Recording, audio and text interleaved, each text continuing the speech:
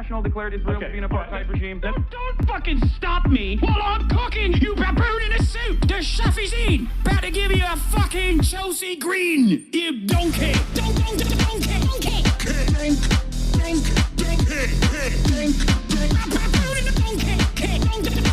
Listen to what I'm saying, and you will understand, perhaps, what I'm trying to imply. Patronizing. Yeah, I am being patronizing. I don't know who the fuck you are, and you're over here chirping all the way from fucking London about you want to fucking free Palestine, but also simultaneously you're talking about both sides are fucking fine. Shut the fuck up. You don't know anything, okay? Who the fuck is this pink-haired twink?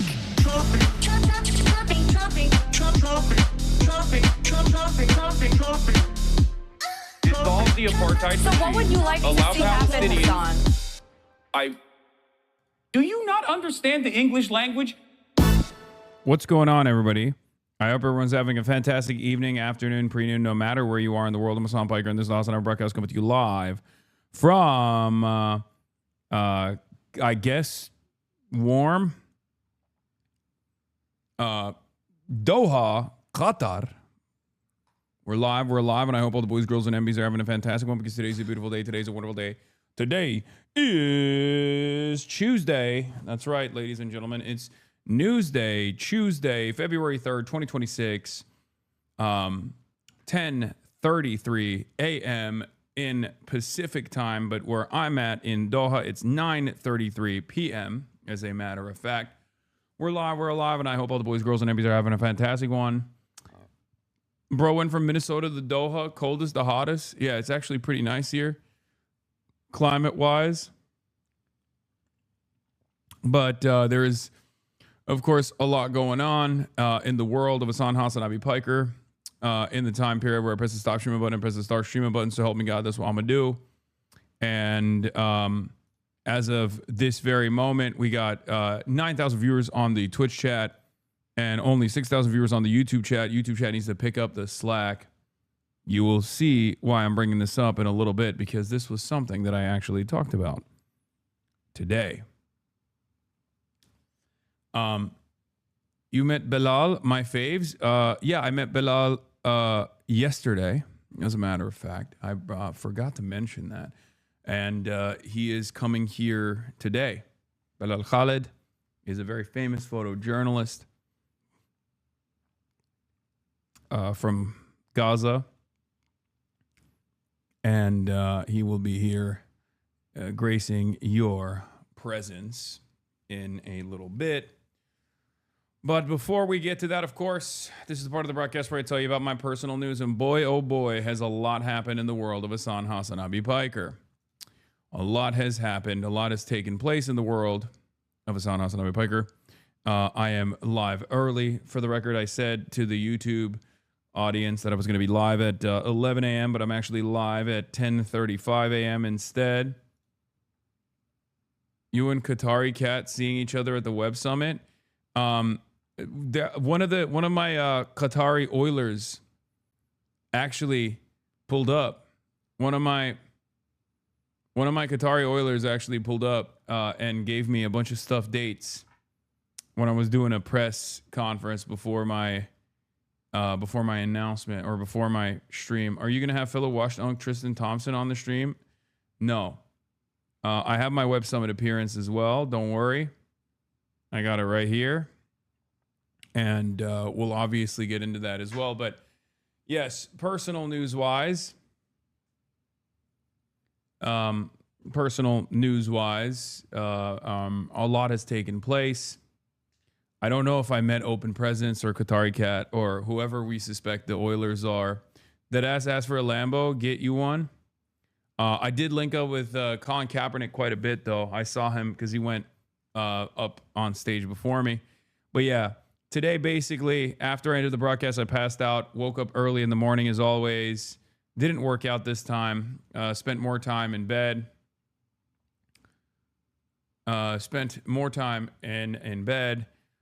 Went in and had a conversation with the Financial Times reporter who was who was the journalist who was going to be my host in this dialogue that I was doing. And it was a very interesting conversation. We'll obviously watch that.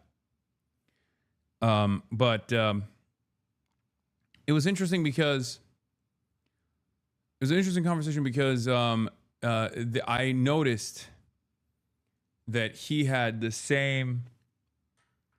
It was only 20 minutes. Yeah, everyone gets only 20 minutes. But he had the same, like, almost like attitude, I would say, that the Al Jazeera reporter had as well. In my interview, it was like somewhat contentious. And I think it's very interesting that these guys in the old guard of media have this like almost antagonistic relationship with new media. But it was an interesting conversation. The private correspondence that we had before the actual speech was far more contentious. We even debated a little bit about Israel. He even ended up asking me, like, why do you care about Israel so much? And I was like, because Israel is American news, you know? But he's like an old school journalist. And you get a little bit of that, understanding that they don't, they look at like new media as though it's this like disruptive force that's cooking their industry. And it's very interesting because in America, I don't have this kind of like antagonistic relationship with like regular reporters because I'm friends with all of them. But the European press, European news reporters have a much more critical approach, I think, from what they see. And I think they end up looping everyone in together in this like same bracket, as though every single person that is a part of independent news is every single person that's a part of like independent news is like across the board like anti-mainstream media or something like that, when that's not the case. Your interview with Giannis yesterday was one of my faves. He's awesome. Yeah. So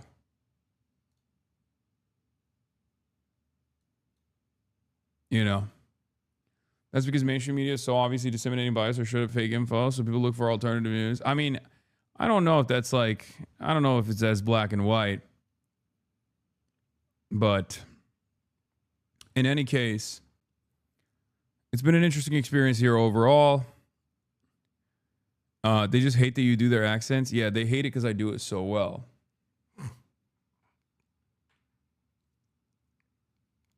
HasanAbi cries when treated like a normal person in Doha. He's 19,456% finished. Yeah.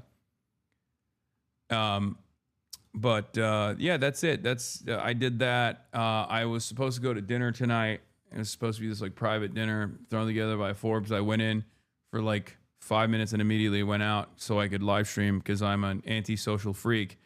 And I'm so worried that like I'm not wheeling and dealing. And I'm not. What is this? Did you ban this person already?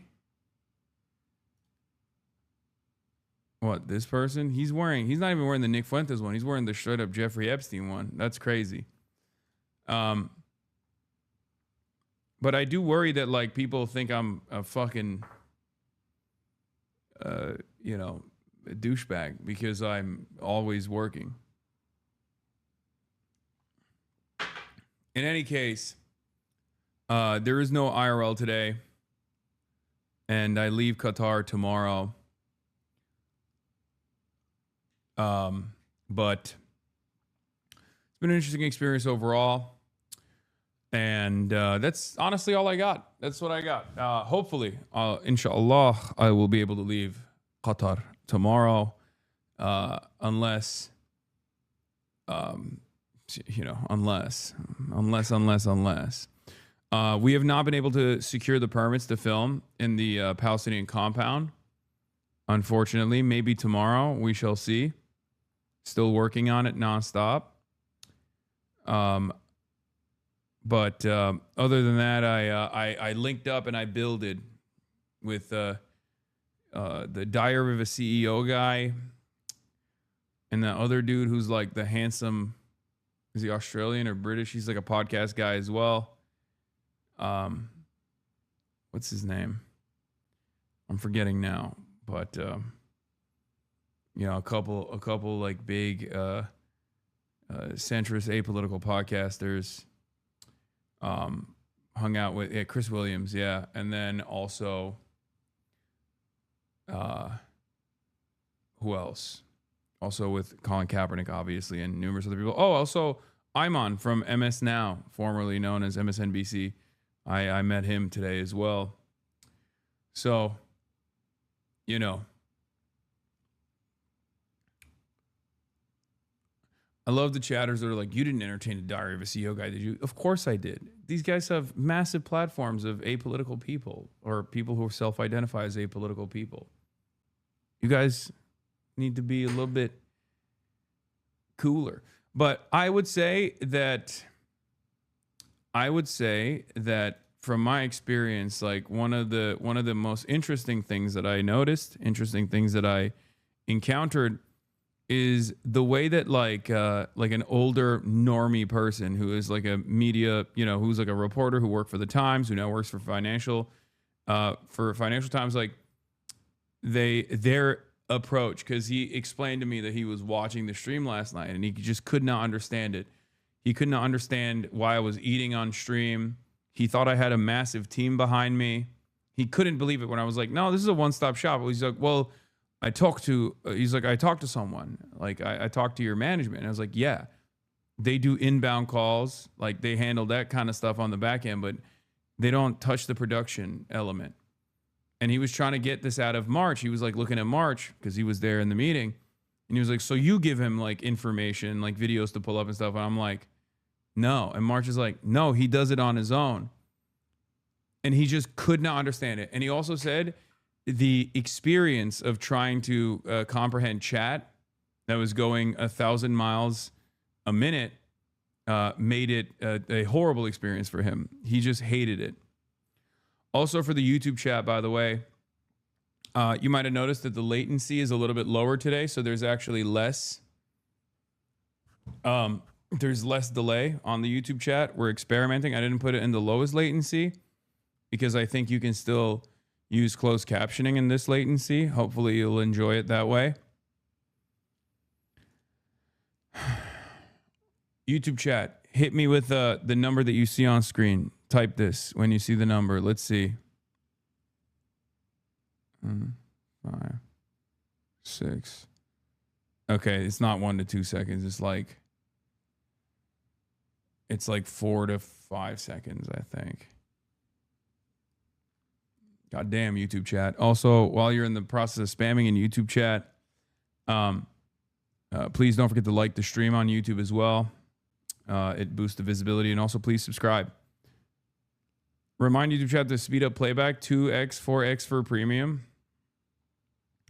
That too, in order to catch up. But, there's no CC.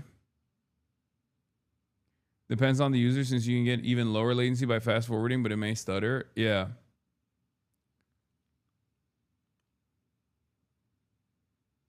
So,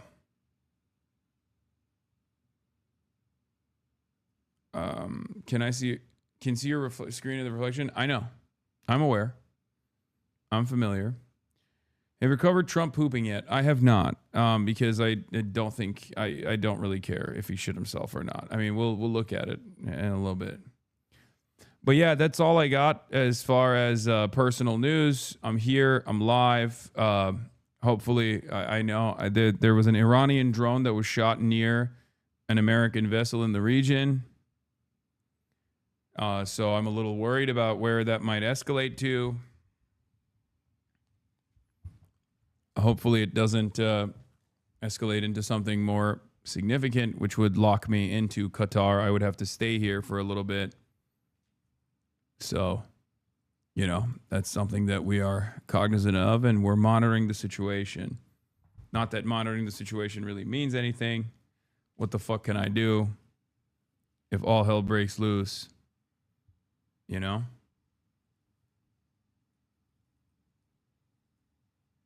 Then I'm cooked.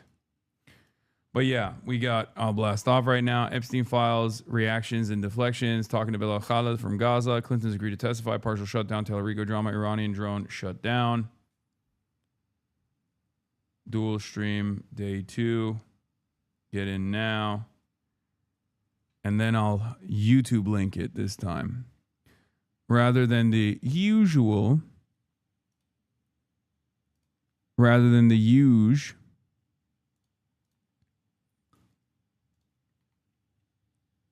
Hold on. Rather.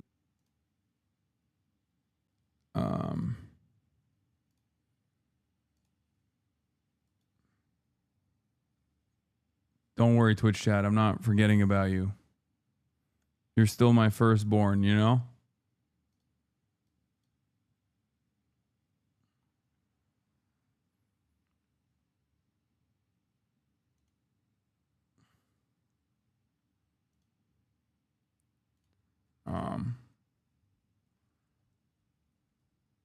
Well,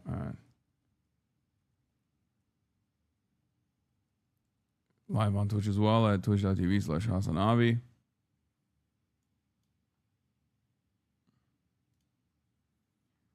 We are the heir to the throne. Stop treating YouTube as a second child. I'm not. I'm treating, even though YouTube is my second child, I'm treating YouTube with more care and attention now. My Instagram blast off meme was directed towards YouTube. And now my Twitch blast off meme also is directed towards YouTube as well.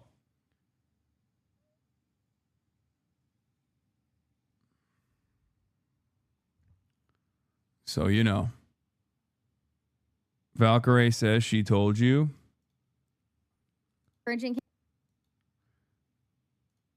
What is this?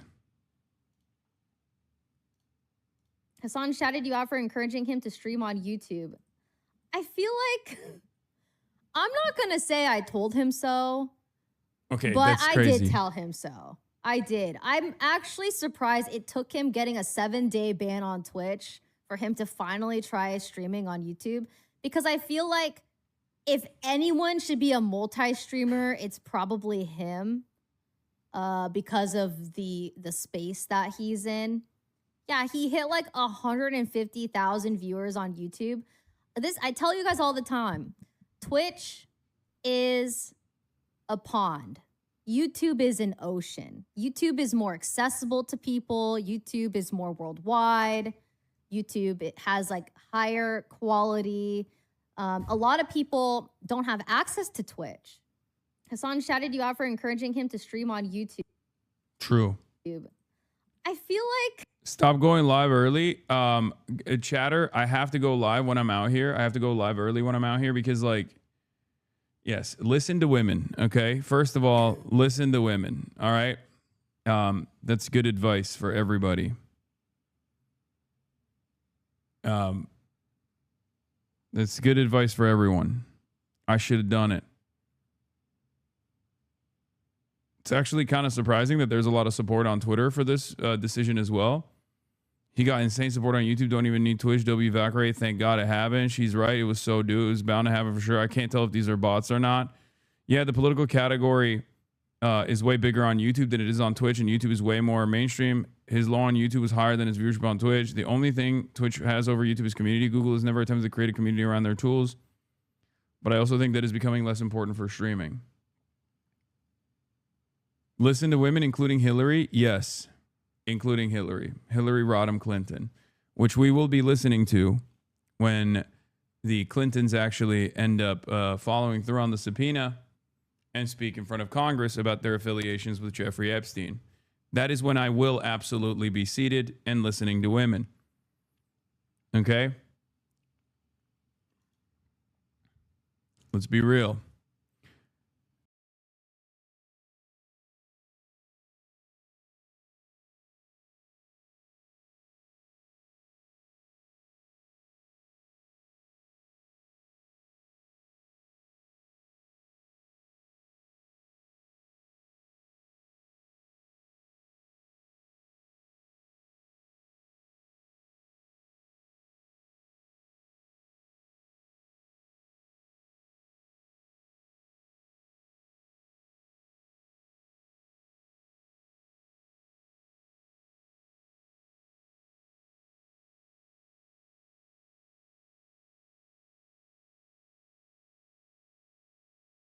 All right, I'm back.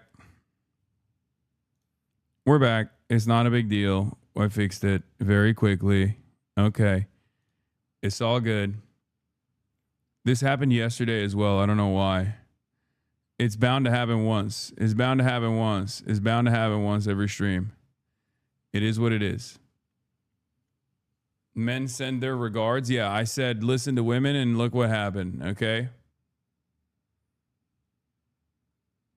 You can't be out here saying listen to women. How do we know you weren't replaced with a CIA doppelganger? You don't know. For me, it's still Forzan. Literally unwatchable. I want a refund. The Clinton testimony is going to be closed door deposition. That's ass. I don't like that. I wish that was not a closed door deposition, and I wish it was an open door deposition. Anyway, but yeah, we did the blast off already. Here, I'll pump it one more time. And don't get it twisted. Let's get it started. You already know what it is. Clintons want a public. Damn, they said let your nuts hang. Clinton said, let your nuts hang, King. We got this. Wait, what is this? Oh. What is this? Women's stories matter. Yeah. Right. They just matter. They do. And women's stories matter. It's true. This is true. This is real and true. 100% certified. W feminism. W women. L men. Okay? Do the Clintons have anything to lose at this point? Yeah. I mean, they're a dynastic name in American politics, so I think they still have a tremendous amount of falling out of favor to do overall. These are your ops. Oh yeah, I've seen this clip already. I don't know if I can show this. Can you show slurs on YouTube? I don't know. I don't want to get banned on YouTube.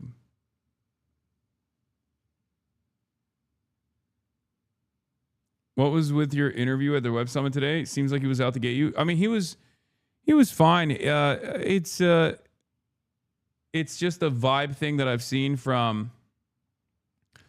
It's just a vibe thing that I have seen. Okay, well, trigger warning slurs. Good stuff. You think we can take a screen photo?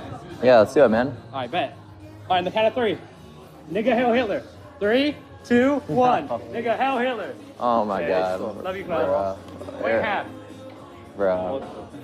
Honestly, he wasn't supposed to say that. Oh, he wasn't supposed to say that? Oh, bro, what? You're embarrassed?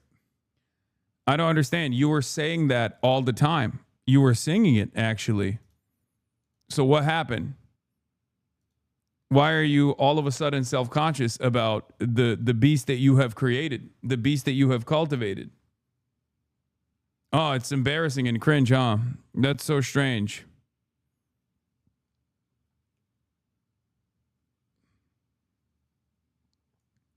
European reporters are more contentious in general, less friendly, but also contentious reporting isn't necessarily bad. It's their job. They're not supposed to be your friend. I agree.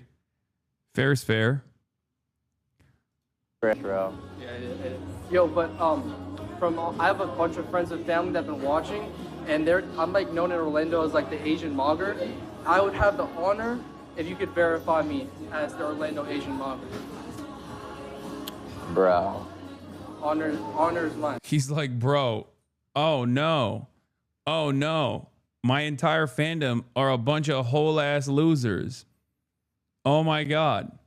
Wow, that's so crazy. You got hit with the white mogger and the Asian mogger. It's a mog eat mog world out there, clavicular. Look at the behemoth that you have cultivated. Look at the beast that you've created. Gaze upon its glory. Lay your eyes upon the cringe atom separation here, okay? The nuclear bomb of cringe.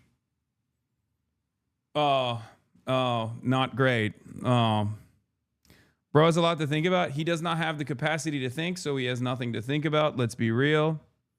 Okay? Because his brain is fried from ketamine usage and early steroid abuse as well. So I don't know if he's got anything. Yesterday I gave you super chat to ask you to get Giannis to watch the Greek versus Turk Wow Mao video. You ignored it. And I would like the refund. Thank you. I'm so glad I ignored it. YouTube chatter.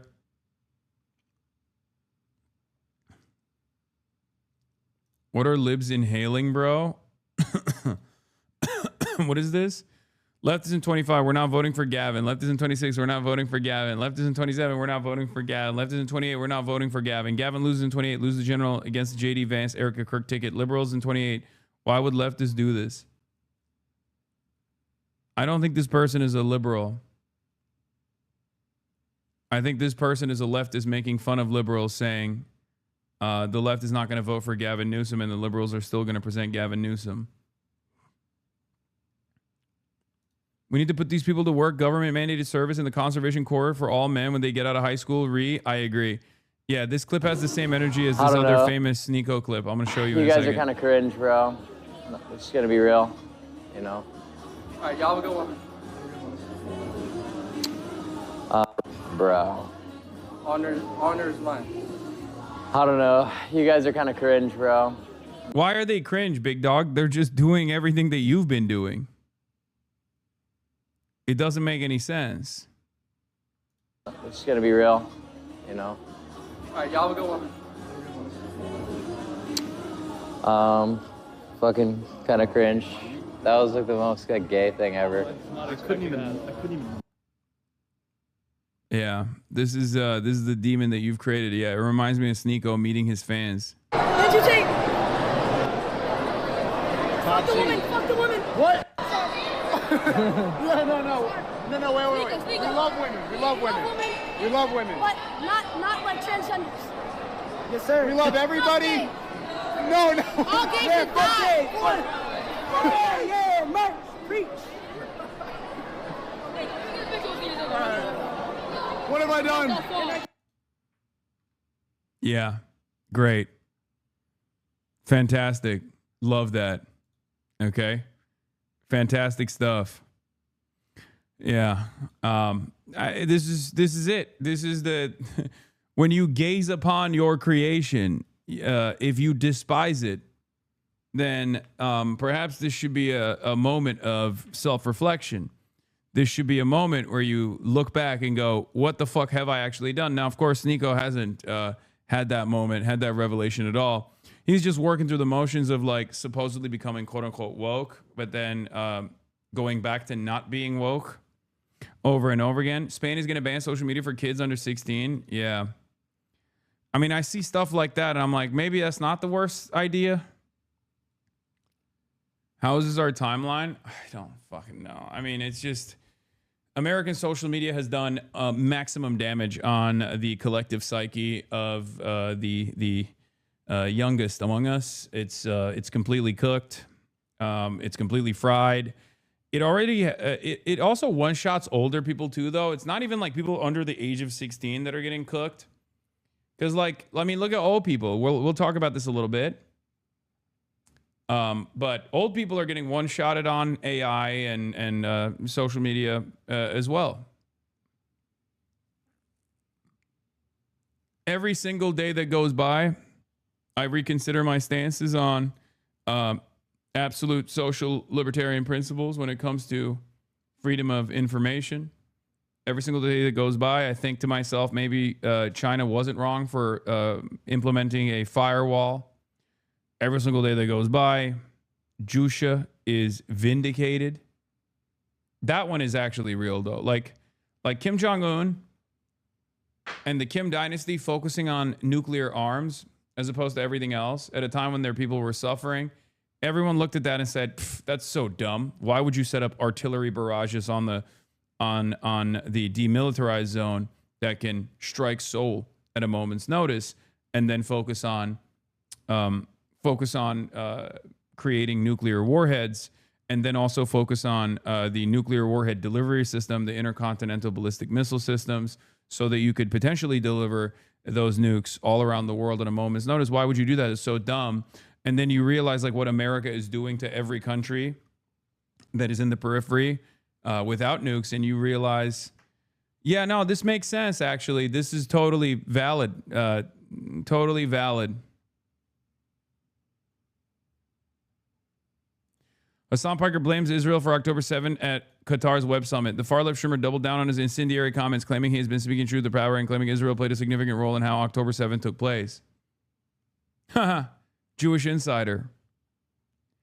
Keep it up, guys. Please read. Read what?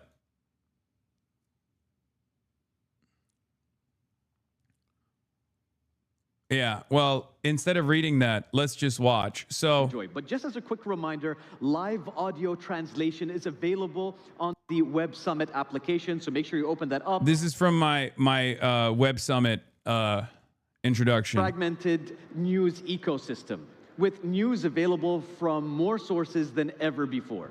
However, this brings with it dangers. It can be hard to tell fact from fiction, and here to explore the opportunities and the responsibilities of covering the news in the age of social media in conversation with Rafael Minder from the Financial Times is a streamer and creator, Hasan Piker. So please welcome him to the stage.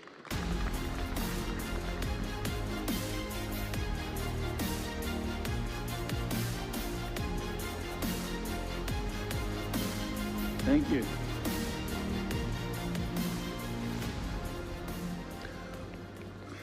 All right.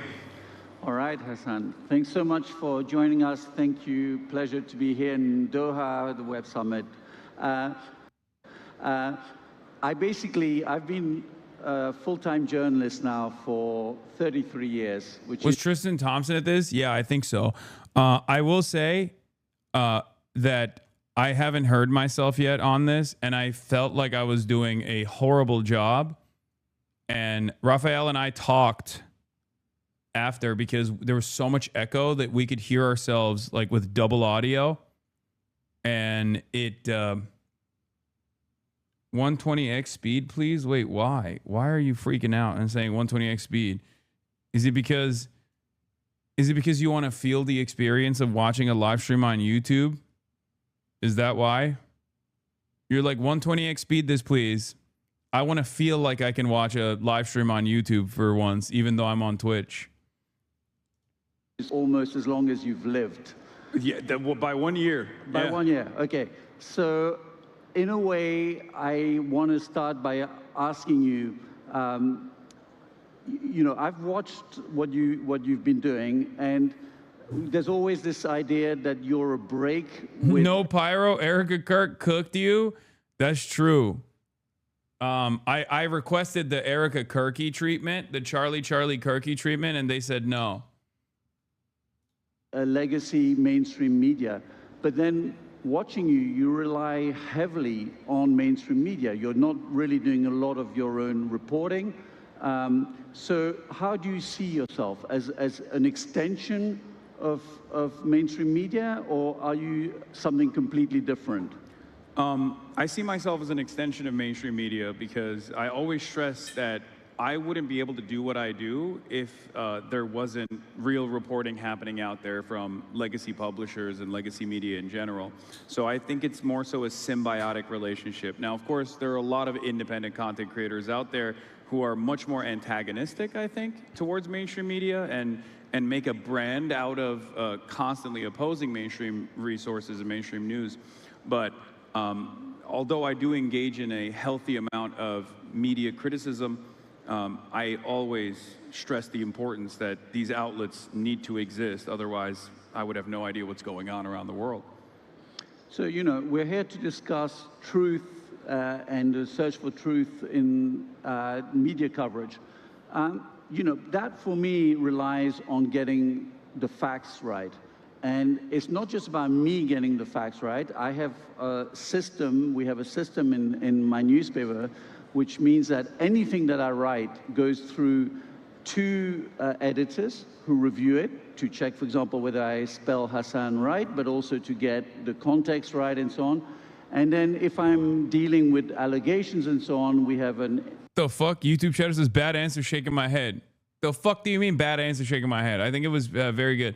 It was a somewhat hostile. It was contentious. I wouldn't say it was a hostile interview, but it was a contentious interview. It was definitely way more contentious when we talked about it beforehand. We like ended up debating on some stuff too off camera. In-house lawyer who will also review that. And you're an unchecked operator, one-man unchecked operator. So exactly what do you feel is your ability to actually get the facts right? Yeah, so the same pressures that legacy publishers such as Financial Times exist for someone like myself as well. As a matter of fact, I have even a higher level of liability because I don't have the insurance, for example, that a newspaper might have. So in terms of my coverage, if I get something wrong, and there are instances where I get something wrong, we're human after all, I will apologize for it and I'll retract the statement. And there is this constant back and forth that's always taking place that keeps me as honest as possible with the audience. If there's something that I've gotten wrong, they'll immediately be like, this is something that is incorrect. And they'll send additional information. I'll verify it on the spot. And we'll continue with the coverage that way. But as far as the responsibility goes, it's still up to the individual, right? I don't have an editorial team. I don't have fact checkers that are working in real time. And it's just something that I have to make sure I care about. Some independent content creators don't, especially in this new media environment where everyone wants to be first to market. We do see a lot of people that either go along with biased narratives or sometimes refuse to verify the information that's coming out and immediately blurt it out because they want to be first to market. They want to get the maximum amount of attention possible. So it's unfortunately up to the individual, and I don't know what the best possible way of checking all of the independent resources are. And what is your view on, I mean, if you're the first port of call for Gen Z to get the... You're the most mature guy in the least mature medium. You're like a generational ambassador speaking for the youngs to the olds. Yeah, I try. News. I mean, how much time do you give yourself to fact check this news? I mean, like, you must be constantly wondering, like, I've got to be out there, give my views, but I haven't had time. I'm on my own. I don't know whether the actual report is even correct or not. So how do you deal with that? Well, in many instances, I rely on mainstream reporting. So one of the things I do is I have a policy of not covering breaking news to the best of my ability, but I try to combat the misinformation that's coming out by going to the same resources that you would rely on when like a mass shooting happens, for example. I look at the police reports, I look at the official press conference that's released in the immediate aftermath of the shooting. I try to be as careful as possible because there's always this fog where even the official resources can get something wrong as well on the spot. And I try to be as critical as possible. And the reason why I dive into this kind of stuff is specifically to combat the bias. He doesn't understand streaming, and they're not an extension of mainstream media. You are not an extension of media. It's not symbiotic. They receive nothing from you. Yes, it is symbiotic because they do receive something from me. They receive an audience, a broader audience that gets to see their reporting. And that's precisely the reason why when I go out to these places or when I meet journalists, they are so excited, especially Al Jazeera. Al Jazeera reporters were coming up to me left and right at the event that I was at, talking about how wonderful it is that I highlight their reporting with regular frequency, and they love that there are more eyeballs on that stuff. So if you're a journalist, if you're a reporter, you want as many people as possible to see your reporting, and I play a big role in that. So, you know, there's a reason why other independent news sources created by people that worked in mainstream news in the past, mainstream newsrooms of the past, like Dropsite, Zateo, and many others, will regularly talk about how wonderful it is that I offer a major platform to their reporting. And the same goes for a lot of the regular legacy press as well. That a lot of people engage with nowadays, more so than ever before. I'm sure you've seen, independent outlets and Twitter especially, which is a horrible place for this kind of thing, where people will immediately decide that, let's say there's a mass shooting that takes place, people will immediately go, that's a trans person that conducted this mass shooting, with no evidence whatsoever. And in certain instances, especially with the explosion of AI, people will even make up the fake information in order to justify their point of view. So I try to go to real reporting and rely heavily on real reporting and rely heavily on primary sources to the best of my ability to make sure that this information is as accurate as possible. Now, you know, I have to confess, I first heard about you because you got suspended on your platform on Twitch. Yeah. And actually, you recently again got suspended. I think you've been now 7 times, I think, suspended. Yeah. Maybe I've got the tally wrong, but Yeah. near No, enough. it's 7. It's 7. I think. Okay. So, are you wearing these temporary bans as a badge of honor? I mean, is this become part of your ability to say, I talk whatever I want about whatever I want to talk about, I will feel free to talk about it? And my question would be, in a way, do you think there should be red lines? I mean, do you recognize that banning you occasionally is a healthy thing? I think terms of service is a good thing overall in order to foster more productive conversations, because in the absence of a rigorous application of terms of service, you have Twitter, right? Having said that, the existing terms of service can be manipulated. There's a lot of outrage You can kind of see, right? Like there's definitely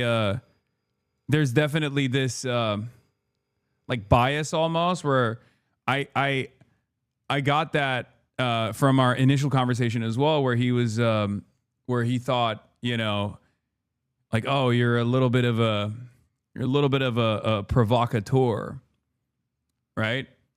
And I don't think it's because he doesn't like me or anything like that, but I think it's just the lack of understanding of the space, a lack of understanding of the space in general, and also their the idea that this is like a child's game that has destroyed this career that he has spent his entire life on. That takes place, especially on the right, where I'm seen as like a primary vector of hate and enmity from a lot of right-wing outlets that will constantly try to get me deplatformed, and sometimes they actually reach a level of success. Having said that, I don't see my bans as a mark of courage or a badge of honor at all. I don't like being banned at all. I actually am constantly in fear of being deplatformed, because my job relies on reaching as many people as possible and try to educate them to the best of my ability. So when I do get banned, I can't do that any longer. And it's a real concern, especially when you have certain positions that are not exactly favorable, or certain positions, certain ideological positions that are not exactly commonplace in the Western world. These are real fears that I have to, you know, work around with regular frequency. So it's not a case of what P.T. Barnum said, there's no such thing as bad publicity as long as they spell my name right? No, I do think that there's a case for bad publicity, because just like I mentioned earlier, my point of view is not exactly commonplace, and a lot of people, I think, are heavily propagandized against an anti-imperialist worldview, an anti-capitalist worldview, especially in the United States of America, and therefore I require a lot of charitability. And when things like this happen, that becomes the story in and of itself, and I find that to be unproductive in general. And I also feel like these sorts of things add up, and it causes people to think, oh, you're a charlatan, you're a provocateur, you're not invested in the truth, you're invested in being as loud as you possibly can be. And I think that does take away from my capacity as a commentator, rather than aids in, creating an environment where it's a badge of honor. You know, when I started in journalism, I started on the wires, and in fact, we barely had a byline, and my bosses would say, your words should speak it's not about you, it's about what you've written. Now we've moved on, and of course, there's a lot more first-person accounting and stories written where the journalist is a protagonist. In your case, it's a step further. You know, I get to see pictures of you topless. I find out that, you know, you like working out. I hear about your dog and so on. Is this, you think, what connects you to your audience? Is it this feeling that although they don't know you, they have the feeling, I know this dude, you know, he's like me, he has the same left-wing ideology, or what is it that's most important? Is it the ideology, the opinions you have that connects you, or it's just this feeling that you're close to them? I think both play a role in this, for sure. The way I look, the way I carry myself, how personable I come across to people. I think that plays a big role, but I think at the end of the day, it is my commentary that draws the attention. It is my opinions that make people sometimes rethink the way that they've seen the world. Like I said, it's not a worldview that they encounter, but maybe it's something that they feel deep down inside. And then when they hear someone like myself talk about these issues in a way that is agreeable, they go, oh yeah, I thought I was alone. This is the most common thing that I hear from my community is like, I live in a red neighborhood, I live in a red state, and I always felt so lonely about the way that I saw the world until I encountered your commentary, and I realized I'm not alone. There's a massive community out there of like-minded individuals. So I think at the end of the day, it is the commentary. Now, you know, in terms of the personality and your image and so on, you know, one thing that jars a little bit is, you know, you've said you're a Marxist, you've been a Bernie Sanders supporter in past elections.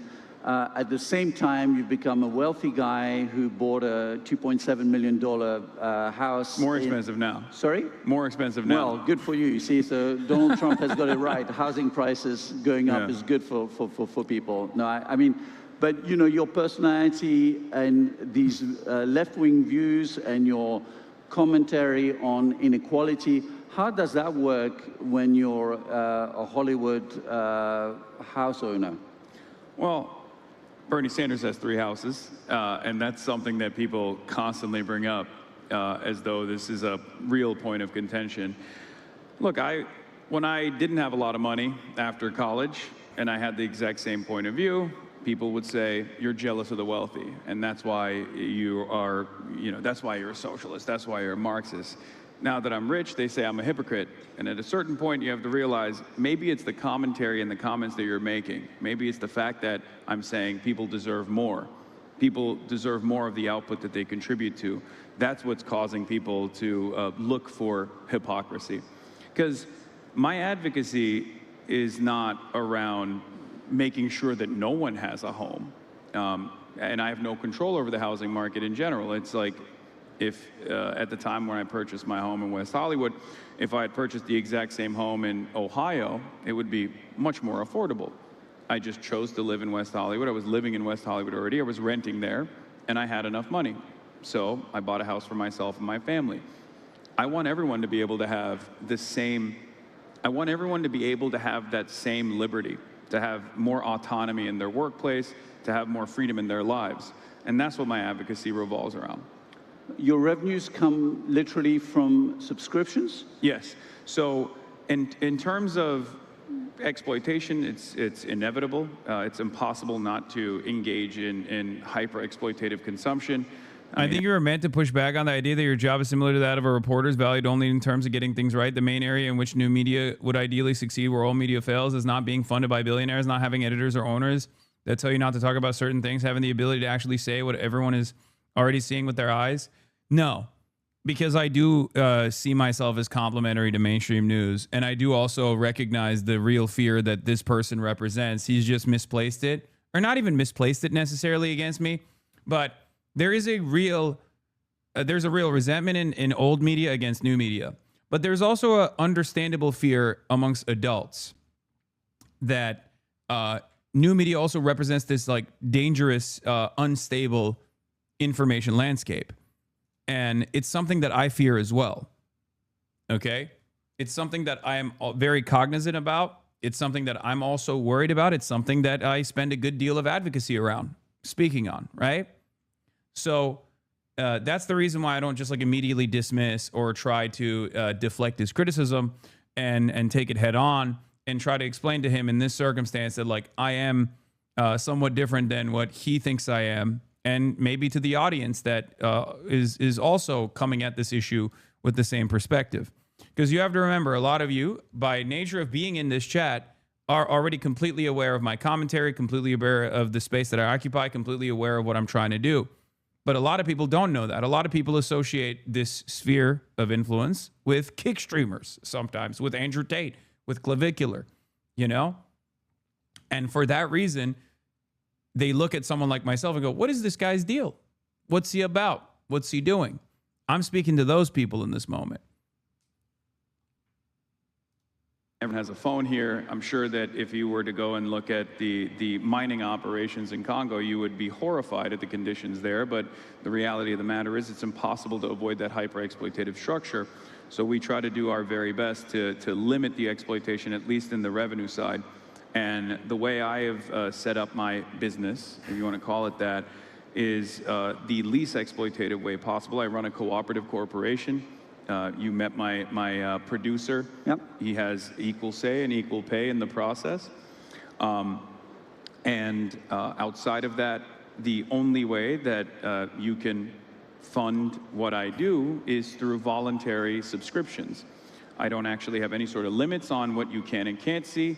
A subscription just is you saying, I like your commentary, I like what you're doing, I want to fund this operation, I want to keep you going. And I always openly admit that. I'm like, look, your subscriptions are what allow— You could also talk about the fact that you kind of have a permanently 30,000 people watching that are kind of an editorial board that are permanently giving other perspectives and facts about what you're talking about. I did mention that in the beginning. I said it keeps me honest. Having real-time feedback from 30,000 people actually keeps me honest. More honest than you know, what other entities might do. Hasan is not a reporter. He's an external editor. Yes. When I'm talking to older people, the way I describe it is like I'm a commentator. I never say I'm a journalist. I don't say I'm an activist. I'm neither of those things, even though other people will constantly say I'm both of those things. I'm not.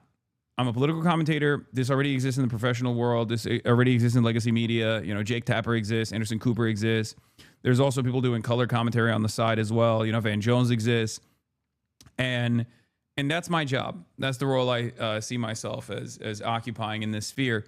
Of course, unlike CNN, I don't have a fuck ton of producers. I don't have fact checkers. And I don't have any editor sitting on top of me saying, you can't cover this. You should cover this in a certain way. There is no editorial control. I am beholden to no one, right? And that's my advantage.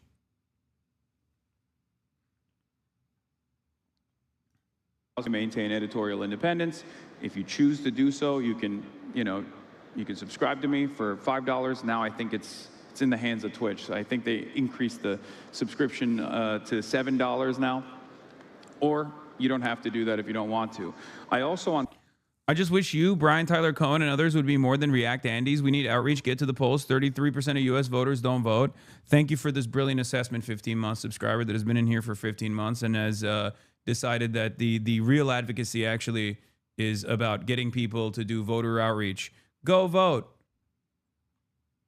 Yeah, as though we don't do enough get out the vote initiatives in this community, and even include in, I urge everyone here to go and do door knocking and phone banking, especially for a lot of these candidates as well.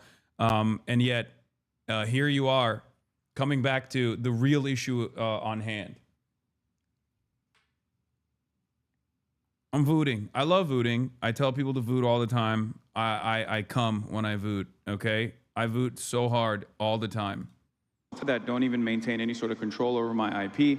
So people in my community have created thousands of fan accounts where they will just take videos from the stream, chop it down, edit it, and re-upload it to their own YouTube pages, and then make money off of that as well. And there are a lot of people in my community that have actually been able to pay for their college education through this process. So I try to, like I said, limit the exploitative nature of any sort of providing goods or services to the best of my ability.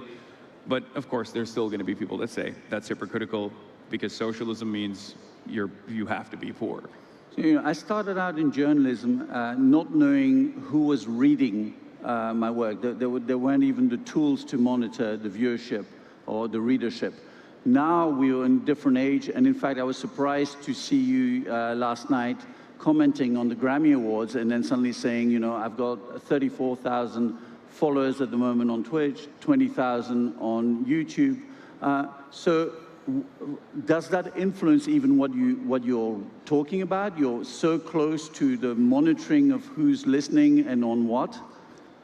So the reason why I was talking about that in a lighthearted way was because I had just gotten banned, and in the aftermath of being banned off Twitch, I went and live streamed on YouTube for the first time ever, and saw tremendous success on this alternative platform, at least for me.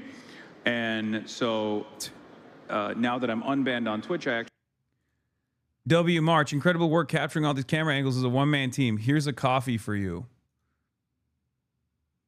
W. March in the chat. Yeah, he did all of that. It's crazy. Hasan, if possible, you should do a meetup tomorrow, a web summit for your community here. We're happy to have seen you in person and wish you safe journey back. I don't know if I'll have time to do that, chatter. Actually live streamed on both YouTube and Twitch at the same time. I dual streamed for the first time ever, so we were monitoring it and having a little bit of light back and forth between the two different communities. But as far as like my care and consideration for my viewership and my numbers goes, at the end of the day, what I care about is maintaining my editorial independence and speaking truth to power. And the example I always go back to is in the aftermath of October 7, when my audience actually halved because a lot of people were not ready, especially in the Western audiences, were not ready for someone to say that Israel played a significant role in the in how October 7 took place. A lot of people were understandably horrified by the images that they were seeing on their screens, and they said, "This is not for me. I've enjoyed your commentary up until this point," and they left. But I did not. If I cared about viewership, I would have stopped right then and there, and maybe even reconfigured my commentary. I didn't do that. I stuck to my guns, and I knew what the truth was, and I kept covering what was going on in Gaza every single day for 2 years, and eventually the audience came back. Well, Hasan, unfortunately, we're running out of time. Yeah. I wish you all the best. Stick to your guns, and I'm sure your viewers will stick with you as well. Yeah. Thank you so much. Thank you.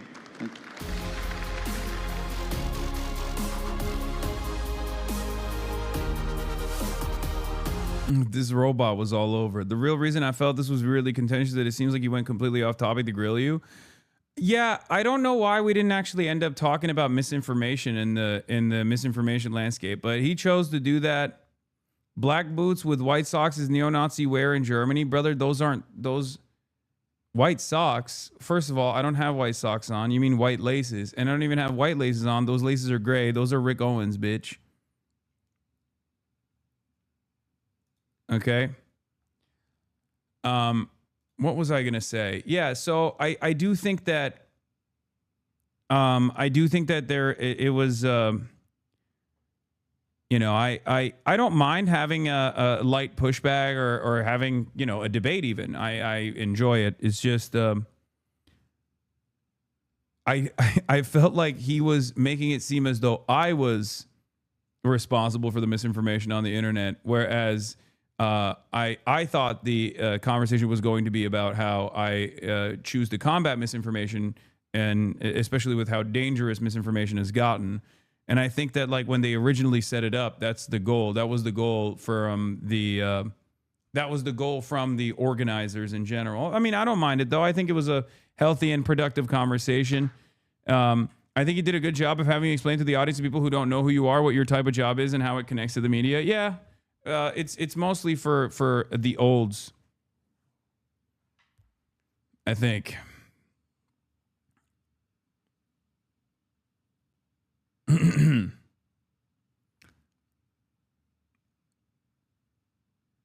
But I thought it was fun. I thought it was a fun event in general. I thought it was a good conversation in general. He got more comfortable towards the end. I think your approach is helpful in getting real life actors across in a digestible way. Yeah, and apparently Jewish Insider caught wind of the speech. I guess they were following closely. So let's take a look at what their takeaway from this was. Once again, at this point, I feel like Jewish Insider has no motion whatsoever. And I'm basically the only person that reads their shit. Like no one else is reading Jewish Insider, little bro. Just me, okay? And it's so funny that like you can't even remove the paywall. Like it literally doesn't even let you. Like they have some of the most... Jewish Insider has the most aggressive paywall that removepaywall.com doesn't even work on. And it blows my mind. It's like, it almost feels like they don't want anybody to watch. They don't want anybody to read their articles. Like I'm always trying to. You had the chance to spin it back to the editors and reviews in mainstream press of the New York Times, and others didn't keep them for covering a genocide for 2 years. He was certainly peddling a naive narrative with editors mean accurate. No, I know. I didn't want to duke it out with him.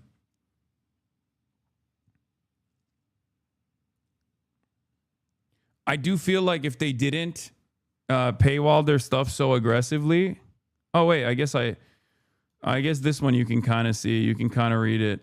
It seems. Far-left Twitch streamer and political commentator Hasan Piker appearing at the Web Summit Conference in Doha on Tuesday, alleged for Israel's conduct that played a meaningful role in October 7, 2023 Hamas terrorist attacks, continuing his long-standing pattern of hateful rhetoric targeting Israel and the Jewish people. Yeah, that's what that means. What I care about is maintaining my editorial independence and speaking truth to power. And the example I always go back to is in the aftermath of October 7. Piker said to a packed room, people were not ready, especially in Western audiences, for someone to say that Israel played a significant role in how October 7 took place. Speaking at an event labeled Defending Truth in a Post-Truth World, Piker noted that he had lost viewers at the time over his extremist commentary. If I cared about viewership, I would have stopped right then and there, and maybe even reconfigured my commentary, but I didn't do that, Piker added. I knew what the truth was, and I kept covering what was going on in Gaza every single day for 2 years, and eventually the audience came back. Piker has previously argued Hamas's actions on October 7 were a form of resisting, referred to Orthodox Jews as inbred and Zionists as Nazis, and has praised former Hezbollah leader Hasan Nasrallah as a pretty brilliant person. Piker has also described the conflict in Gaza as a live-streamed Holocaust. I love that they substitute in and out of like some of my best takes and some that they turn into like a totally bastardized, diluted version of my best takes. I rewinded and you were talking about Sneeko, but I just want to let you know that I don't like that guy. Please address this once I get to the current timeline, says David Lundgren 6153 at YouTube chat. That's funny. For those of you who are wondering how to rewind for the Piker Broadcasting Service on Twitch, you can rewind by subscribing. Subscribe to the Piker Broadcasting Service if you would like. It's a voluntary subscription, and it allows you the capacity to rewind on Twitch as well as though you're watching on YouTube. It's funny to the YouTube chat. The streamer has faced several bans from Twitch over his live commentary. Most recently, he also referred to his critic as rabid ultra-Zionist. Bleep, can't say it. Don't want to get banned. In response, Piker posted a statement on X listing what he alleged are permissible phrases to use on Twitch, but singled out, you cannot say bleep. The ADL, which is an arm of Israel's suppression in the West that works with law enforcement and does espionage, has made it a bannable offense, Piker wrote. Okay, this article literally seems like a highlight.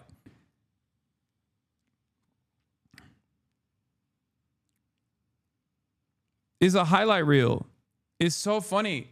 They come at this from the perspective of an old world that they wish they still lived in. They have no capacity to read the room. Like, obviously, their readership is, Jewish Insider's readership is going to be people that are already super pro-Israel, right? So they don't realize that this doesn't break away to the audiences that they would like to market to. When you cover all of this stuff, when you put all this stuff together, people who already have negative opinions on Israel, which is the majority of readership across the board, not the majority of readership at Jewish Insider, but the majority of readership in general, they don't look at this and immediately think, oh, wow, how horrifying. They think, oh, I've seen this show before. This guy very clearly is anti-Israel, as am I, and they're either bastardizing some of his takes or actually repeating some of his takes that I also personally consider to be inoffensive. This is a major problem with a lot of these outlets. A lot of Zionist outlets, a lot of pro-Israel outlets don't realize that the audience that they are speaking to have completely left them behind. Okay? Yeah, you need to stop giving them tips for propaganda, dude. Lol. That's true. I should probably stop doing that. Well, I can't stop myself. Okay? I can't stop myself, but it is interesting how their propaganda is failing, partially because they're so echo chambered that they do not recognize. They're so echo chambered that they do not realize that this kind of sentiment doesn't reach across the aisle at all. Why stop? It's not like they're going to learn. I know. Ironically enough, they will not change their behavior at all, I don't think. It's telling that they had to twist the meaning of your inbred comment and leave out that you were directing it at violent settlers destroying aid drops. We'll quote you directly on Nasrallah. Yeah.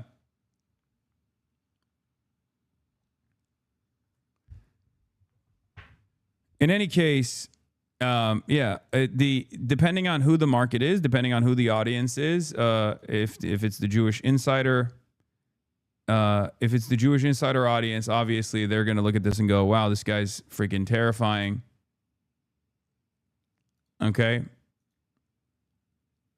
But if it's like the broader audience in general, like broader readership in general, they look at that and go, I don't have a lot of issues with the way this guy's talking about things. I think what Israel has done is far more heinous than anything he has said here. Many of which I do agree with, and many of which I assume you guys are totally chopping up and turning into something that is totally irrelevant. Hasan Piker makes anti-Semitic remarks towards Jewish insiders, speaking about our inability to do good reporting, clearly hate speech. Yeah, exactly. In any case, this is a big issue. It's not really a big issue at all, but Republicans constantly look towards things that they try to make an issue out of. It's very frustrating. But Billie Eilish at the Grammys said no one is illegal on stolen land, and every single person, like all of the dumbest individuals, all of the medically stupids that are roaming around the internet have taken to the classic angles of attack, going, oh, well, don't you think the government is just like having your own home for yourself and your family? Don't you think it's just like that? A Gunson, WD program chatter. Thank God Hasan is a leftist commentator. I got into politics through Steven Crowder and was an Asman viewer since Nullstalrius. If he wasn't here, I probably would have become a right-wing shithead. Hell yeah. Gunson.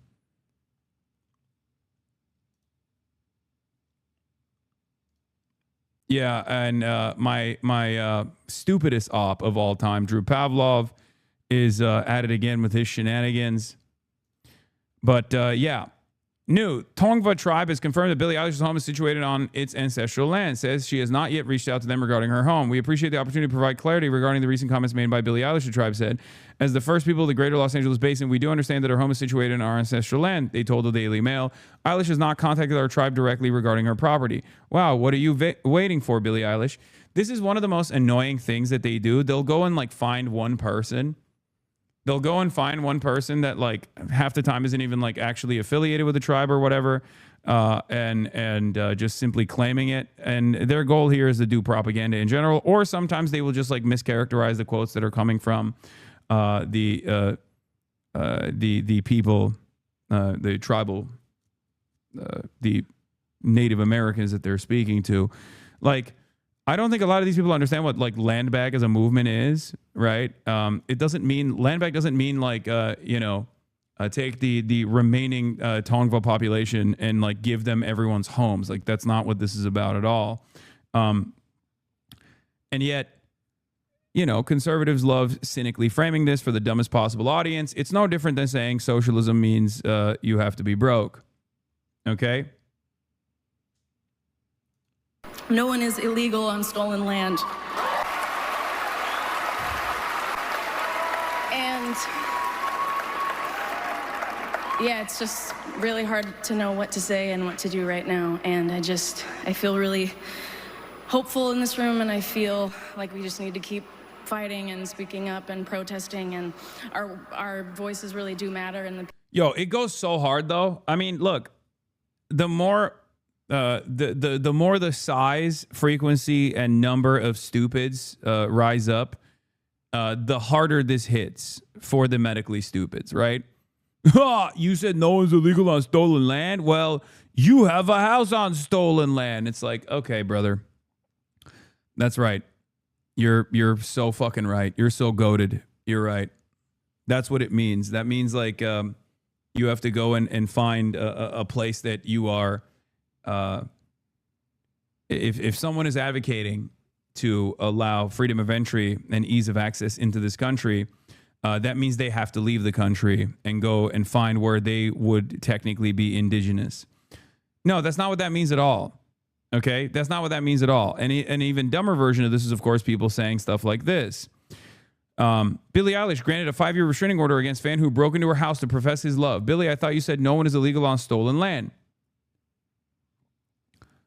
Of course, the dumber people get, the more they lean into this kind of commentary. Oh, you think that people that have been living here and working here should have an easier go at it.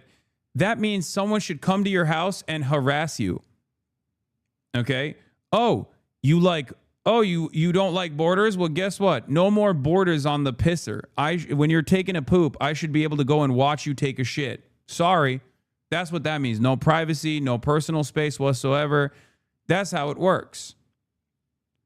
No, you're just being intentionally obtuse, or you are the absolute dumbest person on the planet. And I think it's a little bit of both. Okay. No, the government is not the same as your family. The economy of a government is not the same as like your family budget. And no, the nation's boundaries and the nation's borders are also not the same as your personal home. Okay?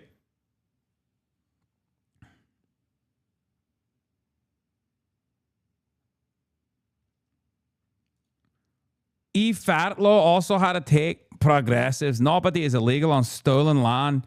Also, progressives. Israel is an illegal settler ethno state. Eve, this is really stupid tweet, and I'm a right-wing Zionist. Those two statements are not contradictory in the progressive worldview. Nobody is illegal on stolen land means a state founded on colonized land has no moral right to kick people out of that land. Oh my God. Eve Fatlo is so fucking brain dead that you got right-wing Zionists piling on her to be like, please stop. You're hurting the movement, okay? They started a campaign against Sabrina too, I assume, because she nodded along. Yeah, there's just like unlimited hatred towards anyone and everyone that speaks out of turn. These guys still think that they're dominating the airways. Woke 2 is here. You should not offer them any breathing room on this kind of stuff. You should immediately start ritualistically humiliating them. You should explain to them, if you choose to do so, why they're stupid. If these are your loved ones, obviously, you can have a normal and honest conversation with them. But if you encounter one of these dipshits in the wild, there's no reason to take them seriously. You could just be like, you are too stupid to understand how the world works. And I'm sorry, but you are most likely going to die alone. That's it. These guys are still all over the internet thinking that there is this real movement that they can coalesce around, real movement that they can pop off on. What is this? Kira won't miss how to take as well. We as a society have to stop taking celebrities seriously. They're so performative and out of touch. This bitch posts Billie Eilish pics to get interactions from porn addicts for a living, and now he wants to talk about politics and pretend to have morals. Please fuck off. Thank you. Yeah, this is just like right-wing reactionary outrage farming. You see it all the time with anyone and everyone that tries to speak on the ongoing atrocities. These are not issues at odds with one another, okay? It's perfectly normal to want to live in your own home and have privacy in your own home, and also recognize that the government could be doing a lot better by all these people that have come here, okay? a lot of right-wingers don't understand this concept because they're stupid. And there's not really any other, there's not really anything else you can say about this, okay? Sorry, they're too stupid to understand. Indigenous professor and historian here, land back to us, is the resurgence of indigenous sovereignty in life and is the protection of our inherent human rights as defined by UN DRIP, United Declaration of Rights for Indigenous Peoples. Wait a minute, indigenous professor and historian? I thought that meant seizing by force Billie Eilish's home and you know, turning it into your home. I don't understand. That's so confusing because all of these other right-wing reactionary shitheads are telling me that's what it's supposed to be. So I'm a little bit confused about the concept of land back now. I just thought that meant you know, violently overthrowing Billie Eilish. Only Billie Eilish, really. And no one else.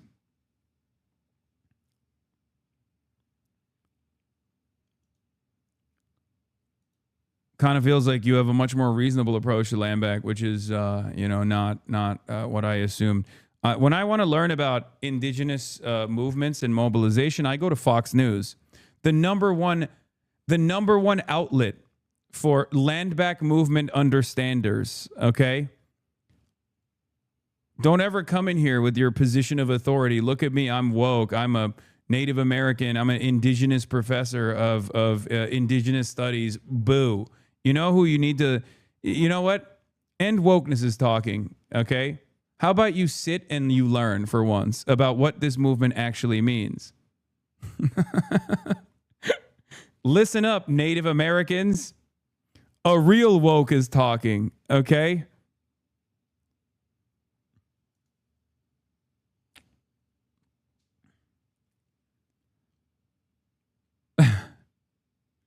It's so crazy to me that these guys that don't care about this at all, that simply want an easy, cheap dunk, are not even trying to make a coherent counterpoint whatsoever. They're just leaning into how stupid the average person is here. Okay? Twitter is going to clip all this so out of context. Yeah, I don't really care. All right, so an Australian man has launched a GoFundMe page. Is Drew Pavlov, by the way, the dog himself. An Australian man launched a GoFundMe page to raise funds for travel costs so he could move into Billie Eilish's Malibu home after she said U.S.'s stolen land during her Grammy acceptance speech. And what's so stupid about this is that there are a lot of people who are dumb enough to give him money. That broke cunt always doing GoFundMe for overseas holidays, and losers fall for it every time. I want more than anything else for Drew Pavlov to try and facilitate this and then go to prison. I do want Drew Pavlov, who probably is the only undocumented migrant that I would wish to see in CCOT. I want Drew Pavlov to go to CCOT, okay? I want him to experience the things that he advocates for other people to experience. I want him to have a life-changing experience. Okay? So yes, go ahead, Drew Pavlov. Follow through on this promise. See how this works out for you. Okay? That would be fucking awesome. I would love that. Okay? He's gonna lose 20 pounds in 30 minutes in. Yeah. I also, wait, his GoFundMe got deleted. Oh, I wonder why. Perhaps it's because they deleted it because you're trying to do a crime. You cannot you cannot start a GoFundMe to do international stalking, you fucking baboon. You absolute moron. Yeah, I wonder why GoFundMe actually deleted your fundraiser.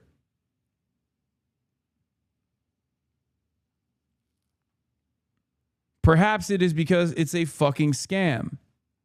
Okay, you can't be like, hey, give me money so I can purchase a gun and shoot this person either. You know what I mean? Oh no. Why did GoFundMe delete my GoFundMe? Oh no.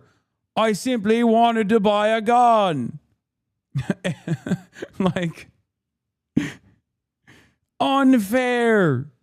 Arnar, it's unfair. A big part of the conservatism is just basing your arguments on tacit assumptions. They know that the land is stolen. They think they owe their houses on that fact. And instead of arguing with that, they argue with the perceived hypocrisy. You benefit from it too, so you don't ruin it for everyone else is tacit. I mean, I don't even think this is a tacit acknowledgement of reality, because that's not what's supposed to happen here. Okay, what's supposed to happen is the same for like even the indigenous population in Gaza.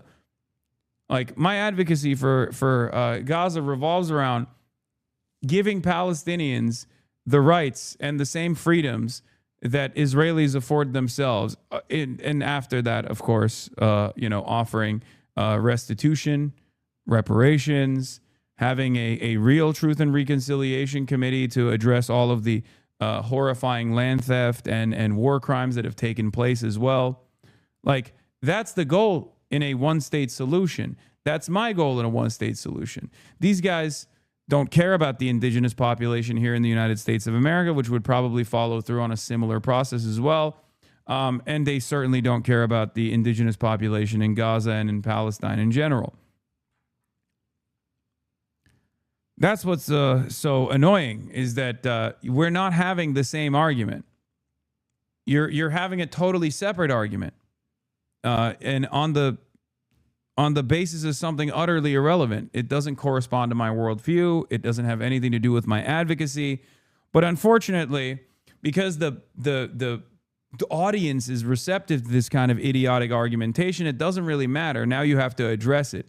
Like I said, same principle behind socialists with a nice house, Omega lol, right? Like, I've never said socialism means no house, that you must not have a house, or having a house is unethical, okay? It's deeply unethical. That would be an idiotic argument to make. You assume that that's my argument. You have decided that that's my argument. The reason why you have decided that that's my argument is because it's a straw man position. It's actually much easier for you to argue against this idiotic position, right? And that's it. But one must ask the question why Billie Eilish is receiving this unimaginable amount of backlash. Perhaps it has something to do with the fact that her advocacy started far before this last round at the Grammys. And when we all know, if someone comes out and says better things are possible, maybe the wealthy should give more, they receive unlimited hatred. Oftentimes not just from the super wealthy, but instead from their dogs. The lumpenproles, the small business tyrants themselves, who consider themselves to be temporarily embarrassed billionaires. And that's precisely what's happening here. These guys are not in control of the levers of power in modern society, and yet they still act as though Billie Eilish has personally offended them. The real reason why they act as though Billie Eilish has personally offended them is because being a right-winger is about licking the boot. Okay.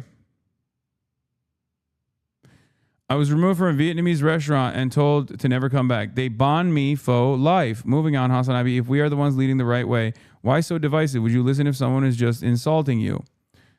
I'm not listening to people who are just insulting me and my worldview. That's kind of the point that I'm making here, which is that you don't have to listen to these people at all. They don't actually have a significant audience. They don't have actually a real movement at all. And all they're doing is simply insulting you.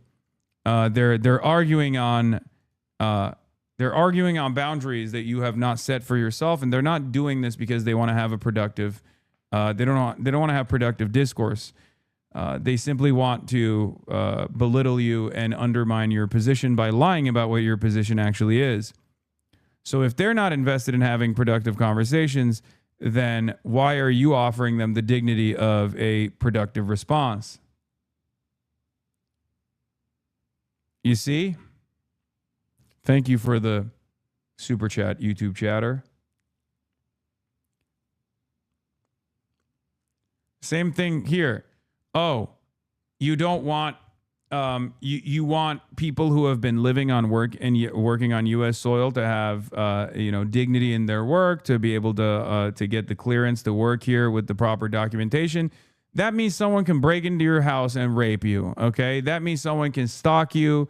That means someone can kill you, because that's what you're advocating for. No, that's not what she's advocating for. She's advocating for something entirely different. Here's Kyle Chung saying conservatives are never able to argue with the substance of someone's argument, so they just start saying stuff like, you're rich and you live in a society.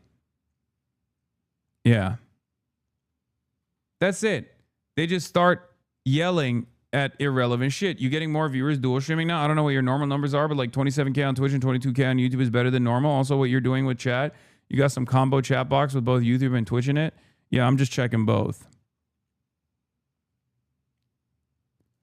Here's more right-wing outrage on this, and almost all of this is just like all of this right-wing outrage is directed at people who dare to say a better future is possible, that we could be doing better, that we should be leading by empathy, right? That's what they're so angry about. That's what they are so angry about. What is the substance on nobody is illegal? That's not an argument at all. Do you actually want to understand that? The argument is, it's not even that nobody's illegal on stolen land. The concept is no human being is illegal. Okay? Human beings are human beings. Deciding arbitrarily that one human being is illegal and not worthy of living on the same soil as you is idiotic.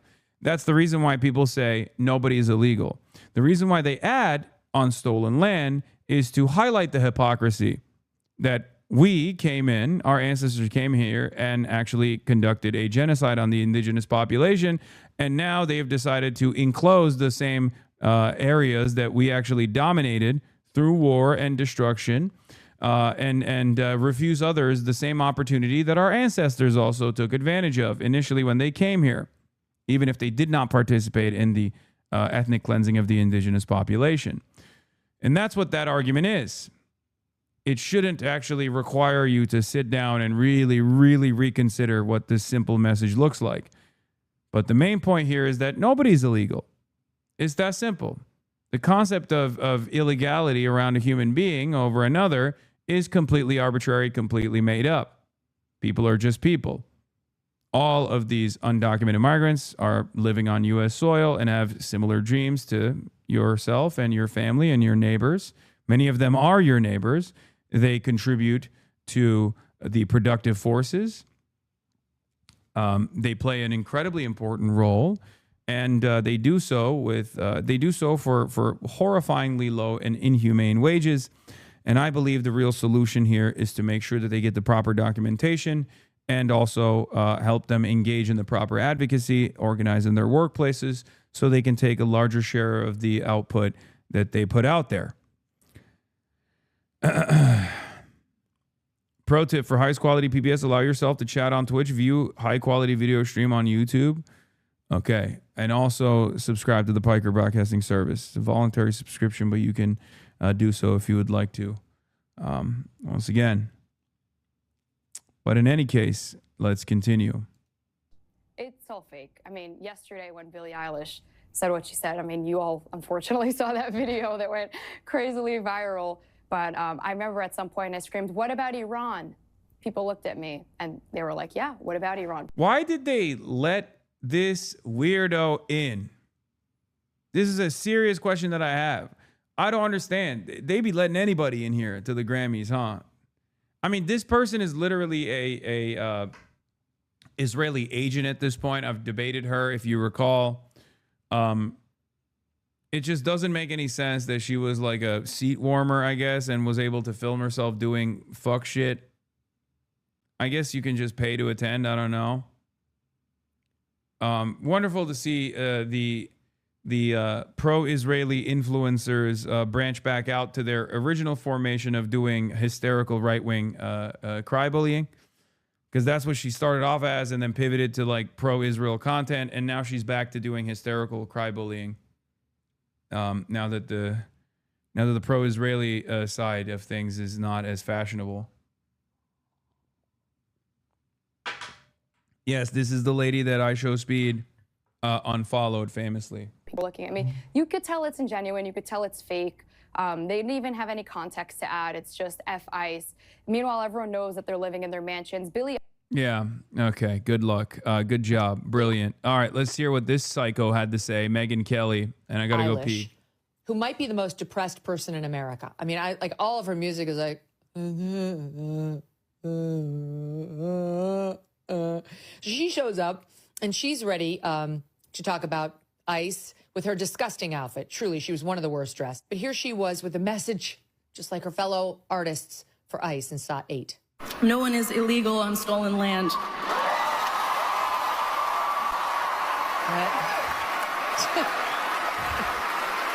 Okay. And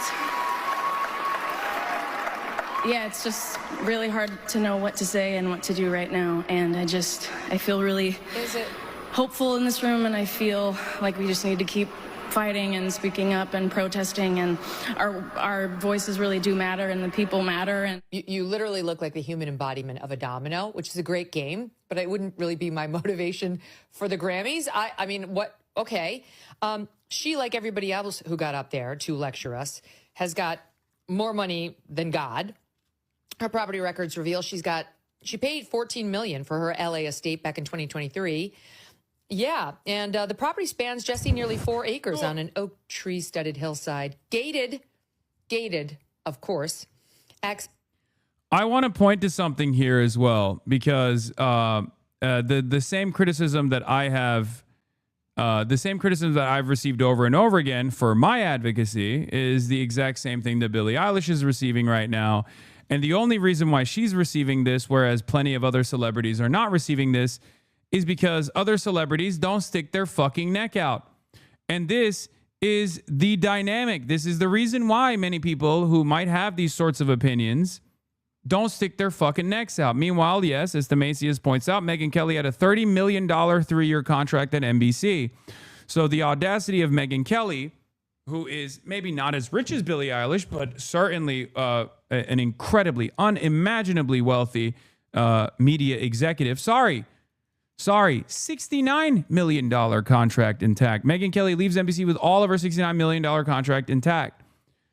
This person has the audacity to turn around and talk about like, oh, you're rich. Why are you chirping? You're rich. Why are you chirping? But my anger and resentment doesn't end there, because unfortunately, there are a lot of fucking morons, absolute fucking morons that also do this. This person has the triangle emoji on their description. Okay, they're a part of DSA Liberation. I do not want you to go yell at this person. Okay, I don't want you to do that. I hate it when you guys take matters in your own hands or tap the glass or whatever. But the reason why I'm pointing this is because this is a leftist. This is a fucking leftist who says, oh, I'm agreeing with N wokeness here. And the reason why they're agreeing with N wokeness here is because they also have gotten the reactionary brainworm. This is one of my least favorite aspects of living in the United States of America, where unfortunately, a lot of people who consider themselves to be on the left also engage in the same dumb fuck reactionary argumentation. Okay? You need to stop doing that, guys.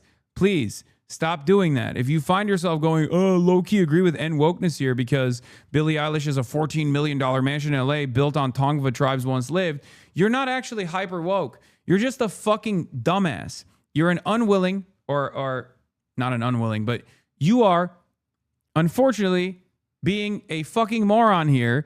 You are just giving credence and giving legitimacy to the idiotic reactionary argumentation. You're a sucker. You're a rube. Stop doing that, okay? Stop fucking doing that. Lock in. Stop being a fucking useful idiot for the right. You are a useful fucking idiot for the right. It is so frustrating to see leftists do the same kind of thing, okay? Do you want people to be open-minded? Do you want people to engage in advocacy? Or do you want rich people to just shut the fuck up? Okay? You can fantasize about forcibly stripping every wealthy person from their, their earnings all day, every day. Like, you're going to storm the fucking Russian Winter Palace. But the Russian Winter Palace is what? Billie Eilish's home? Okay, you're a fucking moron.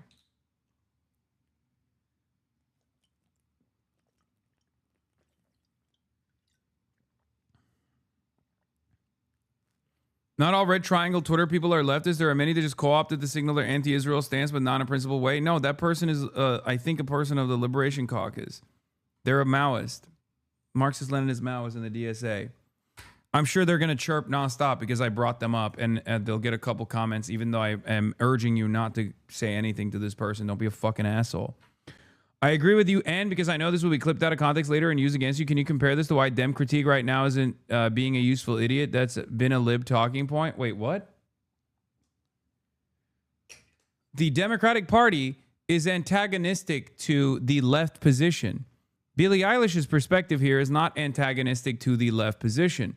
Billie Eilish's position is the left position. All you're doing is lashing out against a person who is actually a fairly influential person that has the same position as you do. Okay? That's it. It's very frustrating. You're doing rad lib nonsense, okay? I hate this shit so much. And I know I'm the last person to speak out on this because everyone will say, says you, motherfucker, you have a nice house too. We're coming for your house too. Suck my fucking dick, okay? Suck my dick. The reason why I'm saying this is because you are engaging in reactionary argumentation for no reason other than the fact that those brainworms have actually taken over your mind. Lock the fuck in. Lock in. Focus on who the real enemies are. Okay?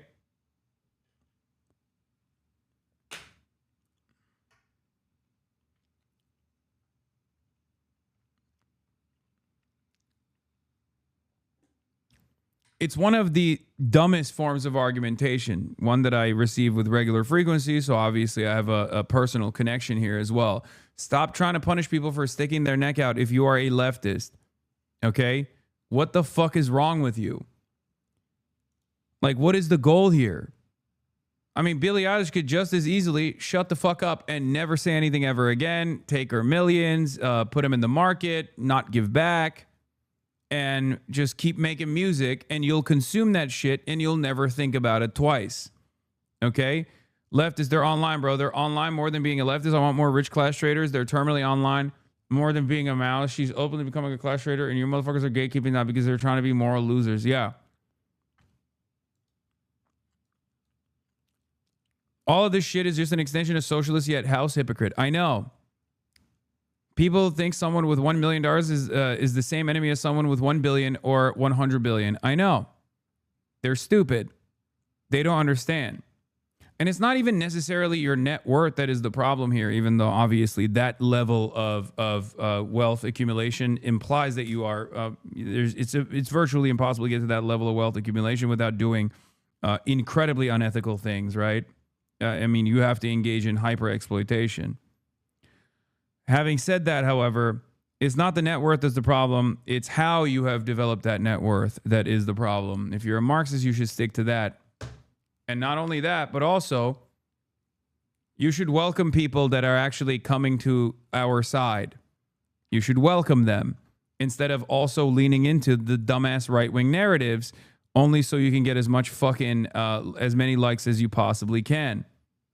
It's very, very frustrating. Yeah, this was the same shit that took place when she was attacking billionaires, and a lot of people were very mad at her for that reason too. What is this? Loud, because I think that enough people are reaching this conclusion, enough people are saying it, and that I don't matter enough that I can say it without really being afraid. Yeah, this was another thing that people were fucking yelling at her over, and I covered it back then. That I'm going to be taken out of the picture, so to speak. I think it's becoming increasingly clear from the evidence that we already had and the evidence that we are getting now from this latest batch of files that Jeffrey Epstein was very likely a Mossad asset. Wait, what? What the fuck? Oh, I thought this was like relevant to the issue that we were talking about.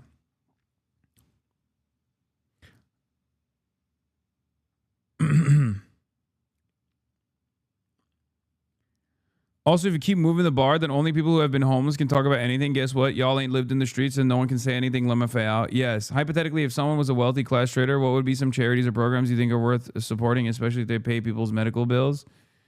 I mean, I don't know. I'd have to think about it. But the point is that when you see someone with a fuck ton of power, when you see someone with a lot of influence, use that influence for good. Argue on your behalf. Your first reaction should not be to go, oh, fuck this person. Like, I've never understood. I have never, ever in a million years understood why people do this. The left feels like they just love losing. They love discouraging people from sticking their neck out when they don't need to, when they don't need to at all. And instead of actually hardening their support for someone who's doing so when they're being attacked by the right in the most idiotic ways possible, they lean into it. They fucking lean into it. And then they turn around and go, why don't we have any allies? Why don't we have any real organizing capacity? Why don't we have a real movement in this country? Oh, it must be because of the Democrats. Oh, it must be because of this. It must be because of that. Sometimes it's because of you, dumb bitch. You're participating in this. You're making it impossible to fucking organize because you think being the most repugnant person is perhaps the best demonstration of your morality. It's not. You're just fucking gross and annoying. I need people to understand this. Bots are cooking your Giannis video upload? What do you mean? My Giannis video upload? Giannis Varoufakis. This has 700 views so far, 12 minutes ago.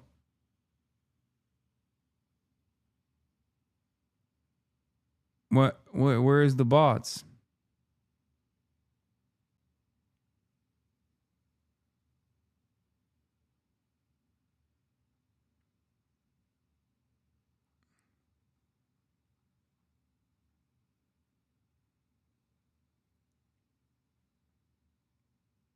The comments. Wait, what the fuck? Info for you all. Long live Prince Kapotkin. Oh my God. It's just one guy.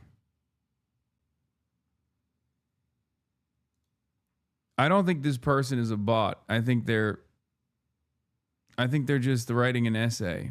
I think this is a person that's just like kind of crazy, you know? That'd be a very long, sinuously winding driveway. No part of the house itself is visible from the street, but it's quite large. 6 bedrooms, 7 baths, nearly 7,000 square feet. It's located on the ancestral, unceded land of the Tongva people. Wait a minute, Billy. It's on ancestral land. The county of Los Angeles formally recognizes that it occupies land originally and still inhabited and cared for by the Tongva, along with other indigenous groups. She has a net worth. Like, can you imagine if Palestinians in Gaza would turn around and be like, wait a minute, you're advocating for us in our time of need? How fucking dare you? You're living in the imperial core. Do you understand how fucking stupid that shit is? Like, it's just, this is just things that only dumbass Westerners cook up. Living in the lap of luxury, in unlimited privilege in comparison to those who have less than they do. Because in this circumstance, Billie Eilish is sticking her neck out and defending people who are more vulnerable than the average Twitter Maoist LARPer. Okay? That's it. That's what she's doing. And the entirety of the right-wing media ecosystem is coming down on her in an effort to tell people to shut the fuck up. Okay? In an effort to get people to shut the fuck up, to stigmatize having an empathetic position. And if you don't understand that, I'm sorry, it's very hard for you to understand anything. Okay? Mao was also from an affluent upbringing. No, the fuck he wasn't. Okay? No, he wasn't. There was very few people in China at the time that were quote unquote affluent. his family was better off overall because his father actually had like modest land ownership, but it wasn't like they were cooking. Are you kidding me? That dude was dirt poor, wore the same fucking outfit for many, many years. And in numerous instances had no money whatsoever and had to resort to begging or rely on the kindness of strangers. So no, Mao, contrary to many other revolutionary figures like Che Guevara is a much better example of this, did not come from an affluent family. Fidel Castro is from a more affluent family.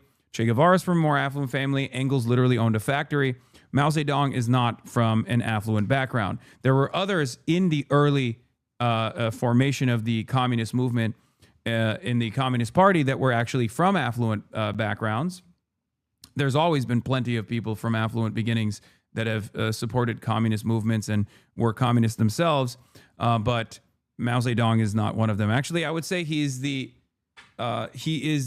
exception and not the rule. The rule is usually the thinkers have the time the organizers oftentimes have the time to build a movement.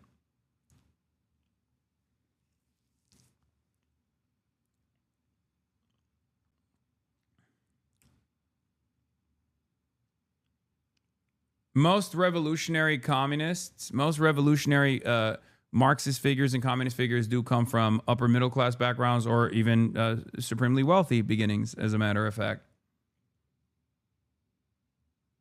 Mao Zedong is unusual in that regard.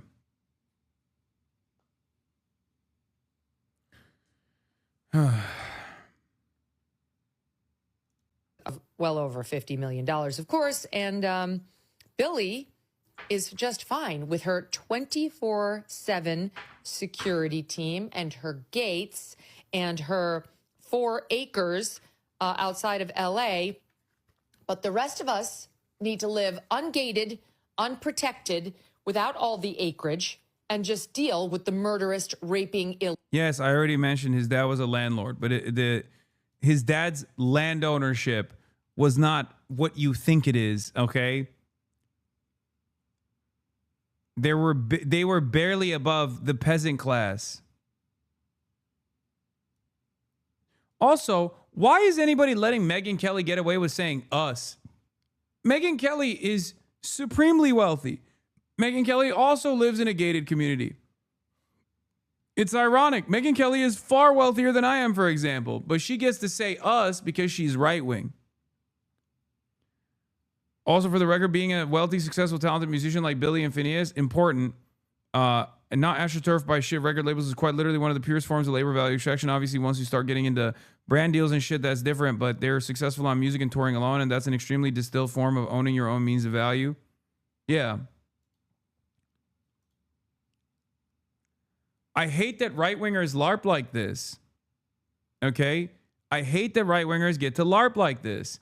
And the dumbass reactionaries eat this shit up. You are falling for the marketing. Okay? What matters most is people's actions. What matters most is people's worldview. It doesn't matter if there is like hypocrisy baiting taking place. I love that for so many people in the Western world especially, they will go, the murder I can actually forgive, but the mere presence of hypocrisy, now that is unforgivable. Are we that stupid, really? Do we have to stop doing that, okay? We have to stop doing that. People end up leaning into the dumbest, most reactionary framings on issues like this, where they seek out to punish kind people, empathetic people as aggressively as they possibly can, even when they think that they're doing this leftistly. Stop doing this. Okay?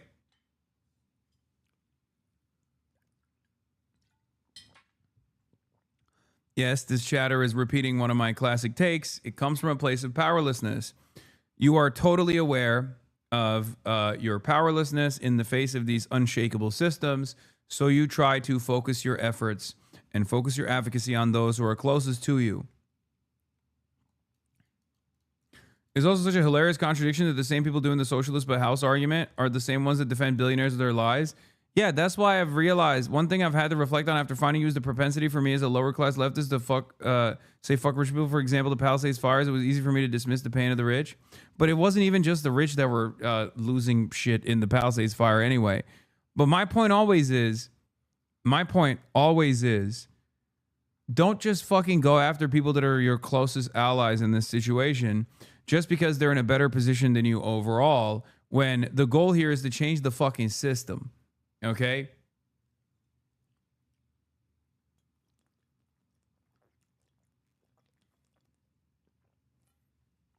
I get why Megyn Kelly does this, because her goal is to continue dividing you. Her goal is to continue punishing people who stick their neck out and say something. Her goal is to make it seem like everyone that has an empathetic point of view is actually a simple charlatan, a grifter. Okay?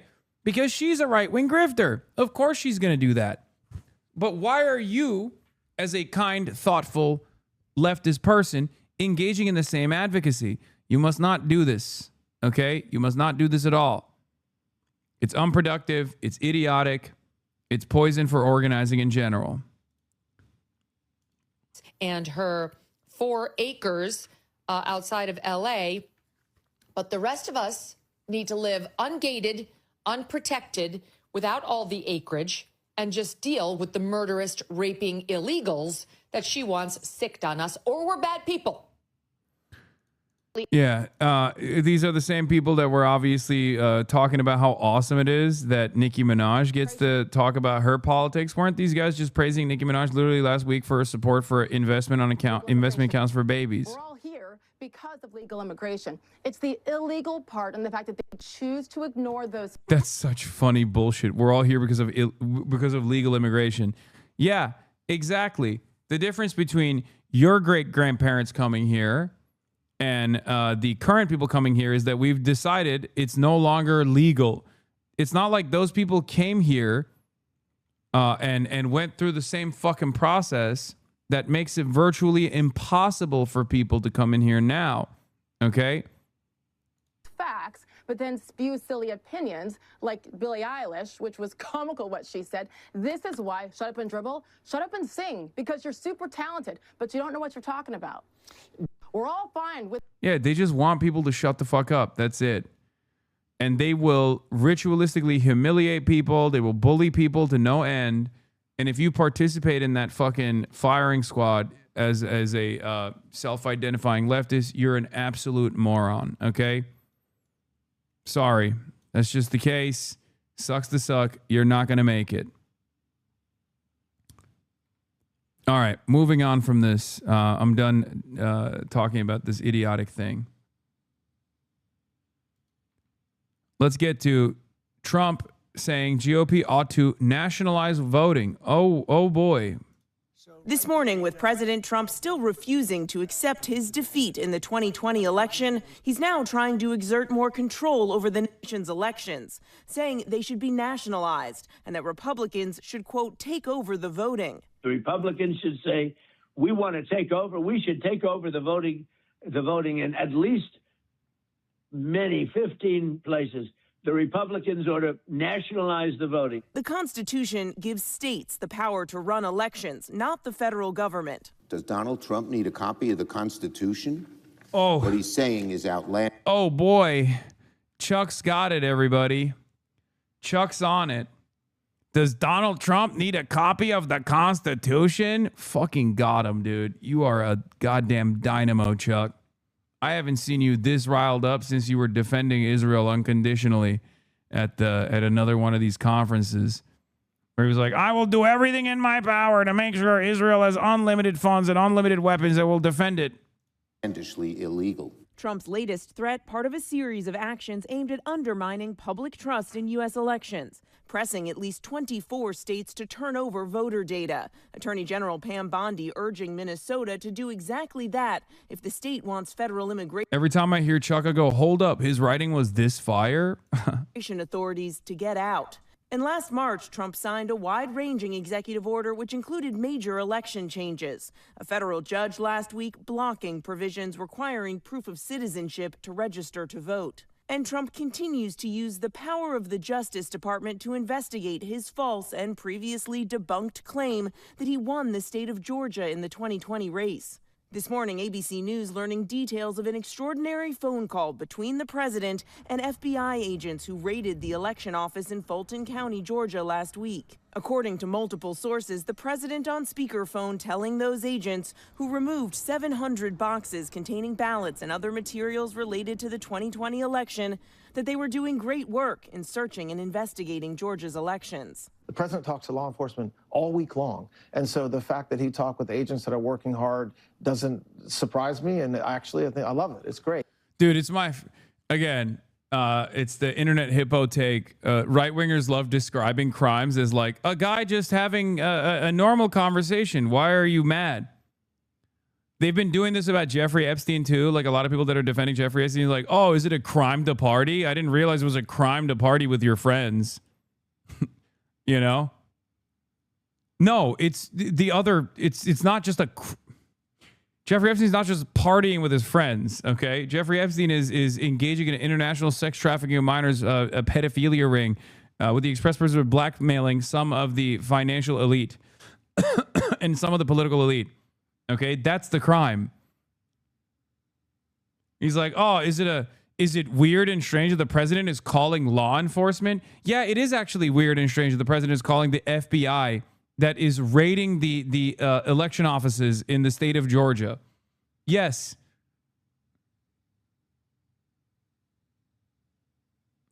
But torturing your dog is okay? No, it's not, which is precisely the reason why I think Kristi Noem should no longer be the Department of Homeland Security Secretary. And she didn't just torture her dog, she actually killed her dog. But it is highly unusual for the president You must to have speak mistaken to me. agents about an ongoing You must have thought I was Department of Homeland Security Secretary Kristi Noem for a second. criminal investigation, I'm Hasan Piker. especially one that involves his own failed presidential race. The call was arranged by Director of National Intelligence Tulsi Gabbard, who was spotted at the scene of the search. She says her presence on the ground was requested by the president. Gabbard explaining in a letter to top Democrats on the Senate Intelligence Committee that she facilitated a brief phone call for the president to thank the agents personally for their work. He did not ask any questions, nor did he or I issue any directives. Joe Biden won Georgia in 2020, a fact confirmed by a full statewide audit and a hand recount. Even if he had won the state, Trump still would have lost the election. It wasn't close. Biden won the popular vote by more than 7 million and took the Electoral College 306 to 232. Now, Trump's call to nationalize voting and his push for other major changes comes, of course, as we are heading to the midterm elections and as Democrats have outperformed Republicans in recent races. Michael. All right, Mary, thank you for that. An eye on politics now a little deeper tonight. A major. Oh, this is the Tallarico drama as well. Obviously, we're going to be talking about that too. James Tallarico is duking it out. It's getting heated. They're presenting him as a racist. Yeah. Oh, Todd Blanche did that with Jeffrey Epstein too, by the way. That wasn't a joke. He just straight up did that. Deputy U.S. Attorney and former Trump defense attorney, Deputy U.S. Attorney General Todd Blanche, former Trump defense attorney Todd Blanche said, "It's not a crime to party with Mr. Epstein."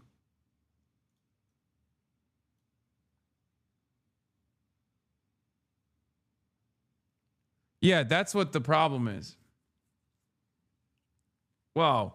Can't a fella go out to a pedophile island without getting additional scrutiny from the federal government?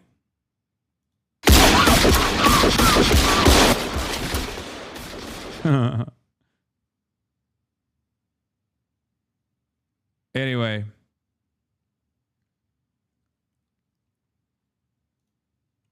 Here, you want me to run the clip? Here it is. Camera at the rallies. Is there any chance that any of these individuals who partied with Epstein and engaged in, relations with minors will be prosecuted?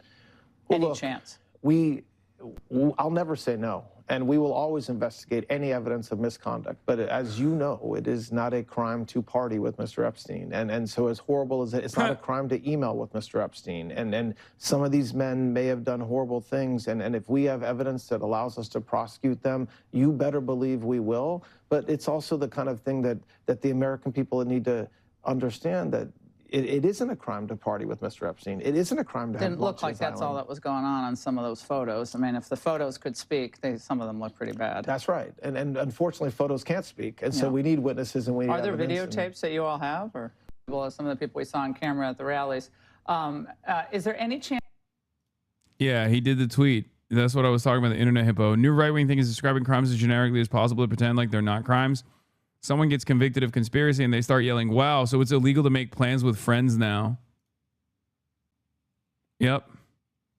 Oh, wow, I didn't know that it was illegal to just hang out with your homies. It's really fucked up. The left doesn't want you to hang out with the homies.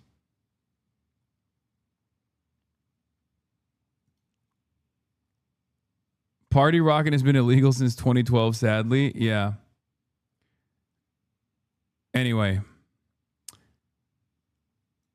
Let's watch. Between two high-profile Texas Democrats over racially charged comments allegedly made in private to a voter. All of this is stemming from a TikTok video, this one right here, posted by a woman named Morgan, who says she's from Dallas. She says she asked State Representative and candidate for U.S. Senate James Tallarico about her concerns relating to black people, when out of nowhere, she says that Tallarico told her this. James Tallarico.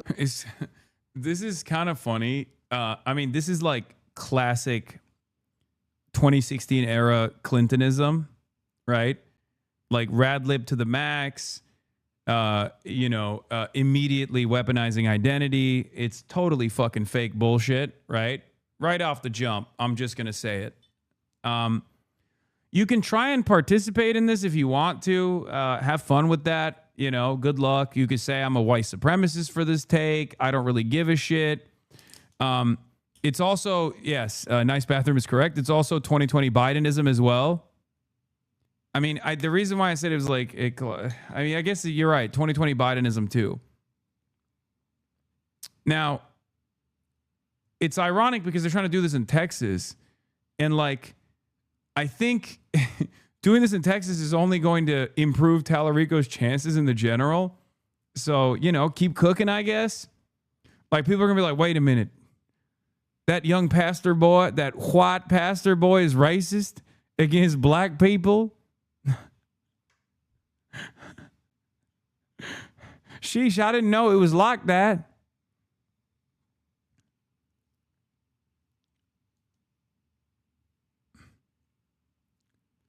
If you thought this was based on something Tallarico said in an interview or at a campaign event or a debate, you'd be mistaken. No, it's entirely based on someone on TikTok claimed she heard him saying. Told me that he signed up to run against a mediocre black man, not a formidable and intelligent black woman. And I want to explain why this. Well, that woman referring to Jasmine Crockett, the congresswoman, who is also running for Senate. The man she's referring to being former Congressman Colin Allred, who left the race back in December for the Senate. Well, tonight, Allred criticized Tallarico on X. First of all, let me just give you some free advice, James. If you want to compliment black women, just do it. Just do it. Don't do it while also tearing down a black man, okay? We've seen that play before. We're sick and tired of it.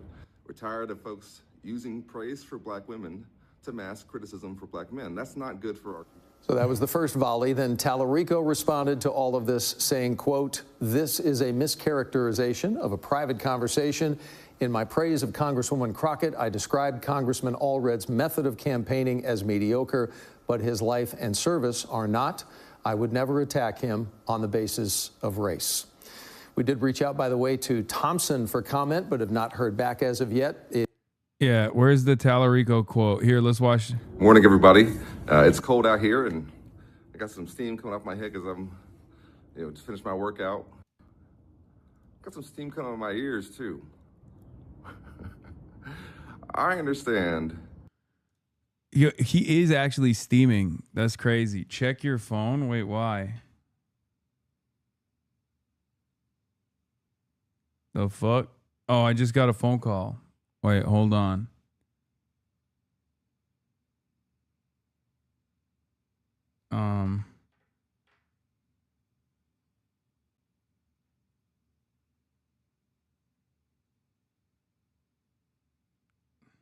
Oh, all right.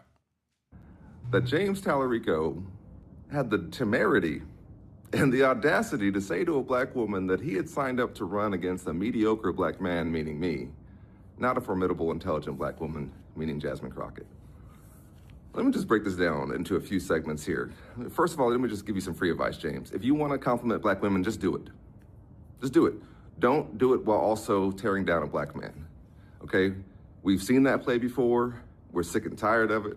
We're tired of folks using praise for black women to mask criticism for black men. That's not good for our community. It's not good. It doesn't work, and we know what you're doing. Okay, so if you next time you want to praise a black woman, just do that. Leave black men out of it. Just leave a lot of things out of it. Second of all, did you ever have a coach or somebody, a leader in your life tell you that when you make an accusation, you often have a bit of confession in it? Maybe you use the word mediocre because there's something creeping into your mind about yourself. Because I know you're not talking about somebody who's been better at 3 things than you've ever been at 1. You are not saving religion for the Democratic Party or the left. We already had Senator, Reverend, Dr. Raphael Warnock for that. We don't need you. You're not saying anything unique. You're just saying it looking like you do. Okay? And third of all, let me just say to all the young black men out there, all the young men who come from tough background, struggle growing up, who maybe think that someday you want to put yourself forward as a leader in your community. It's going to have haters like this are going to show up, okay?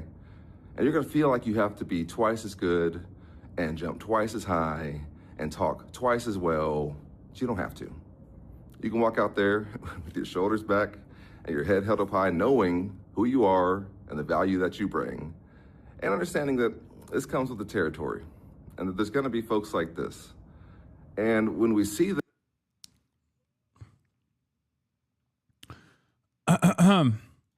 I've never heard someone praise a black woman and put down a black man. I usually hear a racist. They're just racist towards both genders. I've never heard such a weak argument. Yeah, I don't understand it at all. I also don't care. Like, I just don't give a shit. Maybe it's because, I don't know. I mean, maybe it's because I'm racist. Like, I don't think this is real. I don't think this is a real issue. I don't think this is a real concern. I don't think it's a real story to begin with. I am not, I'm not super invested in Tallarico. I've talked about this before. I mean, he is my choice as opposed to Jasmine Crockett for sure. But I don't, I don't find this to be like, I find this to be like the 2016 level trickery in general. Yeah. Colin Allred, the random TikToker whose unverified story you brought hook, line, and sinker is now claiming the global cabal that his team Tallarico hacked and deleted her Instagram account. Thank you for pouring gasoline on this fucking dumpster fire of a primary. Keith Edwards says the woman who shared the story has no evidence that it happened. Then she alleged that the Tallarico campaign had her Instagram account deleted out of retaliation. That's what they're going with. They deleted her Instagram. Yep, his team did. Yeah, I was the part of the cabal that deleted her account. Yeah, it's not that deep.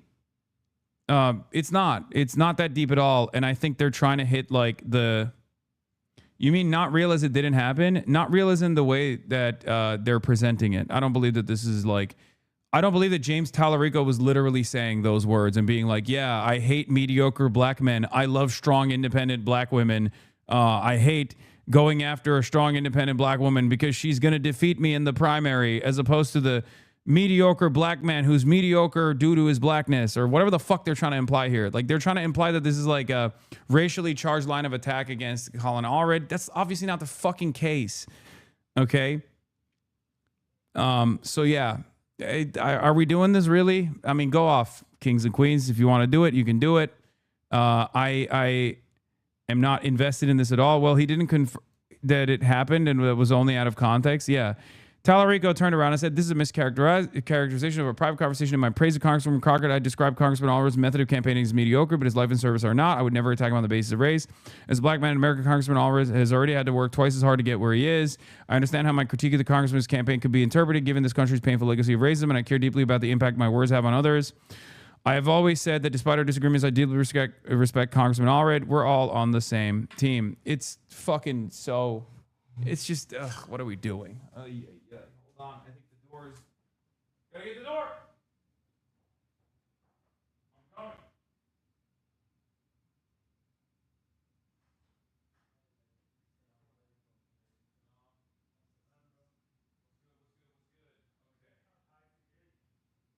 Yeah, I don't know why they're like that. They didn't do that. Oh, because Giannis stays here. I was gonna say they didn't do that to Giannis last night, but that's because he's a guest at the hotel. All right.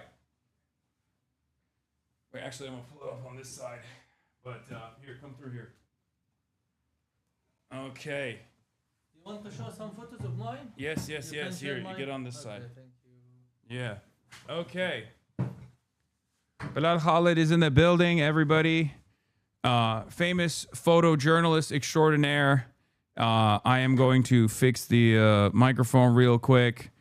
And yeah, we're gonna talk about your experiences. Please no buzz again. I'm gonna make sure that there's no buzz this time, okay? Actually, I'm kidding. I'm gonna make sure that there's extra buzz. Okay. Noise gate is deactivated. Is there a big buzz, chat? Are you seeing a big buzz? Are you hearing a big buzz? Wait, also, you want to speak into the microphone real quick, or like speak in general so I can get the audio levels? Test mic. Assalamu alaikum, everyone. Yeah, you can yell a little bit more as well. Okay. Hi, everyone. Assalamu alaikum. Alaikum salam. All right. Alhamdulillah. Do you have a compression? Your Arabic pronunciation is so Turkish law. I know, isn't it? It's bad. But he speaks Turkish. My man speaks Turkish. Evet, biraz Türkçe konuşuyor. Yeah. It's awesome. Thank you. Bilal's the man. He is... hold on, I'm going to butcher this when I say this. Ghazawi, exactly. Ghazawi. Yeah. You're born and raised in Gaza. Yeah. And he is a famous photojournalist. Worked for Al Jazeera. Worked for you did Anadolu Ajans too. Yeah, I used to work for Anadolu Ajans since 2013, and I used also to cover the genocide for Anadolu Agency, AFB, and multi agencies also. Yeah. And I worked for TRT Arabi, also TRT. Wow, TRT, the Turkish state broadcaster as well. Yeah, he's a legend. I'm honored to have you here. Thank you for everything you've done, and also thank you for coming on the broadcast. I brought you on today because, one of the reasons why I brought you on is because I wanted to see if we could potentially go and see the Palestinian complex that exists here in Gaza. In Qatar, in Doha, where a lot of people that have left Gaza, have escaped Gaza, have found a home here, found shelter here, and then they're getting hospital treatment here. And then I wanted you to maybe speak on the conditions and your personal experiences as being a photojournalist who escaped Gaza as well. Mm-hmm. So first of all, I want to just clear a point. No one left Gaza. No one escaped from Gaza with his choice, actually. Yeah. We found ourselves, all of the people, they don't have the luxury of the choices, because if you stayed there, you're gonna die. If you also left Gaza, also your soul it's gonna die, because you took it from the body. Our body, it's the homeland. Our body, it's the land where we grow up. I raised up in a refugee camp, in Khan Yunis refugee camp. All of my childhood, all of memories, all of my friends, they killed at that area. They erased that area. They bombed my house. They erased everything there. So we found ourselves in a point you cannot choose. Like, I should go or I should stay. But for like we forced to leave Gaza. For me, my brother got injured, so I should stay with him, because I'm the only brother for him. And my father, he cannot leave Gaza for some reasons. So I left Gaza with my mom, and my father, he's still, until now, he's still in Khan Yunis. He's still in in Gaza. The people also who got injured, if they still there, all of them, maybe they gonna lose like their lives. They gonna lose like another parts of their body. Some of them, he lose like one, and alhamdulillah, يعني he survived and he go out. They saved the other leg or other hand. Most of the cases like this. And now if you ask them if they open the border like before October 7, could you go? You want to go back to Gaza? Absolutely, all the answers it's gonna be yes, because they know, even in the war we was living together, we was living next to each other. We evacuate together, we eat together, we cry together, we laugh together. So here outside, even if you are like, alhamdulillah, we are here in Qatar. Qatar, it's the best place for the Palestinian outside, and the Qatari government, they paid for education, for treatment for them. They give them like nice houses. They keep them secure all the time, alhamdulillah. But even though, no one like the homeland, of course. Yeah. Yeah, everyone wants to, of course, return eventually. And yeah, that's been made endlessly difficult by the way that Israel and America has designed the situation. While the rest of the world is under the assumption that there's a ceasefire going on. Do you want to talk about that a little bit as well? Actually, it's a big lie. This ceasefire, they do it like just to take a picture and just to go and say like USA and Israel, it's finally they are like calling for the peace and they do the ceasefire. Since the ceasefire is starting, each day we have attack against Gaza. Each day we have a people killed in Gaza. Each day we have people suffering from like closing the border. They didn't open the border as the agreement say. We don't live like the same numbers of killed in before the ceasefire, but until now, if they killed like 1 or 2 or 10, they break the agreement, and this is a big lie. Also, they didn't allow to the people to return to their destroyed houses like Rafah. Rafah now it's very empty. And after the agreement, the agreement said the people they should go to that area after the agreement. And until now, no one can go to Rafah there. All of that, 2 days ago, they killed like 30 persons in 1 day. Most of them, they are children, they are civilians. And if each day they like shoot the people, they attack them by airstrike, they keep even the rebuilding. They didn't allow to the materials, they didn't allow to the machines, they didn't allow to people to rebuild their houses. So people now still suffering in this cold weather. More than 15 kids, they dying from the cold. We are living in the year of, we didn't hear about like somebody who died from starvation, somebody who died from the cold. But in Gaza there is, and the people they are saw it, and the people they are know that there is a kids who are freezing until the death, but nobody can enter like a blanket. No one can like make him warm. No one can save him, because it's order from US, it's order from Israel, and all of the world they are scared like to say no, or to say why you do this for them. Yeah. I do feel like the entire design of the so-called ceasefire, the fake ceasefire, was specifically so that they would respond not necessarily to the pushback that they were receiving from the resistance front, but instead to silence the protests that were taking place in the Western world, because it had gotten to a point where it was completely untenable. And you saw European leaders come out and offer a tepid response, too little, too late, and it was definitely a day late and a dollar short. It was a response that was, conditional recognition of statehood, things that are objectively offensive on its face when you consider it. Having said that, that was enough for I think Trump to also recalculate how much he was allowing Israel to continue punishing Gaza to continue killing Palestinians, and that's the reason why they implemented the ceasefire, a fake ceasefire. Exactly. So that we here in the West would stop paying attention to it and move on to other things.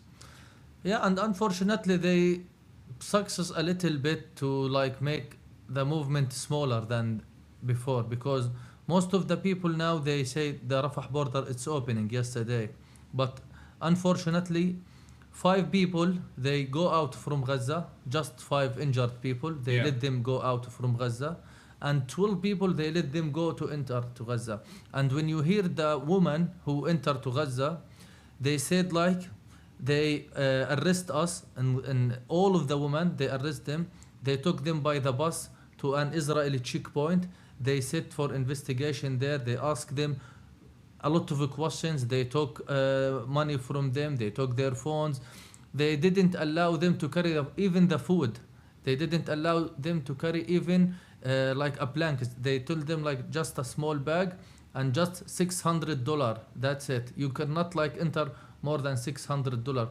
But if they save the money and they want to bring it to their families they didn't have income like since that 2 or 3 years.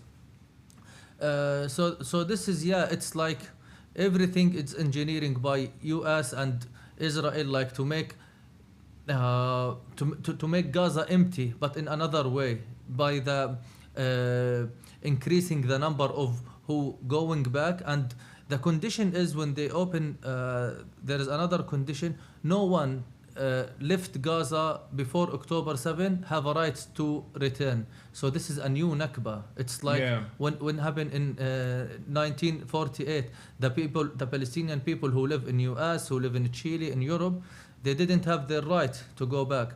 And now we are like from the second Nakba, when they said no one left Gaza before October 7 have the right to come back.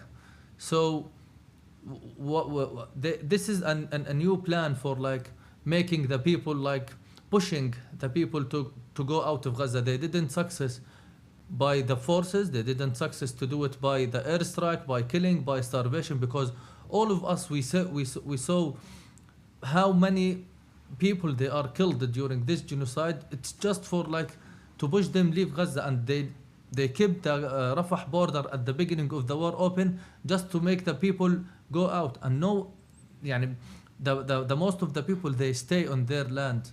Yeah, and there's endless punishment for the people that stayed, and they pushed everyone out of the Rafah crossing to the best of their ability, and now they're not even letting people come back into the Gaza Strip, and they're limiting people. You're saying that left before October 7, they're not even allowed to come back into the Gaza Strip. All of this is, of course, illegal.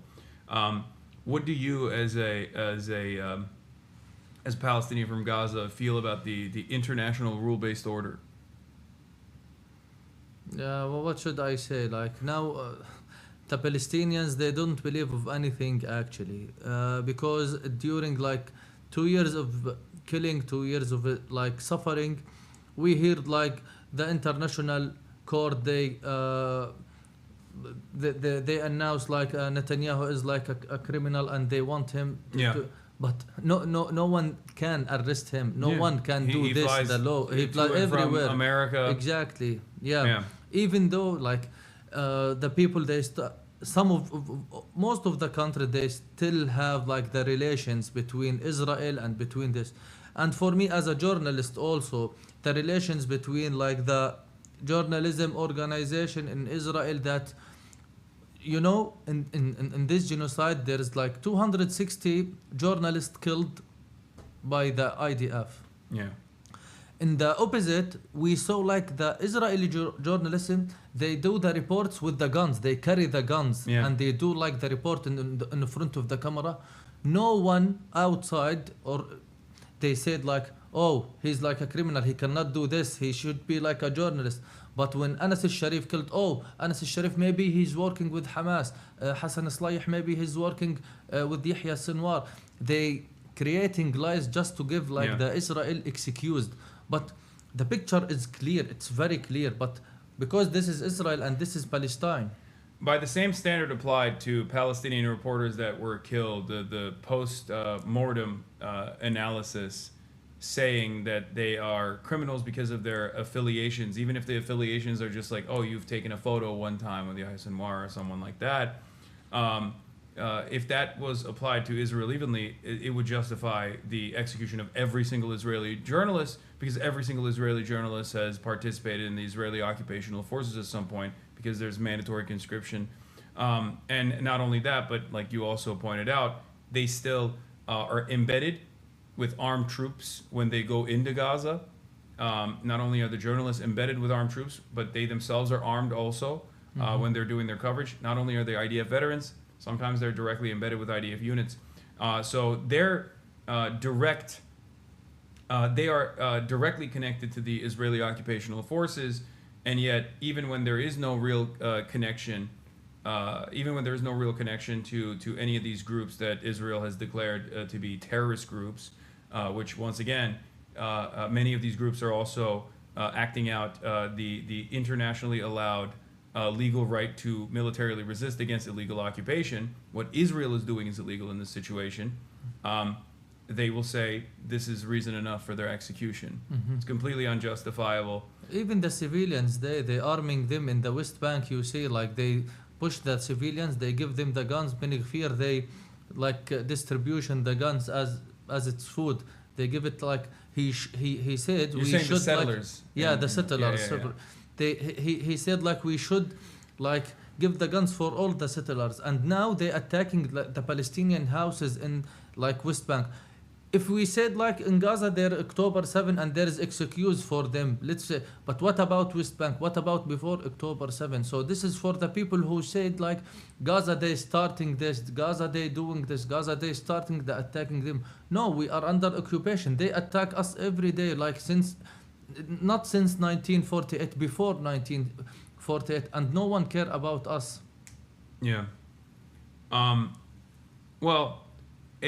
How do you feel about the change in attitude that I'm sure you've also experienced as well in the Western world, as far as Palestinian advocacy, as far as the awareness? Because I remember like 10 years ago, the calls were for any recognition whatsoever for Palestinians, whereas now I think there's been a dramatic sea change, where in the Western world even there are plenty of young people who are completely aware of it.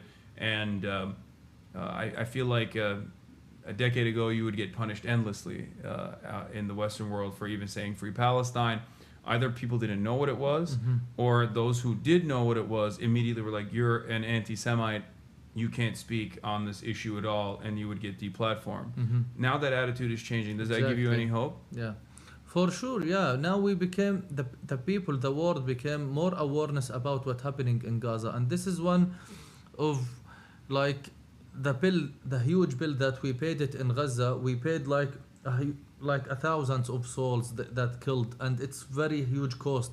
But we hope it's not be for nothing. We hope like vain. Exactly just to change the world for better, just to make the world know the truth. Even if like the governments, they are like controlled by US, by Israel, and they cannot say it, but the real people, the freedoms people who protesting, who like boycotting, who going in the universities, who do any actions like to support Palestine, they became awareness about what's happening there. Now, like the Holocaust propaganda, it's vanished, and even also the anti-Semitism. Now the people, they have like a courage to say like free Palestine, from the river to the sea, Palestine will be free, because they know the real story. Before social media, and this is like another point, before the social media, there was all of the Israeli and the Zionist propaganda, they was feeding the people through their media, because all of it's controlled by US and them. But now in the social media, they cannot do this.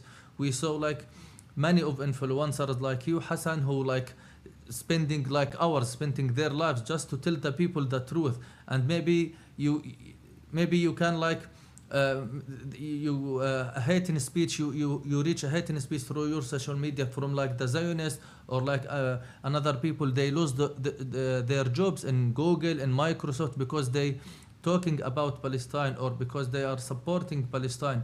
But they didn't stop them. They continue, because you didn't have anything to lose when you see like the people they losing their lives there just to deliver the truth for you, like the journalists.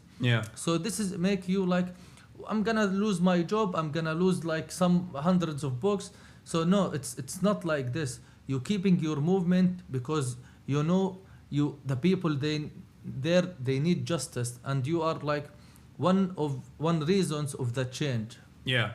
No, absolutely. I think that's something that I stress to my audience as well, which is like there's real fear when you go out and you protest and you get arrested.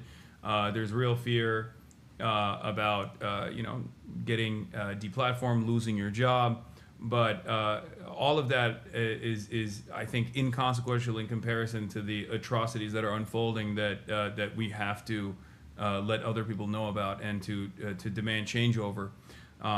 This is why, like, I sometimes bring it up, but only when asked about viewership numbers or whatever, when like people left my community in the aftermath of October 7 because of my advocacy, I always stress that this is not that is nothing in comparison to the overall goal of engaging in steadfast advocacy for the Palestinians, so that their deaths are not in vain.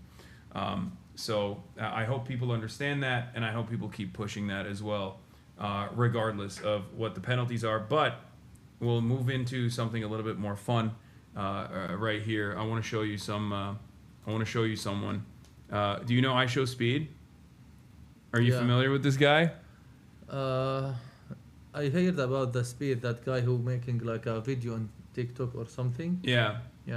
Here, let's take a look at this.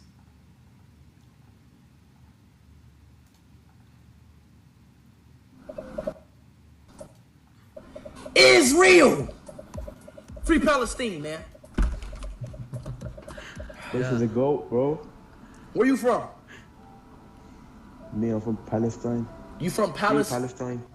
You from Palestine? Yeah. Yo, hey, yo, just build up the Free Palestines in the chat. But what's going on? What's going on in Palestine? Oh my God! I'm from Israel. Israel. Hi. Israel? Yes. Free to Palestine. No. Okay. You know what? No. They didn't accept like anyone who said like free Palestine. They don't want to Palestine to live free. They want to Palestinians like animals to deal with them like animals there, to put them in a big cage, and that's it.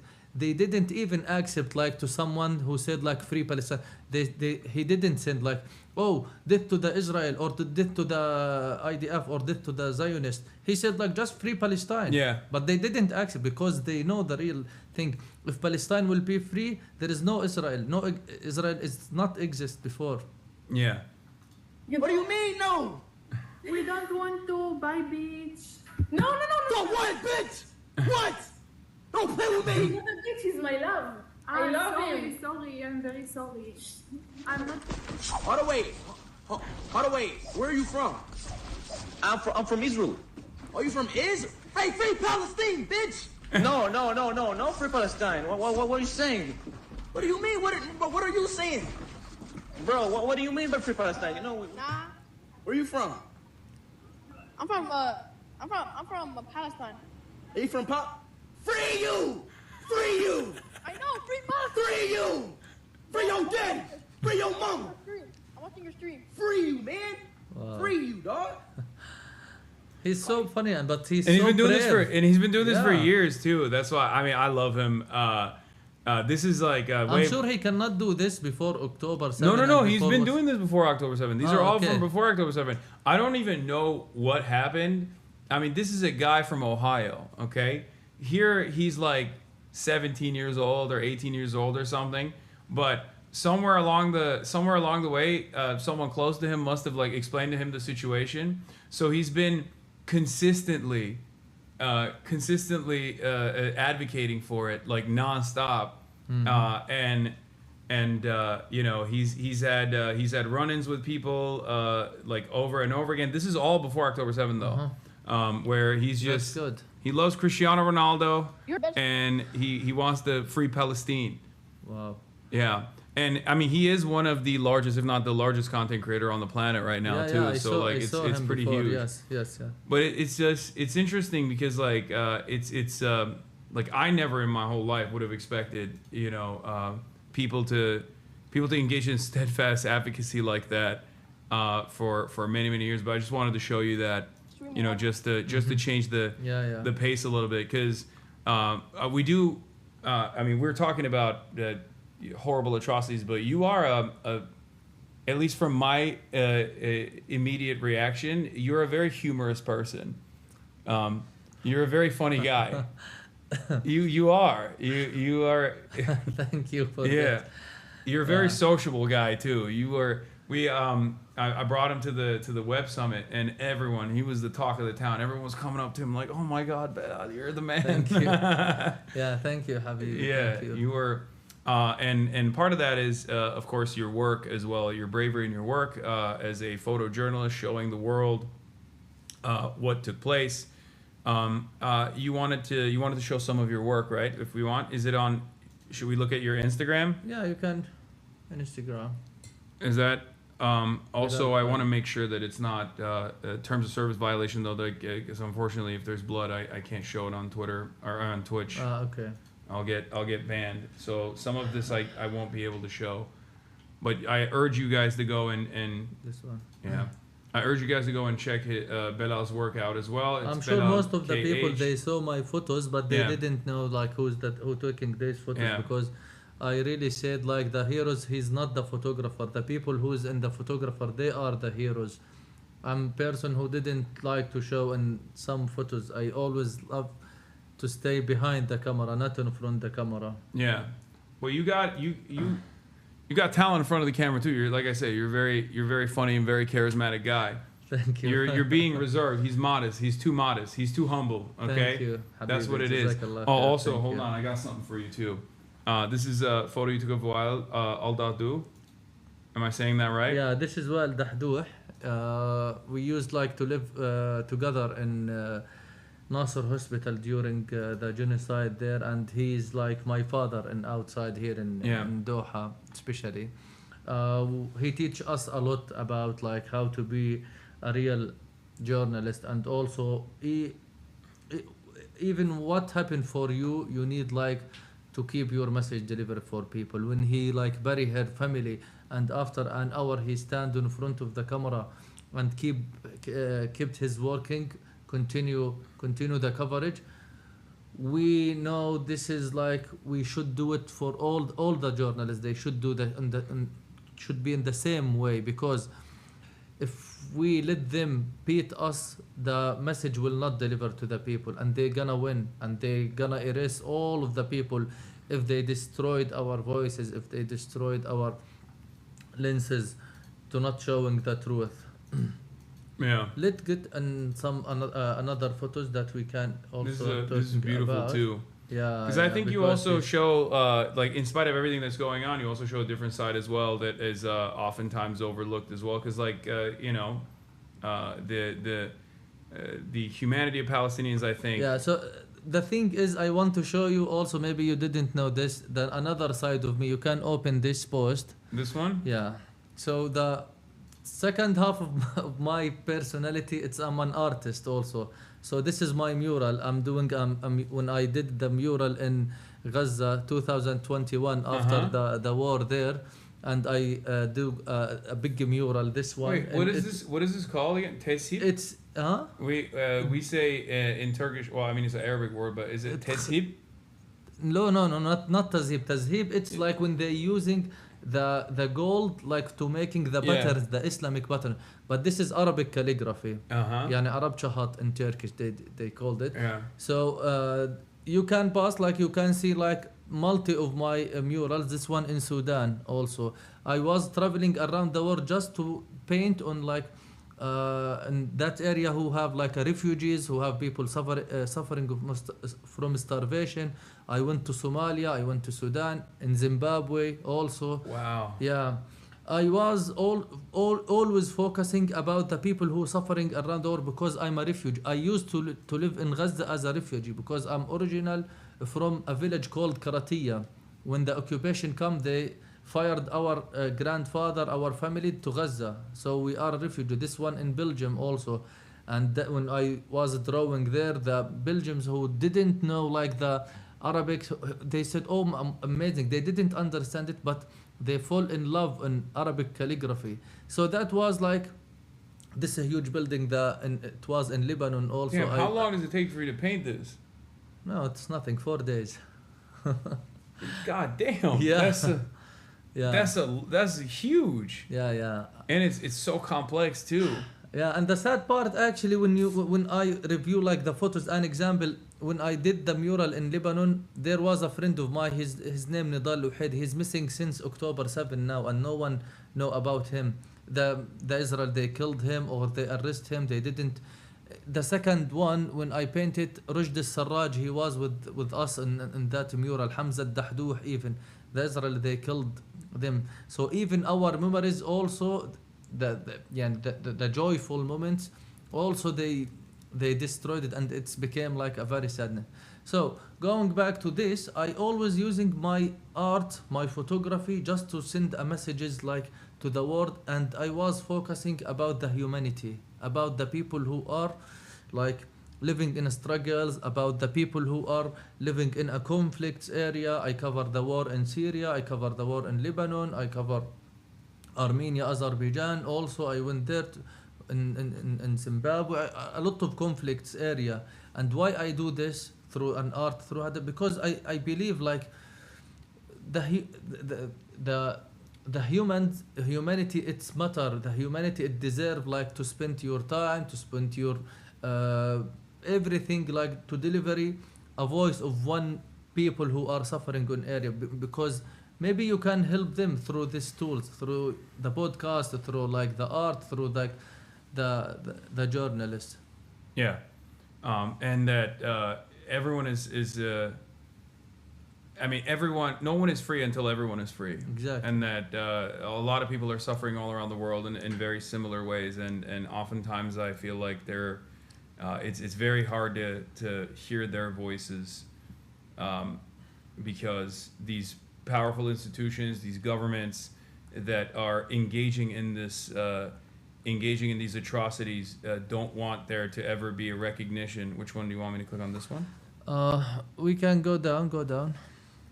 They don't want there to be recognition of the humanity of the Palestinians. This one? Yeah, open this one. So look at this one, yani, and when you look at this picture, you think a lot like, what is the material of these people? How like they are creating from what, when they like doing the birthday on their rebels, they want like to continue their lives. So they are standing on even all of their what they saw. Like this guy who he got engaged like 3 weeks before they destroyed his houses, and now he's celebrating with his fiance and his family on his birthday above his rebels. This picture, it was in 2019, during like a normal days. Even the bombing, the airstrike, it was happening before October 7th. Of course. But no one was hearing us before. The thing is like people start hearing about what's happening in Gaza after October 7 more before. So this one is like one of my favorite photos that I took it, and this is because I saw myself, I saw the Palestinian in this. We are creating for life. We love to live in free places. We love to live like a normal and in peaceful places, like anybody in the world. This is just like a simple right for the Palestinian, and the world, they don't want to give it to us. Yeah. Israel. I mean, that's why Palestinians always say like our existence is resistance, where the occupation's goal is to obviously rid the land of the indigenous population of the Palestinians. So anyone that exists in spite of that, which requires tremendous bravery, when that shouldn't be the case at all, is basically causing a deep shame on the occupation in general. Go down. I want to to talk about some stories that I took took it. Maybe down. This is the people who live in Al Tumama complex, the one that you want to visit it. So this is the injured people who live in Al Tumama complex. More than thousands families they live there. Yeah. Most of them like who are lost one of their parts. So this is Eid al-Fitr prayers. يعني after Eid, you know, they praying namaz at that moment. Yeah. So you can scroll also the photos and show like. So this is actually one of the from our perspective in the Western world, we look at numbers to understand the totality of the cruelty. But I think this also gets lost in those numbers because there's a lot of back and forth about what the number of total dead is. You know, Israel has only recently actually recognized the Palestinian Health Ministry's numbers as an official confirmation, which of course means that the true death count is most likely infinitely higher than that. And having said that, the consideration for the wounded is not even brought up in this conversation when this back and forth is happening on whether or not the Palestinian Health Ministry's numbers are accurate or not. But there's a deliberate wounding in the way that Israel engages in these sort of strikes, or even with sniper fire as well, right? That's so many of the Palestinian. I wish youth. you one day you can come and visit there and hear like the stories from the people who who was there. Not each floor, not each building, each flat, they have like a very complicated disaster, and they have like a also the different disaster. You can see like, look at this guy, how he got injured. He lost one leg, and the other leg, like he lost like one of his toes also.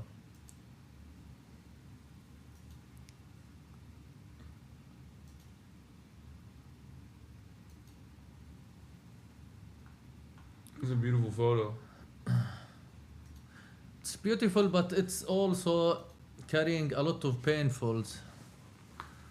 Is there this might be too tough of a question to ask, but is there a feeling of almost guilt of survival? Of course.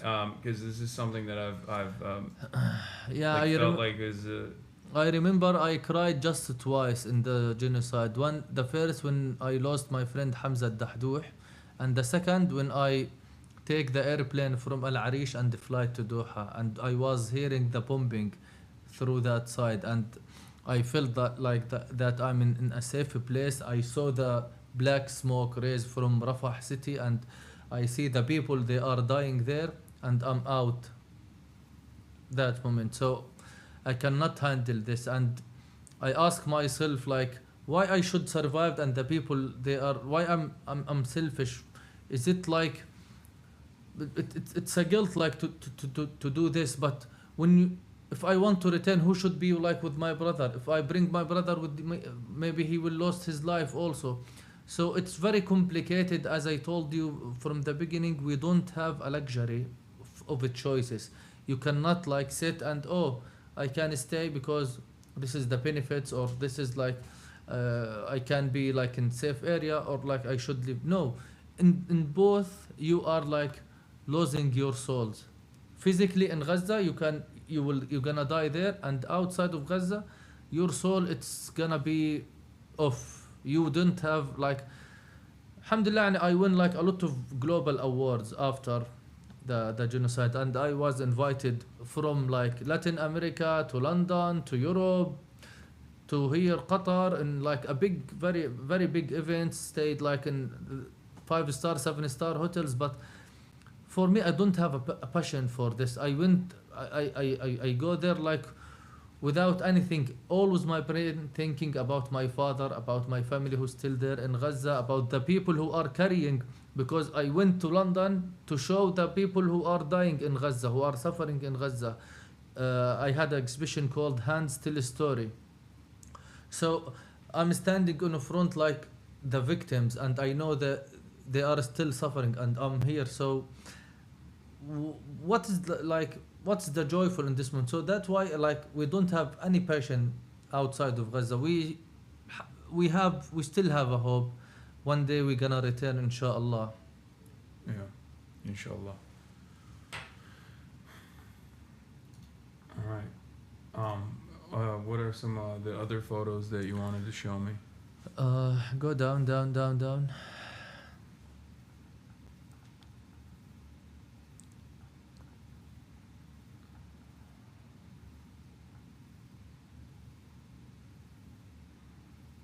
This is from back when you were these are photos that you took because you left Gaza in last year, right? Yes, 2024. Yeah.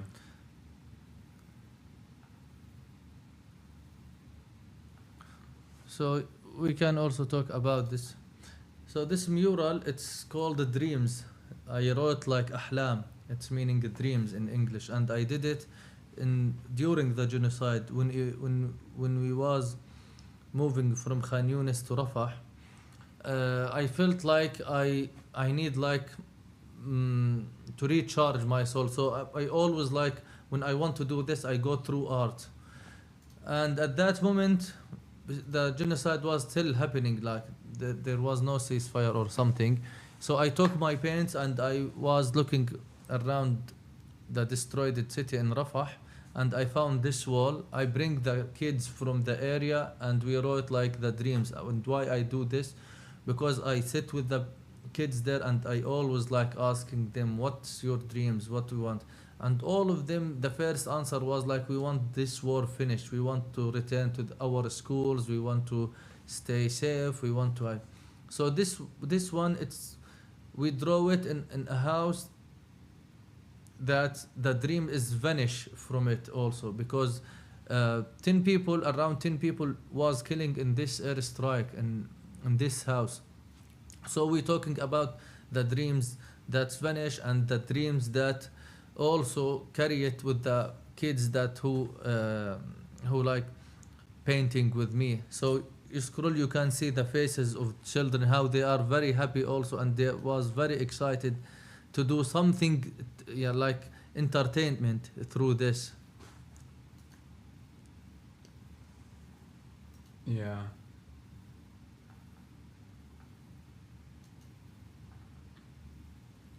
It's just, I mean, it's impossible for me to comprehend what it's like, but you're older than a lot of these kids. Do you feel like their development is going to be dramatically different than yours? I mean, obviously there's always been incursions in the past, sieges upon Gaza, bombing campaigns and whatnot, but the intensity of this this genocide since October 7, do you feel like this is permanently altered the way that the next generation of Palestinians are going to be existing? So during the genocide, we can see the child, they are doing what the old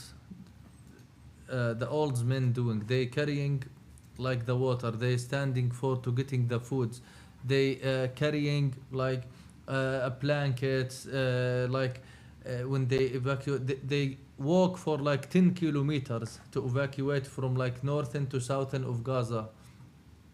They help their family to build the tent. They making laundry on their hands. And I'm talking about the kids, their age, it's between 8 years to 15 years. These kids, they are growing very early because of what they saw during this genocide. And unfortunately, we didn't see the same thing. Nothing happened to Palestinians like what happening after October 7. So what they saw in this, I'm sure, how's their mentality? Of course, it will affect on their education. Now, 2 years they didn't go to the schools now, so they didn't get educations.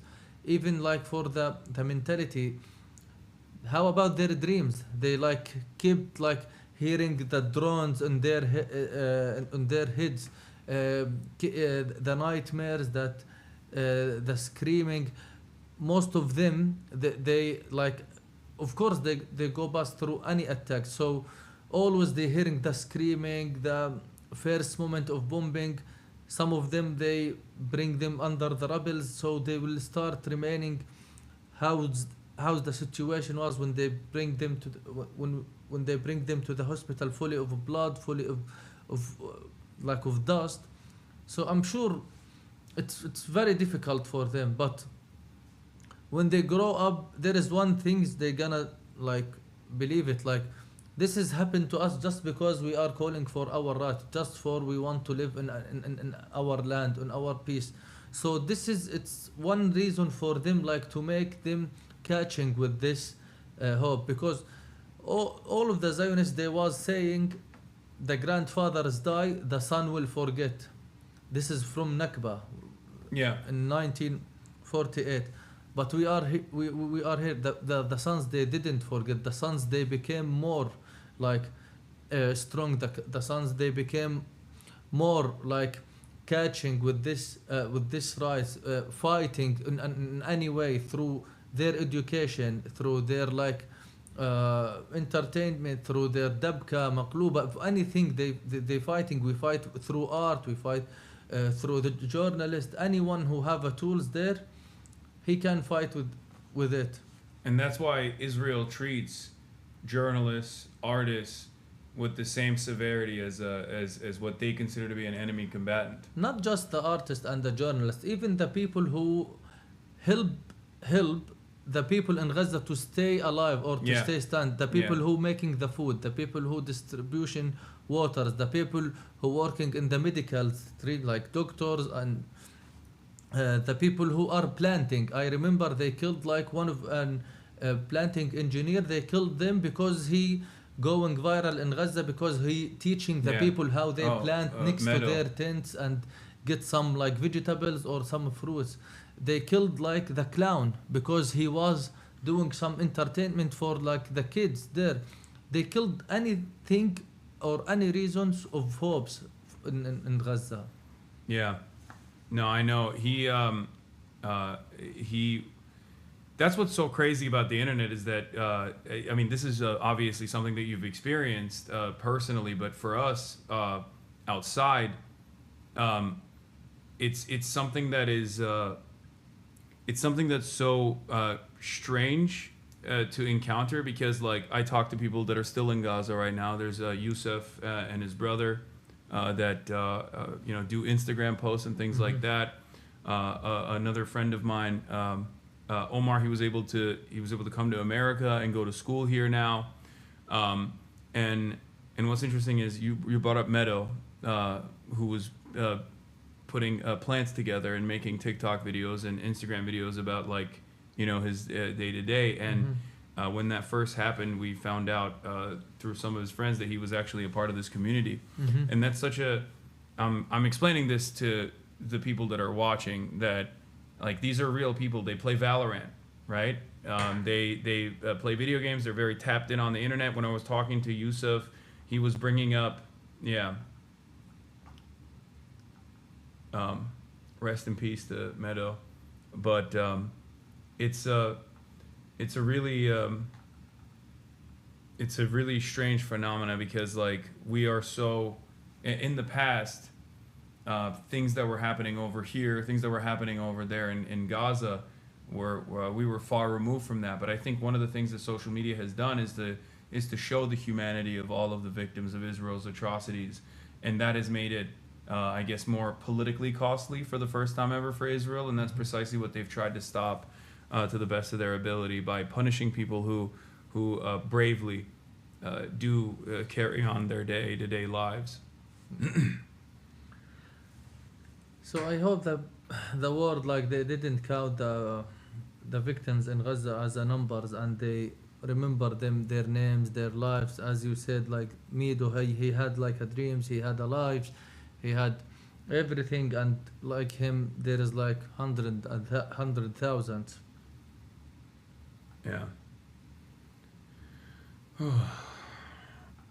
Is there anything else you want to show me?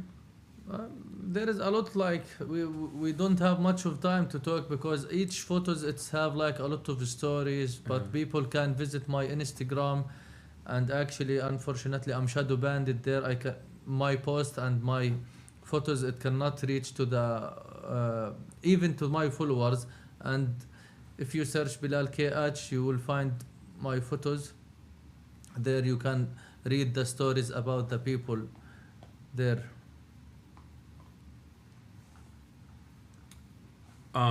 What do you think we can do more, especially now when there's an environment of suppression and mass censorship?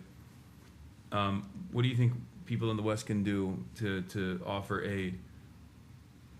I think we need like to push more like for the government, for like through media, through like the political, through the diplomatic lines. Each one he have like his way. If I'm a student, I should tell my colleagues in the school or in the university. Organize. If I tell them just one story about a girl or a kid who lost his life in Gaza, that's I do something. If we talk in a post, if we did like exhibition, a screening for a film, telling, we need like to do more. Not just protesting of course matter, but now we need like something to help like to rebuild the souls of Gazans people, to open the ways. Anyone who have a chance like to get to hire some people from Gaza, I'm sure like there is like a lot of creative people, and Gazans people, they are very creative. They know how to make anything from the scratch, as you saw. So anyone who have a chance, they can hire people like through like graphic design, web design, anything that he can work online, because it's really, they need like, we need to stand with them. We need to stand to each other. Also, we need to continue talking about the crimes that's happening, especially after the ceasefire, because the people, they slept after like the ceasefire. They thought like the war is done. We need to remind them of how many crimes they do it each day, how many people they killed them in each day. And when they say, like, we opened the Rafah boarding, we need to show the facts of what's the opening, what's happening in real. We need to show they just allow to 5 people, to 5 injured people to let out of Gaza. So people, they will become more awareness about their lives. Yeah.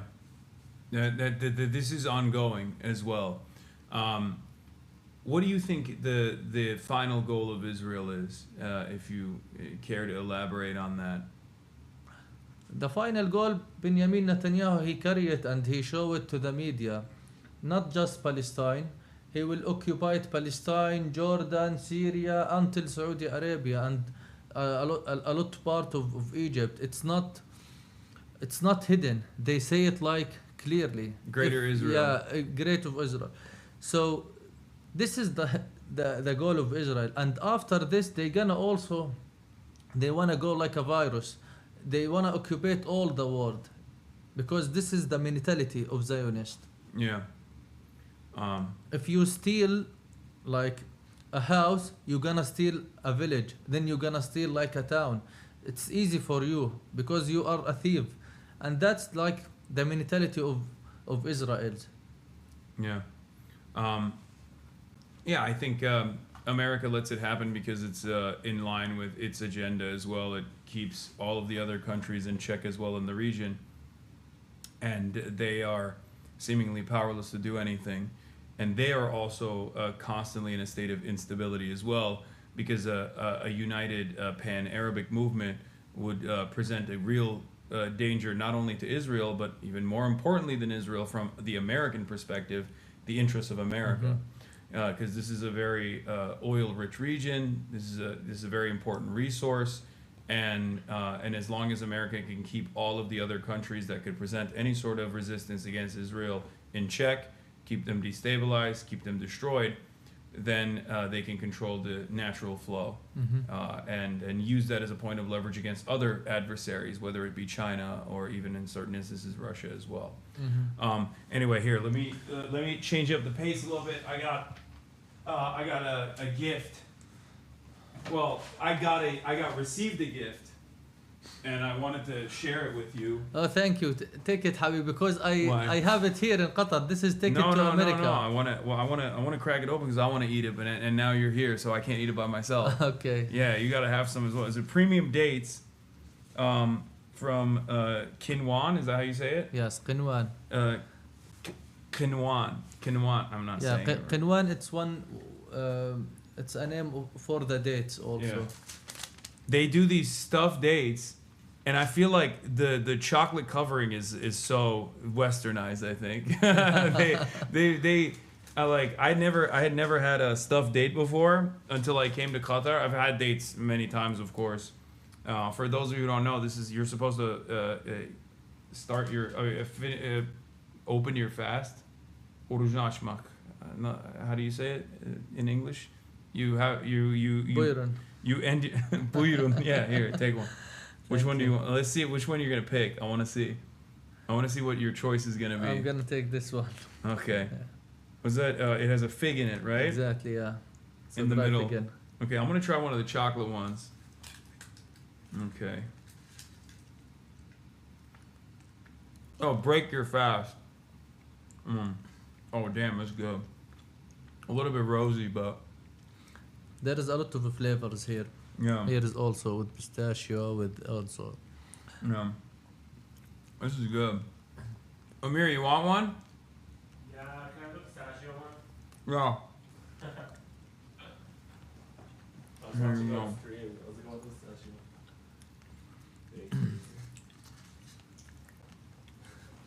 This is good as hell. God damn. Mm-hmm. Even the chocolate one's good. Yeah. I didn't expect it. Okay, I'm gonna have another one. Here. Oh, خلاص, thank you. That's enough for Come on, me. come on. Alhamdulillah, la, alhamdulillah.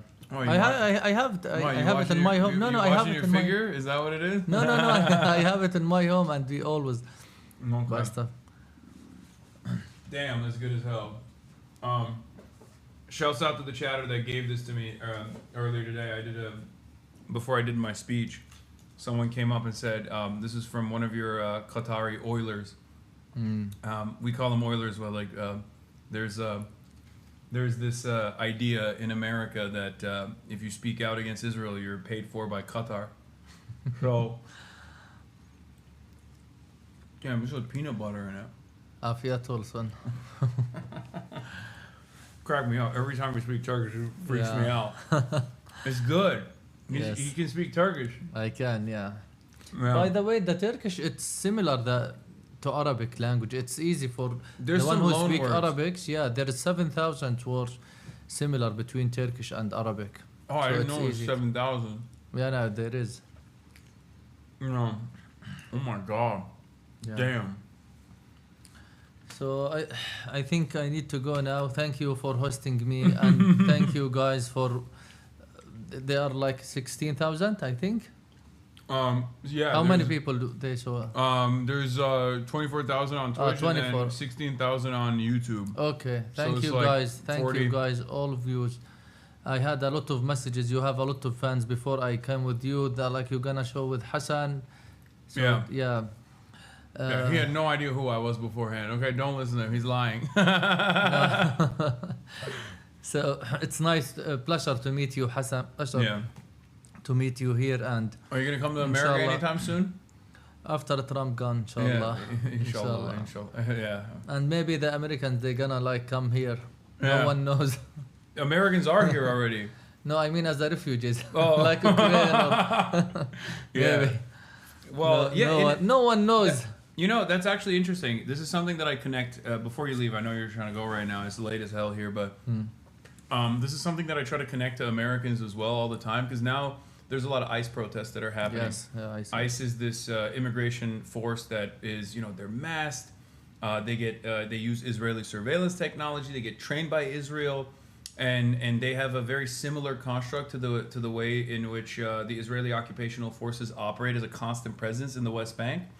like constantly bullying people, constantly harassing people, killing them, kidnapping them, hurting them.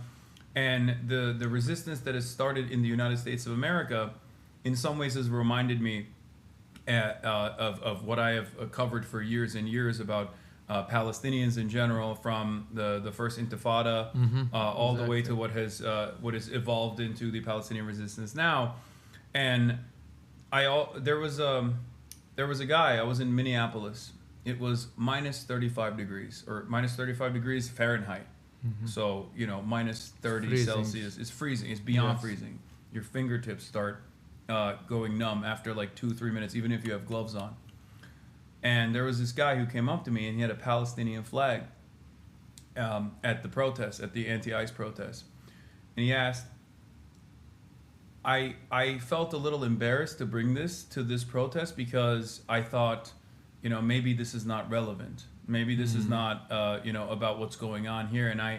And I tried to explain to him and everyone else that was listening at the time that these issues are united. These issues are actually quite similar to one another, both the tactics of the occupational forces, but also the atrocities that will only continue to grow. And what I mean by that is not just the imperial boomerang, that Gaza is used as a laboratory for experiments of heinous war crimes that will then inevitably be used on the domestic front, but also that Minneapolis is a line of defense against other states, and Palestinians are actually a line of defense against colonial powers behaving in this way. So when Palestinians are fighting for their lives, fighting for their existence, they're not just fighting for themselves, but they're fighting for everybody else as well. For everybody, exactly. Yeah. And that's what they're saying from the beginning of the. If they attack us now, they're gonna attack you later, and it's happened. They attack Syria, they attack Lebanon, they attack Yemen, they attack Qatar also. Yeah. Yani Qatar, who was like making the negotiation between they attack it. So Gaza and Palestine, they are like the wall who are always like keep protecting all of the area around Fighting it. for humanity. Yeah, if this wall fallen, all of the castles around it, it's gonna fall. Yeah. No, absolutely. Well, Yeah. thank you so much for Hasan. coming on. Thank you. Bilal, you're incredible. Thank you. I'm honored to meet you, and I'm honored that you graced our presence on the broadcast. All right. Thank you, Amir. See you. What? Selfie. Oh, you want to take a selfie? Yeah, with this setup in the back. It's so funny. Yeah, okay, bye. All right, bye, guys.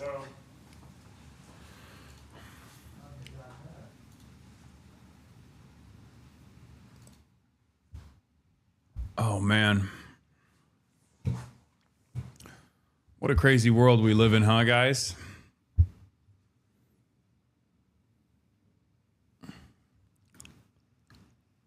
What a crazy world we live in. All right, we're going to move back to my regular news coverage after that. It's kind of strange to make this pivot back, but I was trying to do my very best to keep it sometimes light as well, while also simultaneously talking about like some very serious issues too. Hasan, where were you when you went offline last night? What is this? Saif al-Islam Gaddafi, son of late Libyan leader Muammar Gaddafi, has been assassinated. Okay, come on, bro.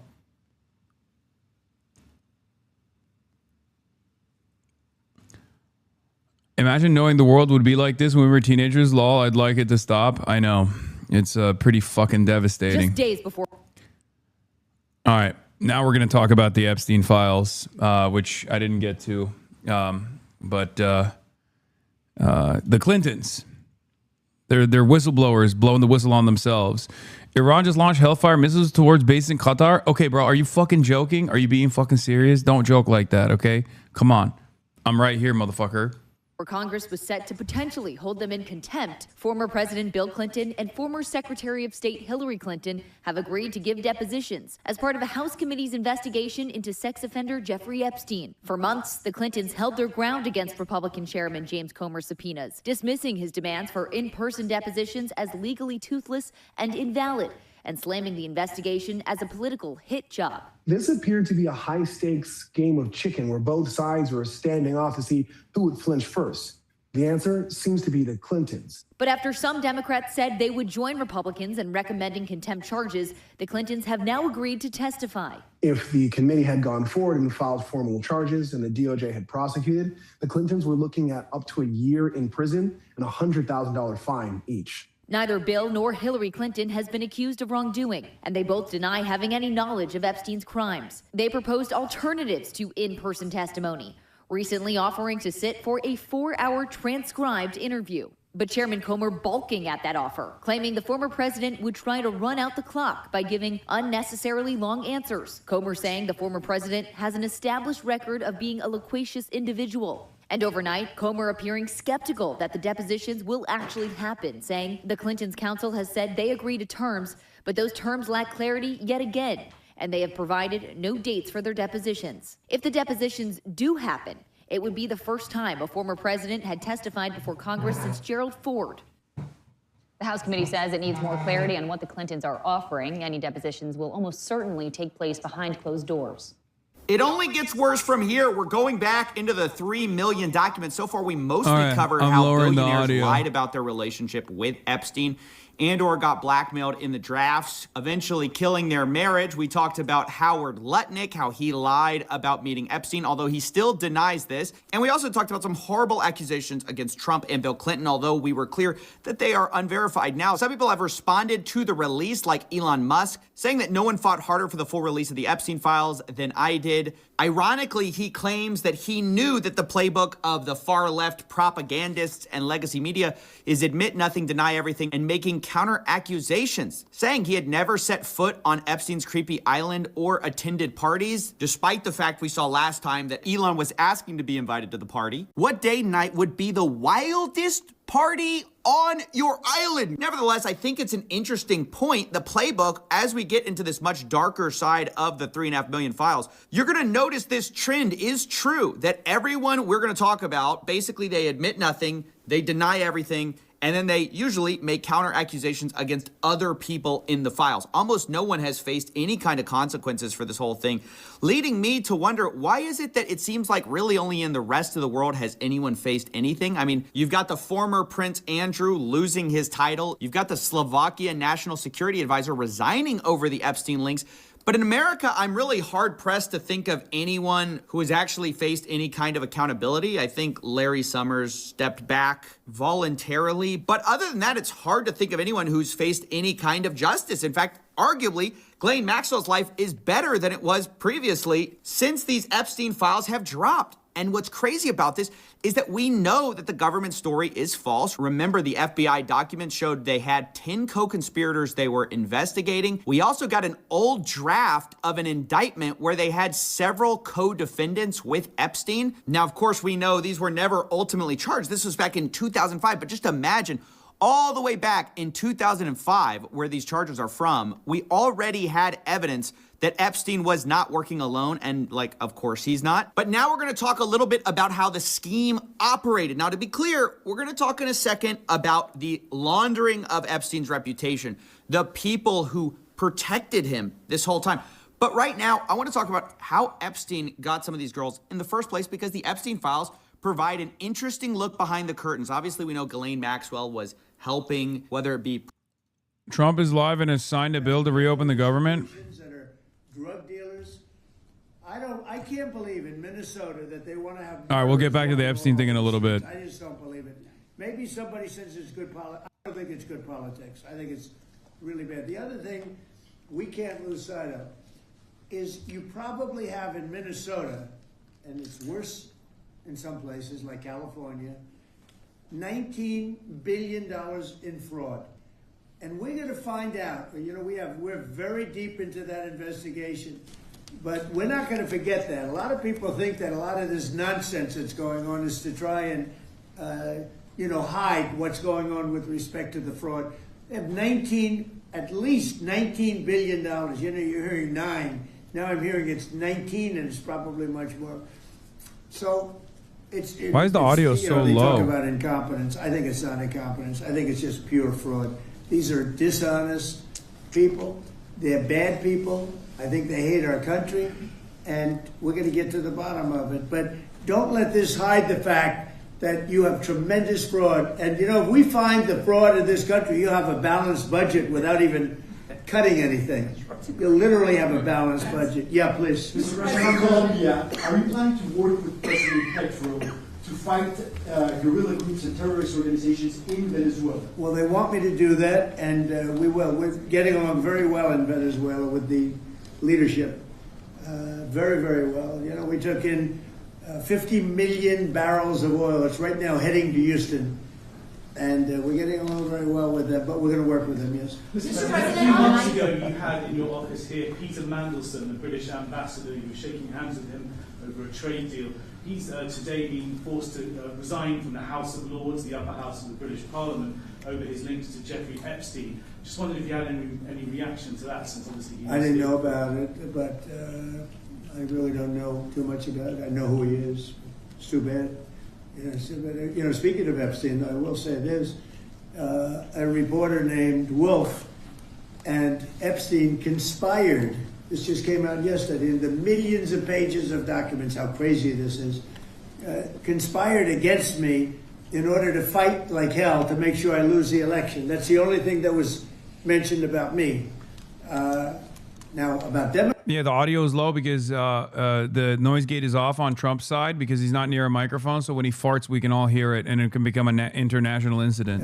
And Epstein conspired against me. Did you know that, Mr. Senator? Did you know that? They conspired against me. Did you know that, Mr. Senator? So that takes care of Epstein as far as Trump is concerned. But you got a lot of Democrats out there that are very much involved with Epstein. But I'll be honest with you, you got to get back to running the country, too. Did you millions and millions every week. You know, when Epstein was alive, nobody cared about him. When he's dead, they care about him. But it's really a Democrat problem. It's not a Republican, it's a Democrat problem. The only problem Republicans have is that we have to get back to, number one, running our country, and then number two, very importantly, letting the public know what a great job we're doing. We have the greatest economy in the history of the world. We have $18 trillion being spent. The record was $3 trillion many years ago, not by us, by another country. I won't say the country. Yeah, please. Did you read those new files, Mr. President, that came out? Have you been briefed on Savannah Guthrie's mom missing in Arizona? I think it's terrible. Would you commit to more federal agents, like helping out on the search? Sure, I would. I'm going to call her later on. I think it's a terrible thing. I always got along very good with Savannah. Very unusual situation. What if you weren't? Have you heard anything? What if you didn't? Democrats who were in there. Elon Musk was also in there, and so was your Commerce Secretary Howard Lutnick, and correspondence that he had with him. Did you read those new files that were published by the Department of Justice? I didn't. I have a lot of things I'm doing. You know, a lot of things I'm doing. I don't know. You mentioned two names. I'm sure they're fine. I'm sure they're fine. Otherwise, it would have been major headlines. A lot of women who are survivors of Epstein's are unhappy with those redactions that came out. Some of them, entire witness interviews are totally blacked out. Do you think that they should be more transparent? That they thought they released too much. You know, I heard that, and you tell me something else. No, I think it's really time for the country to get onto something else. Now that nothing came out about me, other than there was a conspiracy against me, literally, by Epstein and other people. But I think it's time now for the country to maybe get onto something else. But what would you say to people who feel like they haven't gotten justice, Mr. President? Something that people care about. Yeah, what did you say? What would you say to the survivors who feel like they haven't gotten justice? You are the worst reporter. No wonder CNN has no ratings because of people like you. You know, she's a young woman. I don't think I've ever seen you smile. I've known you for 10 years. I don't think I've ever seen a smile. Well, I'm asking you about survivors of Jeffrey Epstein. You know why you're not smiling? Because you know you're not telling the truth. And you're a very dishonest organization, and they should be ashamed of you. These are survivors of a sexual abuser.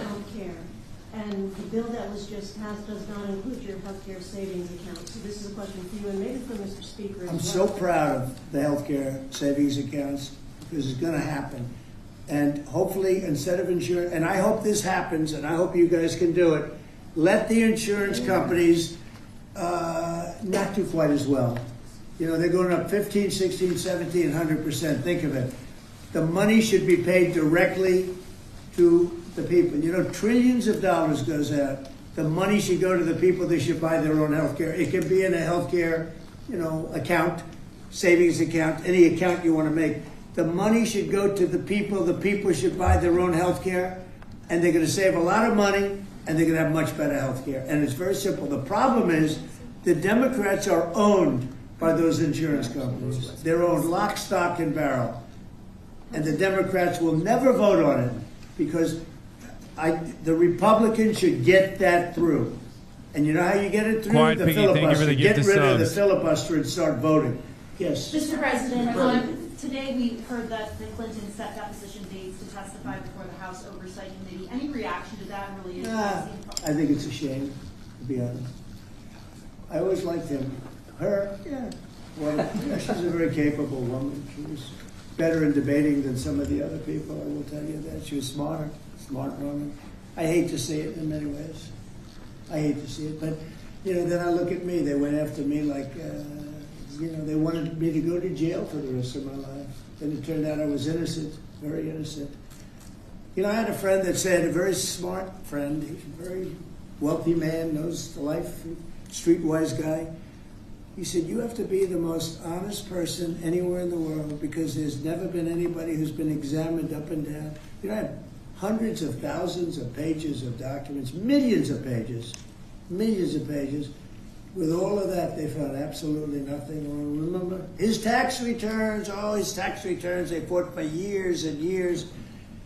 And then the Supreme Court, I was surprised, they ruled I had to give my tax returns. I'm the only one that had to ever do that. But I had to give my tax returns. I gave my tax returns. They hired the best accounting firms in the world. They found nothing.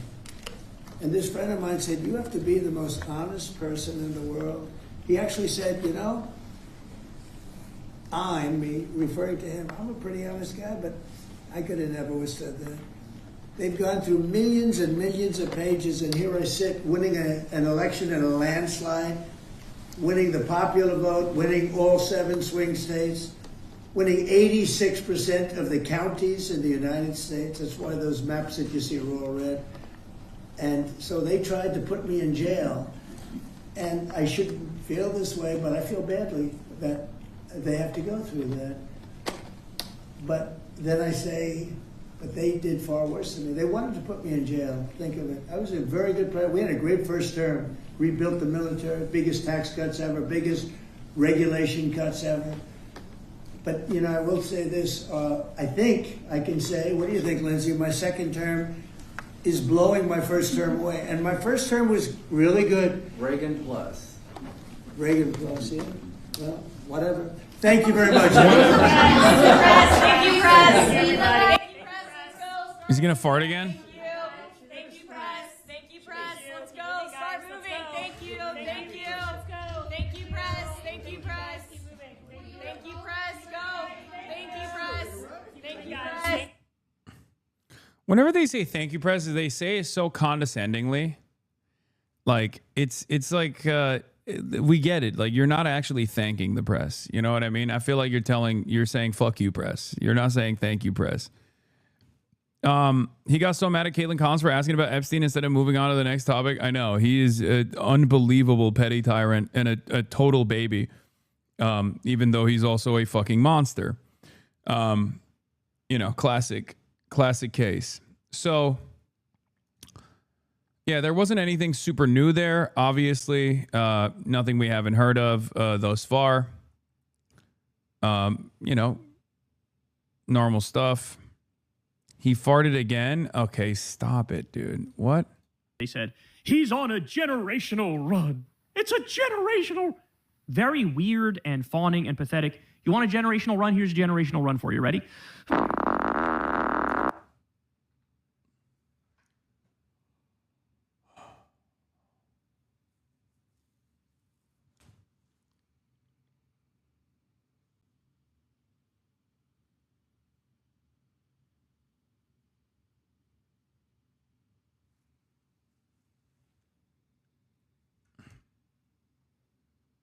Get farted on, idiot. I just did. I just got dookied on. For sure, the girls talk them into stuff. But now we have emails of a different side of the scheme. It says, yesterday I spoke to Daniel Syed, who Jean-Luc Brunel describes as a scout or recruiter of girls or women for Jeffrey Epstein. Attached to this incoming email from Brunel is the contact information he has for Syed. And then they blacked out his number and email. But digging into Jeffrey's emails with Daniel shows that he was constantly sending him links to girls. It shows Jeffrey Epstein paying Daniel 3,000 euros, which, to be clear, was the amount that was agreed to by Jean-Luc Brunel. Quote, Dominique, we will pay him 3,000 euros each month for scouting for a 6-month period.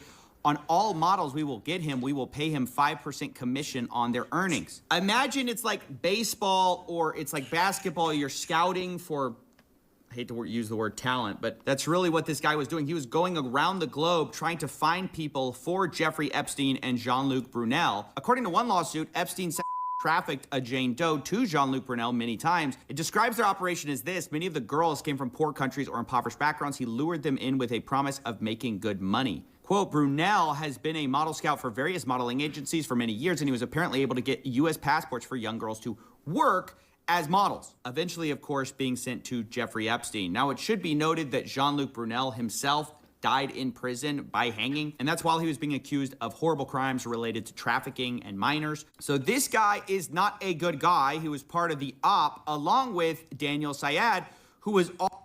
Maybe that's why Jeffrey Epstein killed himself, because he got sad. Because his best friend also killed himself under very similar circumstances. Have you ever thought about that? No, I guess not. Also scouting on behalf of Epstein and Jean-Luc Brunel. They had their agreement. Here's a sample of how this would work. Jeffrey Epstein asked him to take a full body shot of someone. Daniel Syed says, now she is really skinny, I will do Polaroid. Jeffrey Epstein asks for a copy of her passport and then asks, how many tickets do you want for Woody, meaning Woody Allen? He says 2. Okay, thank you. Full body if possible. And then Jeffrey Epstein says, doesn't look too happy. Comments on her body, and then he says she is very sweet. I'll skip a few of the sordid details here. They comment about her body extensively. And then Jeffrey Epstein says, I sent a request. Does she want to come out to Paris on Sunday? He says, I will invite to come. And this is basically how it worked. Daniel Syed flew around the world looking for women, sending photos to Jeffrey Epstein, who then would get a copy of their passports and bring them to the States. Here's an example of this. Daniel Syed brings him a girl. They didn't redact this name, but I'm going to do it. He says, very nice, easygoing, dream to work in the United States or visit the United States working as a model in Dubai. He asks age. Daniel says 22 or 23. I forgot to ask her. She looks younger. I have her number if you want to call her. She was going to send this evening. And this happens over and over. At one point, he talks about a Thai actress. Jeffrey Epstein says he can see her on Wednesday, and then he complains that she... It's pretty wild that so many people try to keep up the facade that Jeffrey Epstein was, either like a sex criminal in his own might and had nothing to do with the client list or the social elite that he was consistently surrounding himself with, or even my favorite take.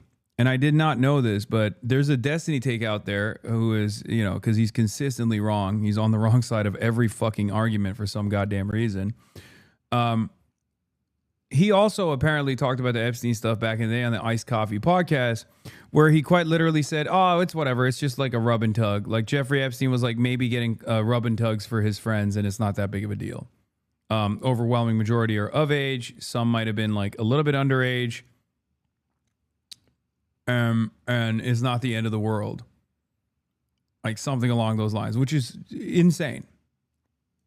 He wants to meet in a restaurant. I don't do that in New York. And then says she didn't even respond. Not nice. The point is, a lot of these girls were looking to come to the United States for one reason or another, for some kind of dream. They would ask for passports or visas, and then ultimately get sent here by this network of people who would later be accused of trafficking or other abuses. Now, to be clear, there have not been charges against Daniel Syed, and the government, remember, says they have no evidence to go even predicate an investigation against uncharged third parties. So it's a little bit bizarre to be reading about this scouting operation for Jeffrey Epstein, the way he recruited girls, and then be told, yeah, nothing to see here. Yeah, one of the scouts was like this, like, who himself in jail. But no, there's no one else here, even though there's definitely guys floating around. Even though we literally have redacted defendants in our old draft of an indictment. We have nothing to do. We can't possibly imagine. No co-conspirators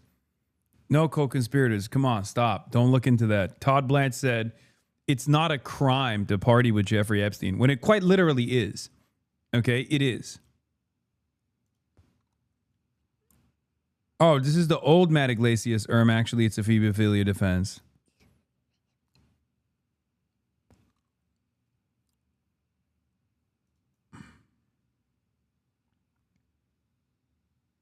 Do you take on Epstein on iced coffee hour? I want to know about Jeffrey Epstein. What about him? What a disappointment. My God. You have all of the answers, right? To Jeffrey Epstein? Here's what happened. Here's what people wanted there to be. People think that there are a bunch of politicians, billionaires that are raping kids all day long, and they love that theory. It's just such a fun, awesome theory. Hillary Clinton was involved in it. Bill Clinton was involved in it. Prince Andrew, all the billionaires, they're all of them. Okay. And then when a story like this comes out, yes, you finally, okay, QAnon, the pizza shop, everything is coming together. Okay. This is it. The child billionaire politician sex rape ring. Finally. And I think what probably actually happened was you had a billionaire guy like Epstein, who was a pervert, who paid off a ton of girls, not even the majority of them, a minority of them were underage, to come over, give him massages, maybe give his friends massages, and sometimes jerk him off. But the vast majority of it was probably legal. The majority of it probably weren't minors. There were a few that were. I think 2 confirmed, only 2. And he just sometimes he would send girls to go and rub and tug his fucking friends or whatever. And that's it. Do you think that any of it could have been for blackmail? No. Absolutely.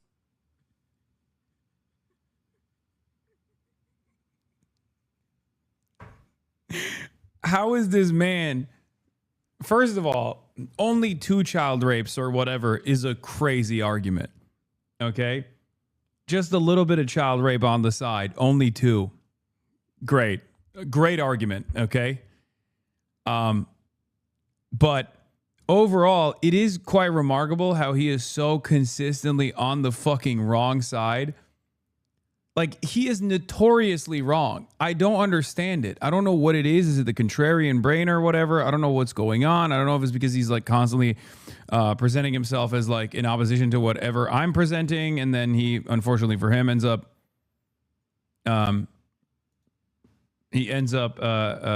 running into this issue because I happen to be right. And then he, by definition, happens to be wrong. It's just pretty funny. This is from a couple of years prior, by the way. I just saw a clip of this. I won't say absolutely not, but right now there is 0 evidence whatsoever of that at all. And the idea... This is bullshit. I wonder if his position has evolved since then, but it's just very, very interesting. Let's get back to it. Anything. And that brings me to one of the frustrating parts of these whole files is the redactions. I mean, I know I've been over this, but it's a different thing. In the past, the files were sort of overly redacted to protect people. The problem this time is not only are a lot of people still being protected, literally the names of the people they were going to charge, you couldn't argue those are victims, but the work with Ethan Klein on Piers Morgan? Shut the fuck up. Are you joking? We're here. What if went to storm a synagogue? Benny Johnson versus Ethan Klein on Don Lemon? Epstein and Ice? Wait. Please don't tell me that Ethan Klein got dunked on by fucking Benny Johnson. My heart can't stand that. That's too much. Ain't no fucking way. I hope he was able to put together a decent argument here.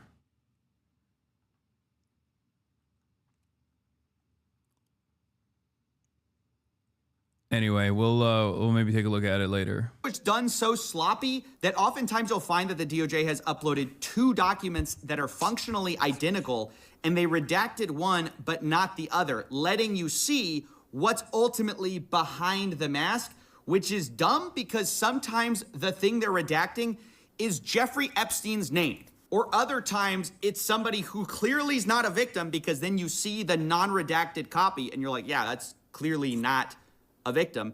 So it's a little strange what they seem to have done here. Let me give you a for instance. So we have this message from somebody whose name is blacked out, and we see participants, and then we see Jeffrey Epstein is involved, right? And it says, we need to work around your 38. We need to push back on the lies, then crush the pedo trafficking narrative, then rebuild your image as a philanthropist. Now, I want to know who's doing that. Who's trying to rebuild Jeffrey Epstein's image. Steve Bannon, even in certain instances, might have even been Noam Chomsky as well, who said something similar to that. Maybe not under those certain terms, but something along those lines. It was pretty fucking devastating to see and read that. Alan Dershowitz is another one. I mean, there are so many. Jeffrey Epstein was surrounded by people who are fairly aware of his sex crimes and were totally on board with it and took it to lengths that you wouldn't believe. They wanted to defend it. They normalized, justified, and defended it. And yeah, just a monstrous group of individuals. Well, we go ahead, we scroll down, and we see that Jeffrey Epstein sends something. He says, in any bar where drinking age is 18, and you see the participant is once again blacked out. But underneath it, in a separate file, we see Steve Bannon, a famous political figure, is in here, and he's saying the same thing. He says, first, we need to push back on the lies, then crush the trafficking narrative, then rebuild your image as a philanthropist. Guys, why did you censor out his name? Or, like, why was that censored at all? I don't understand. And I certainly don't understand why Jeffrey Epstein's name in this one is censored. So, Jeffrey's not censored in this one, but Bannon is, and then... You see, you don't understand. He's a victim. That's what it is. How are they so incompetent, bro? They literally did not redact some of the victims' names. I cannot believe it. It is unbelievable. They did not redact some of the victims' names, and then they ended up redacting, once again, the names of Steve Bannon and numerous other people who are very clearly co-conspirators. It's just, half of it is fuck-ups, half of it must be by design. I do think that, like, the lack of redactions for some of the victims is almost to, like, punish the victims, I assume. I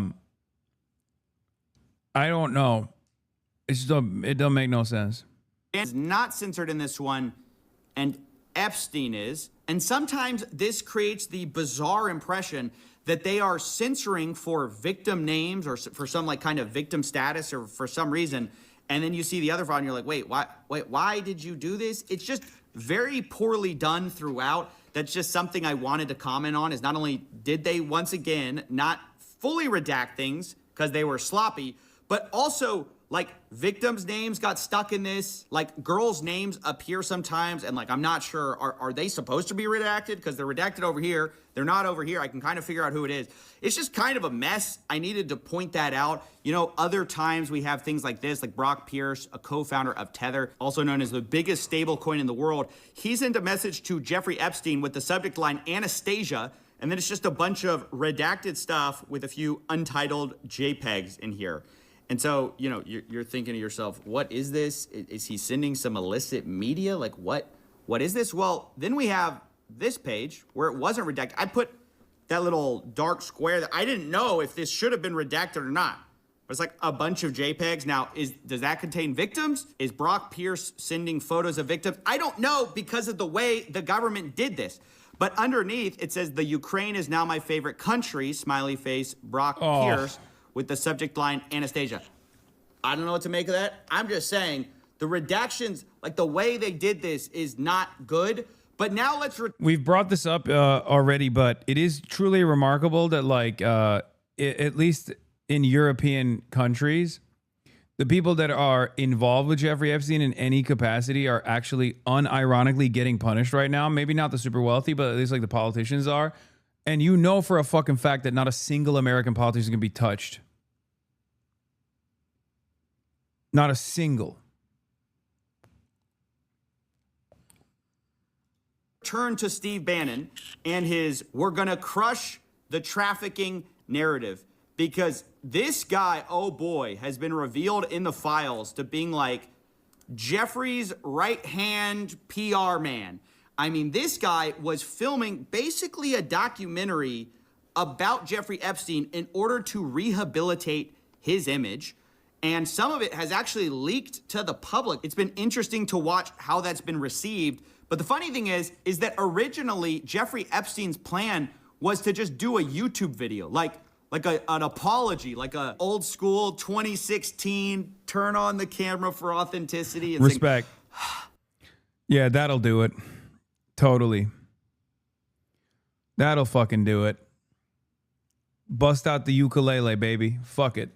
You know, he says, do you think... Let's be real, dude. If Jeffrey Epstein didn't fucking die when he did, and if he just held out for a little bit longer, he could have become a legend in the right. I mean, post-mortem, there is this legendary status that he is arriving at for some weird fucking reason amongst the pedophilic neo-Nazi right now.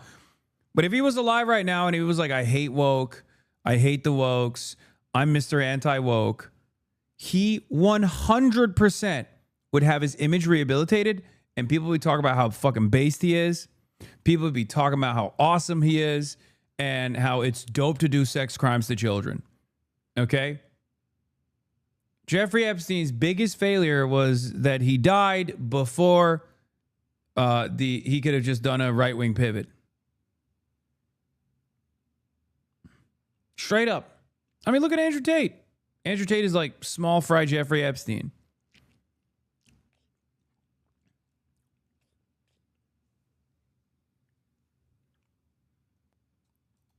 I can do my own video interview and upload it to YouTube. No sandbagging, interview format, or like a diary piece. Steve Bannon says if you do an interview, it can't be like Johnny does a YouTube. It has to be amazingly professional and perfectly cut.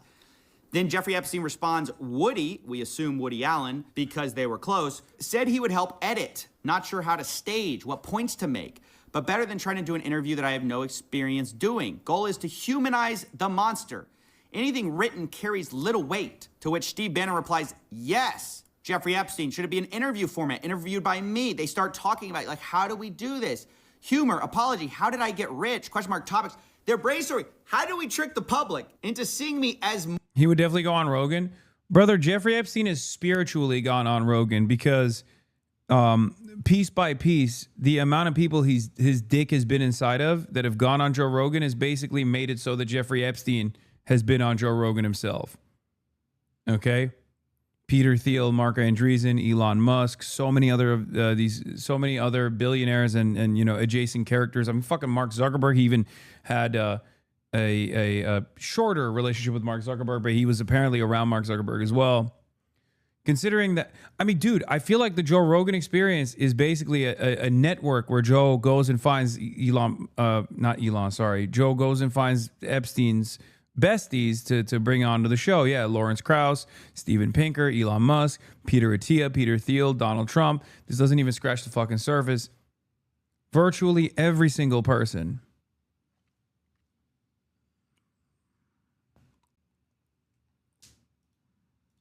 More than a monster. Now, funny enough, right before this, Jeffrey Epstein asks about a dinner with Woody, and then he says, or too many pedos in one place. And you gotta love the self-awareness there. Now, I don't know what he meant by that. To be clear, I'm not making that accusation against Woody Allen. We'll talk about him in a second. That's Jeffrey Epstein saying that. I think what's interesting to point out, though, is how all these rich and powerful people are circling the wagons to try to protect Jeffrey Epstein's reputation, right? This is a guy who at this point has been known for years to have pled guilty to these 2008 charges. This was an open secret. And so Steve Bannon goes along though anyways, and he films this documentary. Now what's interesting is he starts talking about the documentary and he starts saying, I'm watching our second hour now. Guys were blown away. I didn't think it was as strong at the time, but I was wrong. Need huge part about threat of AI versus reality, threat of climate change. And this is where the notes start going back and forth of how can we get you to think of other things? So part of the conceit of this big interview of Jeffrey Epstein was to try to humanize him and actually present him as this genius, everyman, quirky guy with a... Yeah, this was the express purpose of Steve Bannon's quote-unquote deposition, which he changed after the fact, post-mortem. It was to gear him up and do PR for Jeffrey Epstein when they knew that the international sex trafficker stuff was coming back to light. Few flaws, right? They knew they couldn't run away from the crimes. To quote, in Bannon's words, yes, yes, yes, of course, but we must counter rapists who traffics in female children to be raped by world's most powerful, richest men. That can't be redeemed. Can't redeem the unredeemable. You are a lot of things which we will show, but you are not that. Bannon is aware that, like, they can't fully embrace the Epstein thing. They have to kind of make it about more than that. And if you see the YouTube clip going around, that's what that is. And it's been so interesting to watch the reaction because you see, even for people who've been prepped with the idea that this is basically propaganda, some of them still fall for it. They post things like, you know, oh, cat. Yes. Yes. Talking about the Rockefellers over and over again. I listened to the interview. I listened to big parts of the interview this morning. And people are picking apart bits and pieces of it, but it is, you know how I say money has never been more fake than it is at this point in time? Humans have never been more cattle than at this point in time. Okay. I swear to God, a fucking medieval peasant is less cattle than the average American person. We are maxed out on being cattle. Is casually confirming the world's conspiracies because he's talking about 2008. But guys, that's the whole deception. They're like trying to be like, hey, this guy, this horrible monster, he's going to tell you the secrets of the inside club. So you think more, that's the whole thing. That's how they're getting away with this. It's not some kind of, oh, he happened to want to talk about this. This is all premeditated. This has gone through revisions. They even called Jeffrey Epstein the smartest guy in the room. Look, you're the smartest guy in the room, right? You know that. It's honestly ridiculous anyone believes the false conceit of, you're obviously the smartest man in the room. You could tell. Jeffrey Epstein, and I say this sincerely, is not the smartest guy in any room, okay? There are points in this interview where he is so up his own fucking asshole that he says, unironically, yeah, you know what? Plato and Socrates never actually wrote. Writing is actually bad. It's bad for your brain. It causes you to narrow your focus. He said that because he's fucking illiterate and he's coping.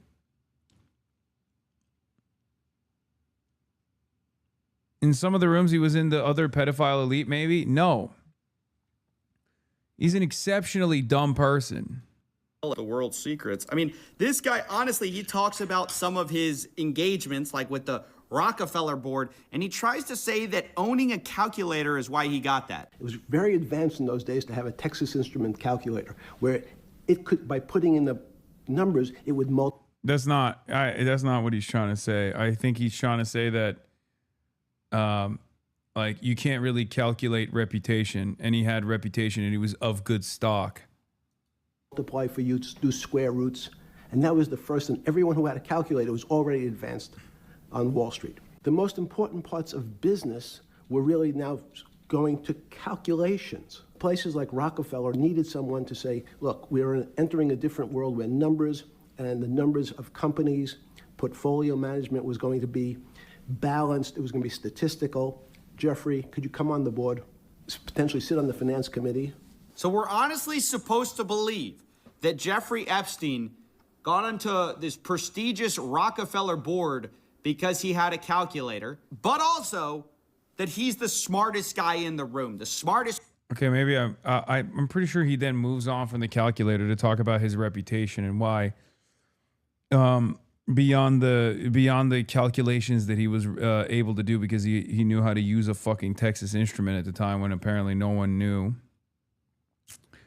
He talks about his reputation, and he talks about how he comes from good stock, and that's the reason why they hired him on the board. It's bullshit. All of it is bullshit.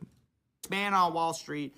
And let's not talk about those horrific crimes he committed because, you know, he's not really such a bad guy after all. But it wasn't just Steve Bannon that was trying to humanize or giving advice on how to humanize Epstein. It was also Richard Branson.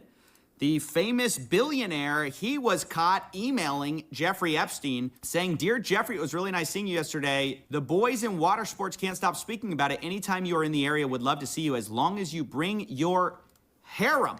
I don't know, that's not that ambiguous, guys. I think we can imagine what that means, but anyway. God damn. I mean, that's expected, but it's so funny that it's like,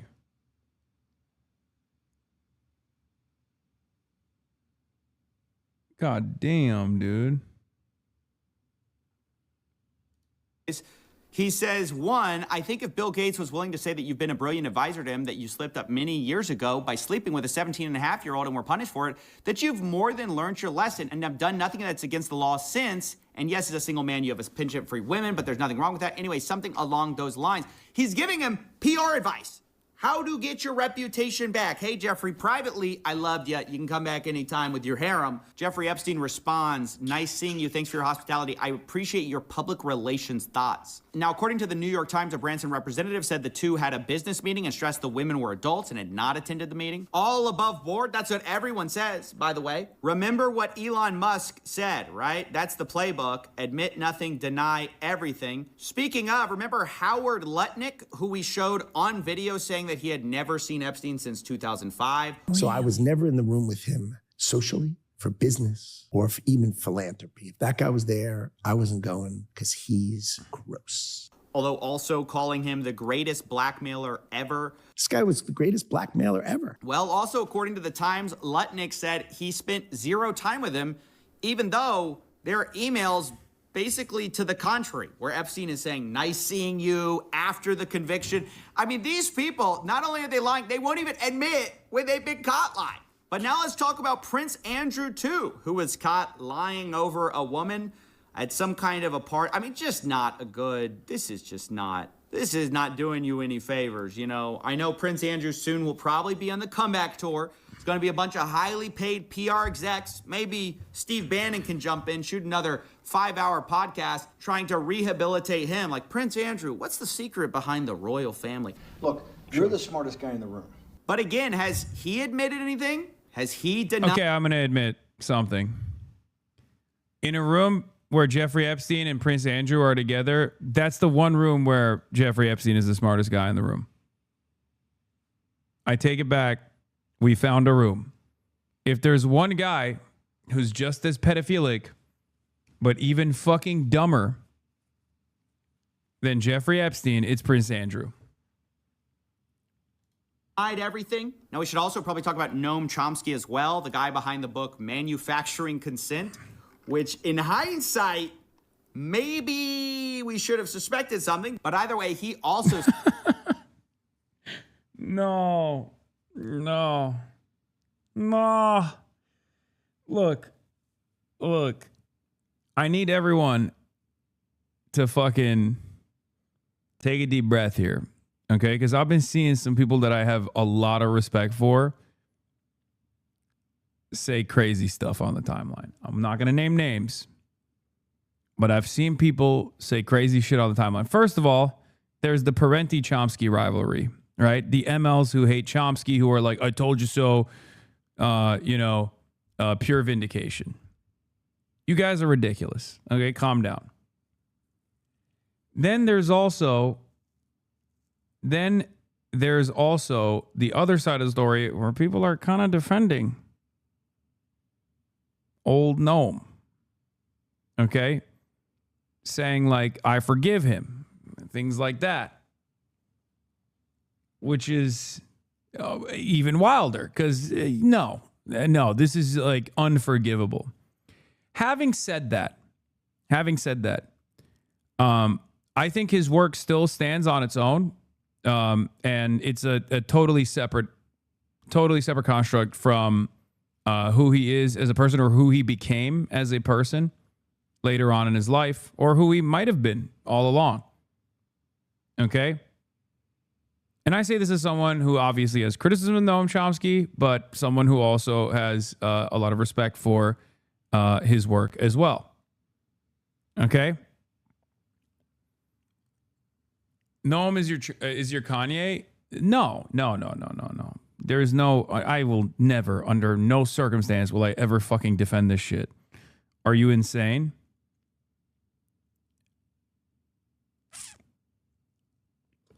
Like guys, one of the worst aspects of this, aside from the fact that he had a deep embedded relationship with Jeffrey Epstein, was that he also had a deep relationship with Steve Bannon, seemingly, which was fucking insane. And not only that, but when people asked him, back when he was capable of responding to every fucking email that he got, he defended it. Okay? It's irredeemable through and fucking through. I'm just saying it doesn't touch like some of his earlier work. It doesn't, like, if you're making a post hoc justification for why it sucks, then you're wrong. If you have an issue with the way you interpret like manufacturing consent or, you know, Profit Over People, all these other books that he's written, and that's, you know, that's one thing. But if you're saying like, oh, well, he's a pedophile, so all of his previous work is like completely irrelevant, well, then no, you're wrong on that.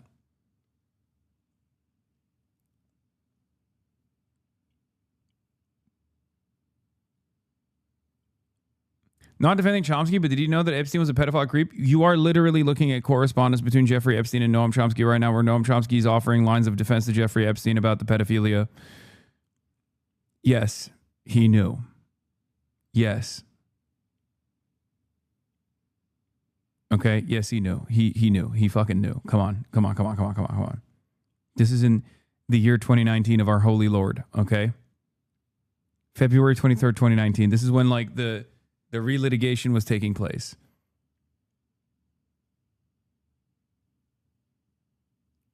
Come on. Yes, he has internet. He absolutely has internet. He used to respond to every fucking email ever sent to him. He has the most amount of internet. Some reputational advice to his buddy Jeffrey Epstein. He says, I watched the horrible way you've been treated by the press and public. It's painful to say, but I think the best way to proceed is to ignore it. When the vultures dearly want is a public response, which then provides a public opening. In general, I think it's best not to react unless directly questioned, particularly in the current mood. That's the best advice I can think of. Noam. Now, he sends that to Matthew Hiltzik of Hiltzik Strategies, who is a also famous PR guy, I guess, trying to help Epstein, I assume, who responds, I think that is wise. Now, later talking with Bannon, Epstein loops in Hiltzik again. He says, Matt Hiltzik thought your idea was epic. Hypocrisy of the liberal left.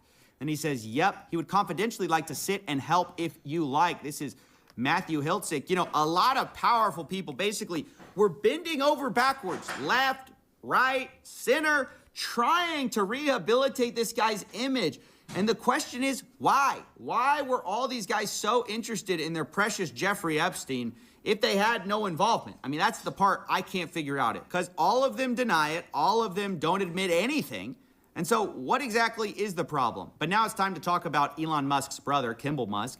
He was also in the files. Jeffrey was copied on an email talking about Kimball's 40th birthday, where the password to the secret party was riot. And then in all caps, Boris, the sender of this email, says, I am not joking about the password. This was in 2012 in September. And now that's important because a little bit later, Kimball Musk is emailing Boris Nikolic and Jeffrey Epstein, and he's talking to them about being connected with some redacted name and saying, I believe you both played a role, whatever that means. Now, whether this was at the party or, you know, right after their meeting in October, I don't know. But what's interesting is Boris responds and says, Kimball, just FYI, you better be nice to redacted.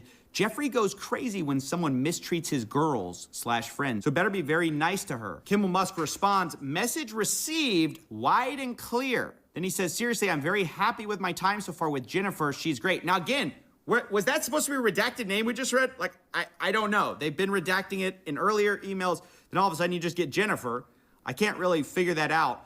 But what I can figure out is that a little while later, a few days later, Jeffrey Epstein gets an email. Now, we know Kimball credits the meetup and says Boris and Epstein were responsible in some way for this. But now Jeffrey Epstein's being emailed about Jen's schedule. Is that Jennifer? I mean, it seems like it because Jen's schedule for the rest of the year, and it seems like the assistant has copy and pasted Jen's response because she says, Sue, these would be dates in November, and then starts saying, you know, this, she can go to New York. She says the 29th to the 7th, she's free. Kimball to New York. Then she says, Kimball, Jen, London.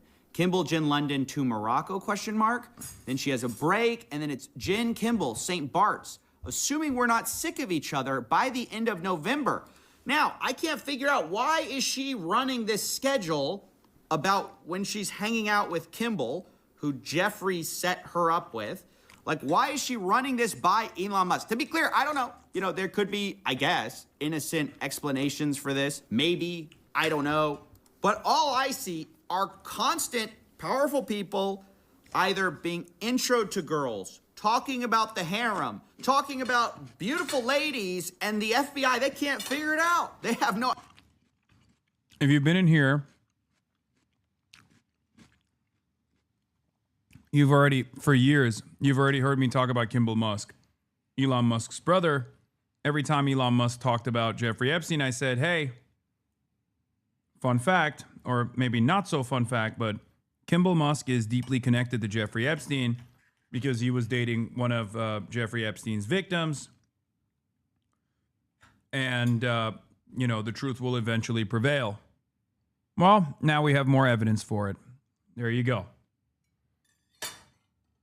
God knows why Elon was running his fucking mouth when he was this connected, though. I didn't know he was this directly connected.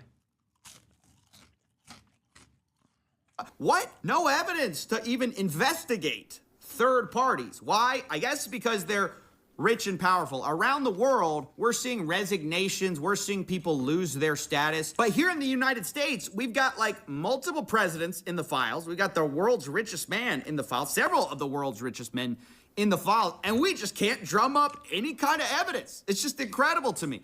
Now, I also want to talk about another rich and powerful person, and that is Peter Attia. He's a podcast bro. He's a longevity expert. And actually, funny enough, I read his book. And that's going to come into play here in a second because, oh boy, did I get some additional context. But let's start here with something that Peter Attia sent Jeffrey Epstein. He says, subject, got a fresh shipment. And then Epstein responds, me too. And there's a completely redacted image. Is that a girl? Is this bad redactions? You know, we don't know, although we'll find out in a second because later Peter responded to this. But Peter says, please tell me you found that picture online. Jeffrey responds, got a fresh shipment. Afraid not. Peter responds, you know the biggest problem with becoming friends with you. The life you lead is so outrageous, yet I can't tell a soul. Why, Peter? Why can't you tell a soul? Why don't you tell us now? Now that it's all out in the open, why don't you tell us why you can't tell a soul the secrets or the life that Epstein leads? And then we get another redacted photo, right? And then some more images, and Peter says, please tell me that's not where you actually are.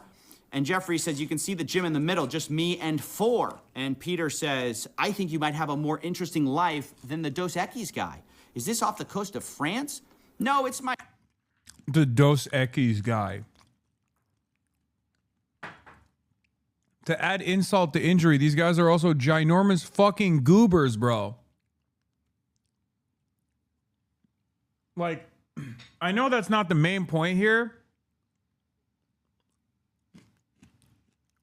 but they're unimaginable fucking goobers.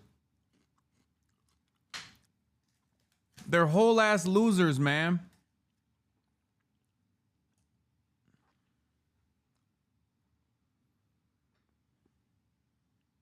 Gooberville, Arkansas. Island in the Caribbean near St. Thomas. If you go to the Google Earth and type in Little St. James. Beautiful. Isn't that nice? Behind closed doors, it's beautiful. In public, you know, we'll hear about what a monster this guy is, right? But behind closed doors, when nobody's watching, oh, it's beautiful. There's some other stuff Peter Attia said, which I'm not going to get into. I don't think it's very, you know, appropriate for medical professionals to be saying such things. But he talks about eating pussy and how many calories it is, right? You know, this wasn't all business, right? This wasn't just doctor-patient kind of stuff. There's a lot of guy talk, a lot of banter between the fellas about ladies. And maybe that's why Peter Attia says that hopefully Jeffrey Epstein is in town when I'm back in 2 weeks. I go into Jeffrey Epstein withdrawal when I don't see him. So guys, these two were close. I mean, apparently so close that, you know, Peter Attia goes into withdrawal when he doesn't see him. Peter Attia says, are you on island? Jeffrey Epstein says, P Beach, probably Palm Beach. And he says, what do you do when you get there? Jeffrey Epstein, guess. Peter Attia, besides that, I mean, they're not even trying to hide it, guys. This is barely code at this point. It's you know, never what do code. you do? Guess. Well, besides that, you know, Jeffrey, we know what you do, right? So it's so funny that the FBI's like, we don't know. We can't tell what's out there. We have no evidence, right? No evidence that could predicate an investigation against uncharged third parties and then proceed to dump on us a ton of evidence, at least to investigate, right? I'm not saying these people are guilty. Obviously, all of them deny, don't admit, blame other people, say other people are responsible for everything. So that is taken as a given. I am not accusing anyone here. I'm just saying, seems like we got a few leads here, fellas. Some people to look at. Now, I want to address the fact that Peter Attia has actually responded to this whole debacle. He says the following email is what I sent my team last night. I sent a similar version to my patients as well. You put your trust, your credibility, your hard work, what we built together, and I take that responsibility seriously. You deserve a complete and honest account of what did and did not happen. I apologize, I did not get this out sooner. I wanted to be thorough. He says, I was not involved in any criminal activity. My interactions had nothing to do with his abuse or exploitation of anyone. I was never on his plane, never on his island, never present at any parties. That said, I apologize and regret putting myself in a position where emails, some of them embarrassing, tasteless, and indefensible, are now public. So it's this apology. You know, he addresses some of the things, and he says that some of it's just banter, right? Like I said, it's just guy talk, whatever that means. He claims that his Got a Fresh shipment was in reference to a photograph of bottles of metformin, and then Jeffrey responded with a photograph of an adult woman. I responded with crude, tasteless banter. He says one line in that exchange about his life being outrageous and me not being able to tell anyone is being interpreted as awareness of wrongdoing. That's not how I meant it at all. What I was referring to poorly and flippantly was the discretion commanded by those socials and professional circles. The idea you don't talk about who you meet. I don't know, Peter. This seems like revisionist history a little bit. I mean, personally, to me, as I'm viewing this, you know, third hand, right? Just from the outsider perspective. Now, Peter says he did ask Jeffrey about his 2008 conviction, because all this happened afterwards, right? He characterized it as prostitution-related charges. In 2018, I learned that this was grossly minimized. I was incredibly naive to believe him, and then later explains that in 2018, November, he read the Miami Herald investigative article, told him he needed to accept responsibility for what he did, and said he even asked Epstein to provide therapy to Epstein. I guess there's no emails of that stuff, huh?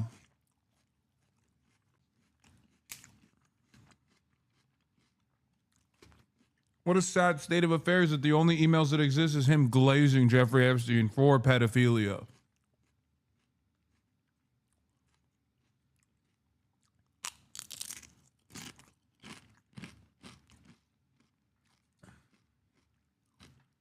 Guys. When I found out, I was like, oh, how dare you, sir? You just haven't seen me say that. And oh, well, it was in private and now the guy's dead. So you can't even ask him. These victims, which is an interesting approach to have here. Now, the funny thing is, there are some more emails between Peter Attia that we need to read. Because remember that he said he read this 2018 article from the Miami Herald. I believe it's this one by Julia K. Brown in November 28th. It's about Jeffrey Epstein assembling a large cult-like network of underage girls. But in December, Peter Attia says, home is very good, work stressful, making some changes. He asks him, what's the fallout from the recent story? Apparently talking about the Miami Herald. Now, maybe I just didn't see the emails, you know, that where he was demanding accountability. I don't know what that's about, but Jeffrey Epstein says, same as usual, just tougher. Peter Attia says, legally, any change. Same as usual. As in, he was aware of the previous charges too, huh? Interesting. Jeffrey Epstein, 0. So, you know, I mean, I don't know. Maybe this whole, you gotta provide therapy to, you know, these victims happened. I haven't seen it yet. I definitely could see it. But it's just kind of shocking. I just kind of don't buy it. Like the whole, is there any change legally? That more sounds like you're covering yourself. I mean, just to be honest. But maybe I could look past all of that if not for the thing we're about to see, which just in my mind is maybe the worst thing I've seen in the files. Not for its, you know, explicitness, the amount of simping that people did for Jeffrey Epstein. Now they all say, oh, it was a personal mistake, blah, blah, blah. I regret it. I didn't look into it enough.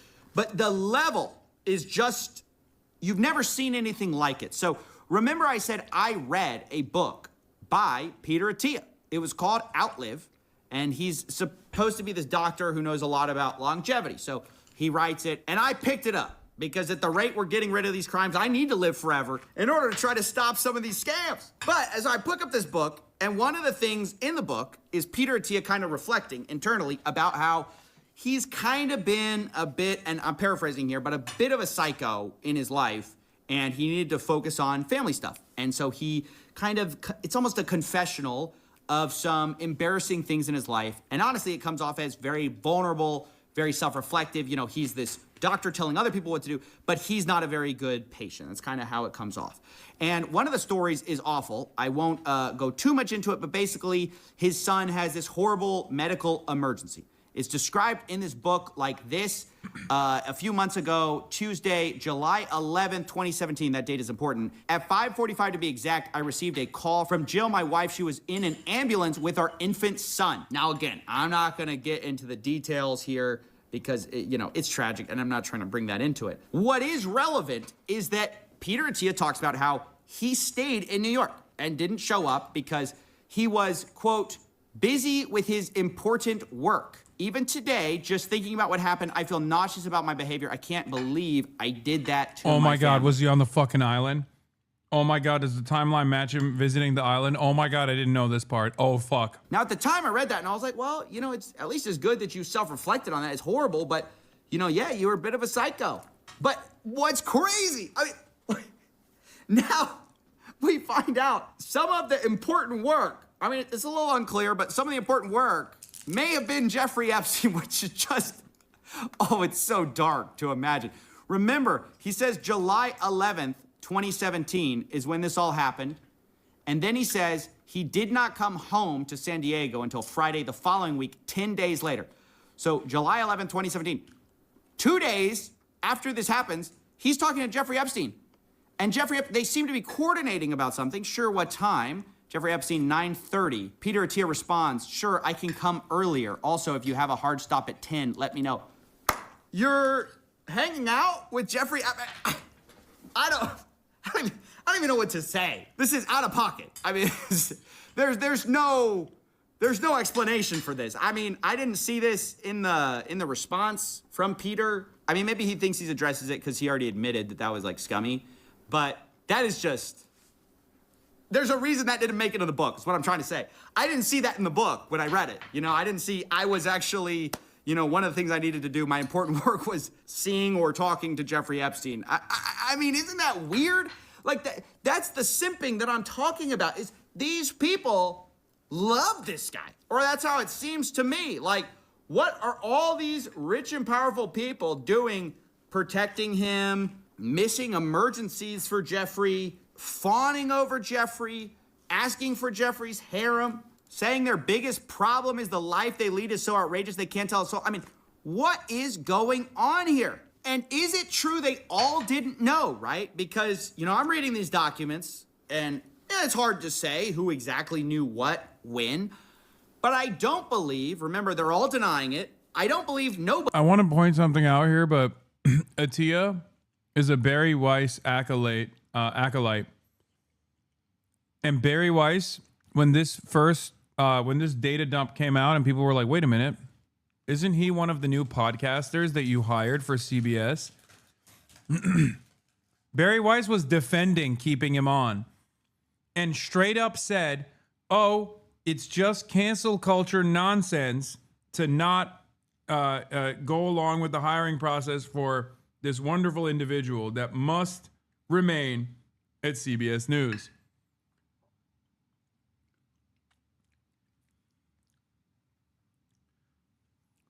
I love Barry Weiss so much because she makes my job so easy. She's just consistently wrong. She's bad at her job. You couldn't wish for a better pro-Israel advocate.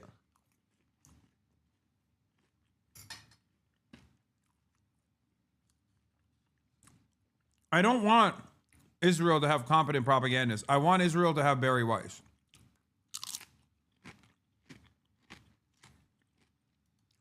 Knew, right? Clearly, some people knew what was going on, and there's all this kind of coded language in the files where they talk about this stuff almost in like a nudge kind of way. Here's some Woody Allen stuff. He was in the files. He says his business office, if you can make out the check to me, it looks very Woody Allen, no.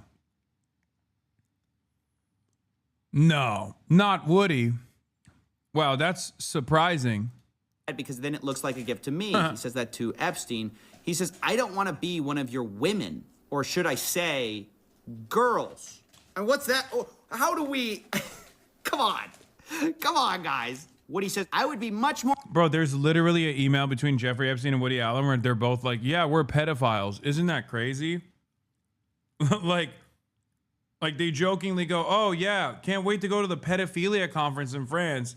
And then the other one's like, yeah, because we're pedophiles who love having sex with children, pretty much. I'm paraphrasing. Isn't that fucking insane? And then you still got motherfuckers being like, oh, dude, what kind of code words are they using? Are they using pizza? No, man, the code word is pedophilia and raping children. There's no code word. They just say it out loud.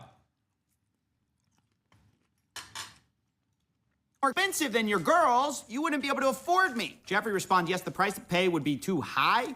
Woody says, this will be a beautiful friendship. And then Jeffrey says, as long as I follow orders, smiley face. Woody Allen sends a message saying Woody says the exact same thing, but in a dirtier way. Jeffrey responds, what did he say? Woody Allen, are you kidding? I can't put it in writing. I mean, no evidence? No evidence. How? Come on, I think I see a little bit of evidence. I'm squinting, but I think I can see a little bit of evidence. I mean, guys, like Jeffrey Epstein right here, where he's talking to a guy, he says, Paris with Woody, and the person responds, for le pedophile convention. And Jeffrey says, I think pedophile is the plural. I mean, no evidence. I mean, is that no evidence?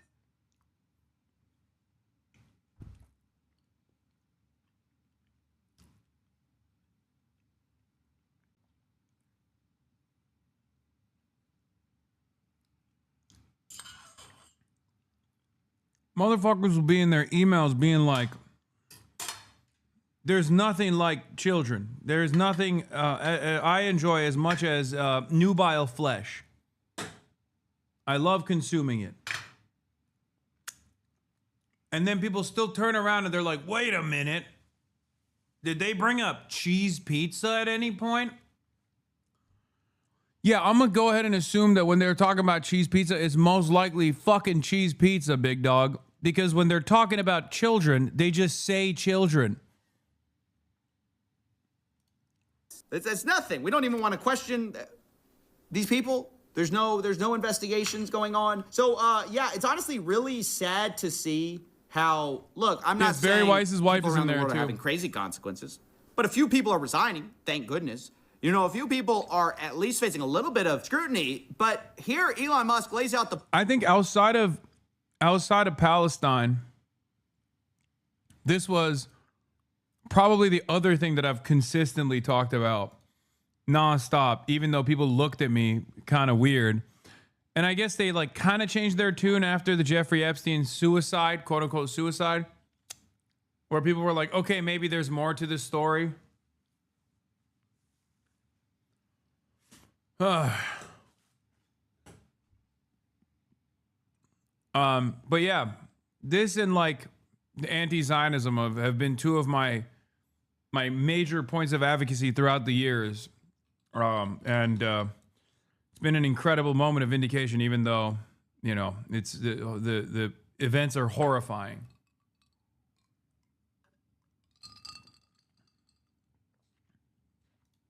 Book, apparently for our guys, you know, we had... OG HasanAbi has no. I once did an 8-hour Jeffrey Epstein analysis, and it was so long that YouTube completely blacklisted my channel, and I had to delete it.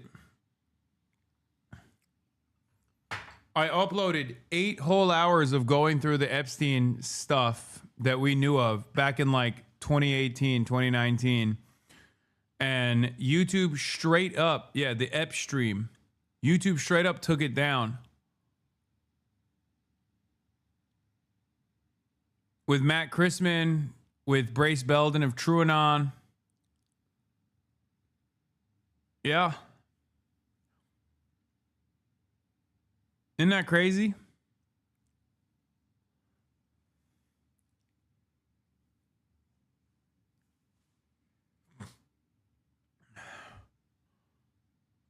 Noam Chomsky's wife calling Jeffrey Epstein a hero? Wait, what?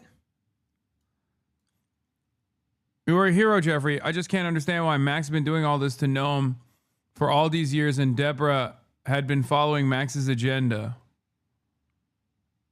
Wait, are they talking about, who are they talking about? Is it like Max Blumenthal?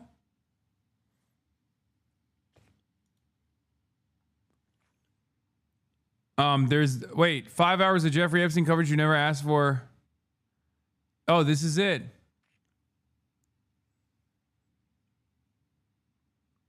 It was initially 7 hours. Cut down to 5 hours.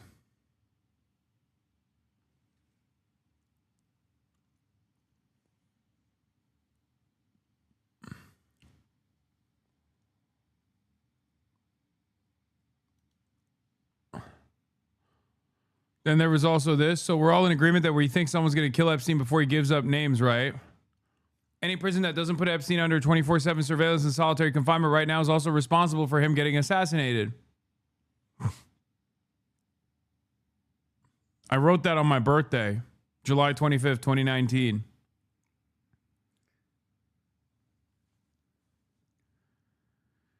Yeah, y'all think I'm pre-watch Piker new. Y'all think pre-watch Piker is a new thing, okay? It's been around.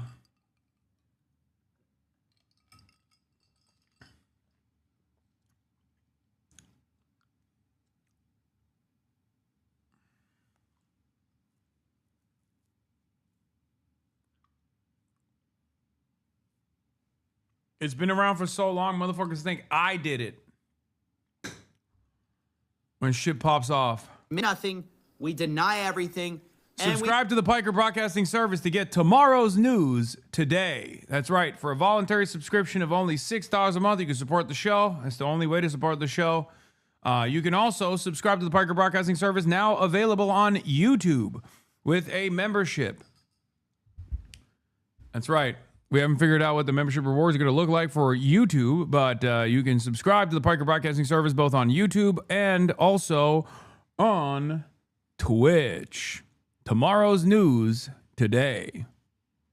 We blame others. We just push the spotlight onto other people. And unfortunately, that's what you've seen the whole time from all the people in the files. You know, all of them say, oh, I was so happy these files came out. It's about shining accountability and justice for the victims, but I had nothing to do with it. Okay, so then where's the justice for the victims? So nobody, you know, all of you say somebody else had something to do with it, but everybody says nobody had anything to do with it. The FBI says they don't have any other, you know, investigations, any other kind of leads, despite the fact we have one of the procurers of the women just walking free, apparently, like no charges against him. Have we investigated him? I mean, it's just shocking how much the Epstein files show the powerful, how they protect their own, how so many of them knew what was going on to the extent they found out later. A lot of them tried to protect Epstein, like literally make PR campaigns for his reputation. And this is a dark look at the state of the world, honestly, because Epstein happened a while ago, but the reason everyone cares is because there's other Epsteins around, right? There's other people evading accountability all the time. There's other people that this band of billionaires and power brokers and PR people, even lawmakers, they circle the wagons and protect their own to the point you can never get accountability for anything. So anyway, that's it. It's a hard look at the Epstein files, but it's one we needed to do. But I want to make the disclaimer once again that, look, I've tried to read people's individual denials where I could, but you should just assume everyone that we are talking about firmly denies any kind of criminal wrongdoing. They deny anything untowards about any kind of minors. And given the fact that our government doesn't seem to want to investigate anyone, I would just assume everybody here is completely clear. And so I want to get all those caveats in here because we are talking about some very powerful people with enormous means. And I don't want to be seen as I'm saying stuff. I'm reading the files. I'm giving my personal opinion. But ultimately, this is an indictment of our FBI and the people in power. And that's what I think the Epstein files have really shown us. This has been a long road. Can you believe it all started over here? And we have come all this way with all these files coming out. And it seems like the question is on the table. Are there going to be consequences? Is there any chance that any of these individuals... Why does he have to make this kind of disclaimer? Are you kidding me? Millions of people watch his videos. He already explained it. Do you see the 4chan post that was posted before Epstein's death that was publicly revealed, confirmed to be posted by a guard in his unit? Yes, I have. I remember it at the time. I remember all the conspiracies at the time. I think this is a crazy one. Individuals who partied with Epstein and engaged in, relations with minors will be prosecuted. Any chance? I'll never say no, and we will always investigate any evidence of misconduct. But as you know, it is not a crime to party with Mr. Epstein. And so as horrible as it's not a crime to email with Mr. Epstein. And some of these men may have done horrible things. And if we have evidence that allows us to prosecute them, you better believe we will. But it's also the kind of thing that the American people need to understand, that it isn't a crime to party with Mr. Epstein. It isn't a crime to have Didn't look like that's all that was going on some of those photos. I mean, if the photos could speak, some of them look pretty bad. That's right. And unfortunately, photos can't speak. I have to acknowledge the elephant in the room at this moment. Your ex-husband. Oh my God, Melinda went on NPR. Oh my God, Melinda, my queen.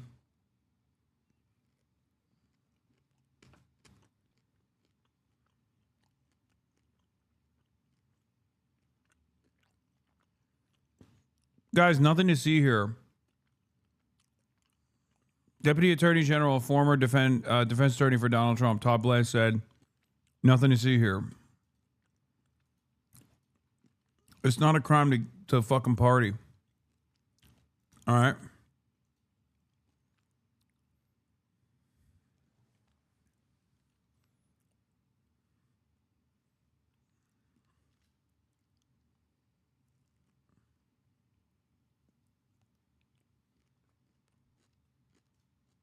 Bill is named in the newest tranche of Epstein files. And there are new alleged details about his past behavior. And I want to give you the opportunity to respond in whatever way you want to. Well, let me say this. I think we're having a reckoning as a society, right? No girl should ever be put in the situation that they were put in by Epstein and whatever was going on with all of the various people around him.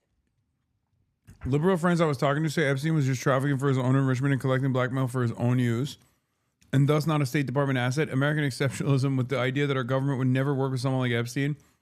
Same reason why people think Israel controls America and not the other way around. Yeah. I love that shit, dude. So it's just an aberration that, like, Todd Blanche is currently defending all of the co-conspirators. You know? Totally random, totally unique, totally different than the ways in which the government normally operates. No girl.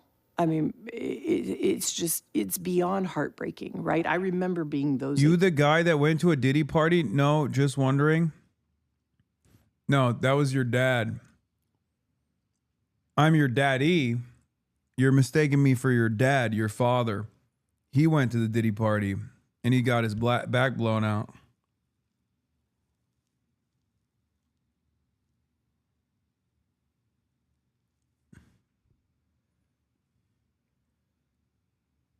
Remember when the people that were doing the Hasan went to a Diddy party bullshit were also claiming that I was on Epstein's Lolita Express?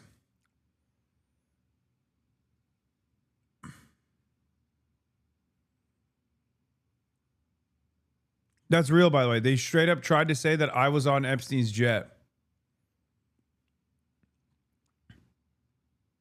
And people literally were like, dog, like the ages don't line up. Like, what the fuck are you saying?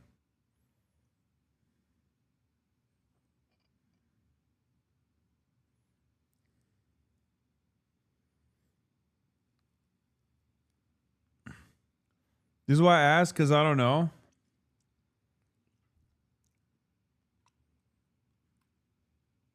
Brother, are you a groomable adult? Like, is that what you're saying here? You're like, I'm really stupid, so I have to ask these questions.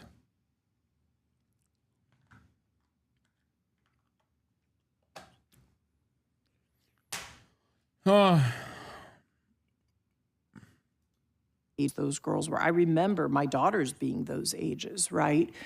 So for me, it's personally hard whenever those details come up, right? Because brings back memories of some very, very painful times in my marriage. But I have moved on from that. I purposely Remember the white party you pushed attended? it away, and I moved on. Yeah. I'm in a really unexpected, beautiful place. Tech don't genuinely believe your private jet pic might actually have been related to Jeffrey Epstein. Yeah, remember when we found out that Rape Tone was doing all this stuff specifically to disparage me so that he could continue farming an audience? Yeah. Rape Tone. He did this in a court of law. Like, he openly admitted in a court of law that he did a right-wing pivot and started farming content against me. Including but not limited to slander such as this.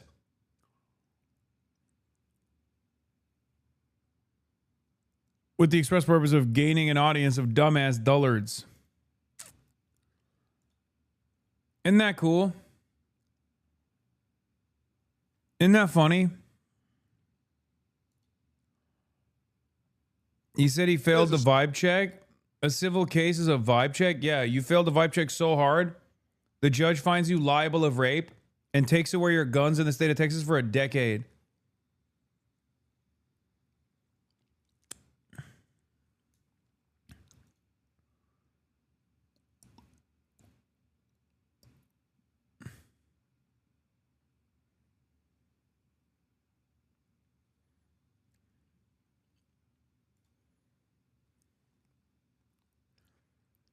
Rape Tone doesn't realize, like, he's going to get another fucking restraining order if he keeps this shit up. You know what I mean?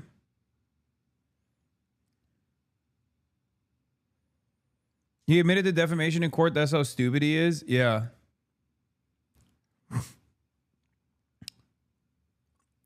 I do love shit like that. When these guys will just, like, straight up go to court and be like, yeah, as a rapist, I had to farm the dumbest people on the planet, Your Honor. And obviously, the dumbest people on the planet happen to be right-wing. It's not my fault. You know? Like, that's quite literally what he did. He was like, I have no other option. I have to get even dumber than I currently am. I have to lean into these fucking morons because these fucking morons want that slop, that unlimited slop. Also, Your Honor, I have a tiny dick. Incredible stuff. I'm schizophrenic. I have a tiny penis. And I love right-wing slop because right-wingers are so fucking stupid that as long as I just say Hasan is stupid, Hasan is bad, Hasan is evil, they just keep watching my videos. It requires zero effort, Your Honor. You should try it too, honestly. You should try it one time to see how fucking easy it is. And then you'll understand why I'm doing it, Your Honor. Dog, the Epstein files got released. Who cares about Rape Tone? Well, first of all, take a day off. My least favorite type of chatter who's like, I can't believe after your fucking 3 hours of coverage on the Epstein files, you sidestepped for a brief moment to make a joke. Okay?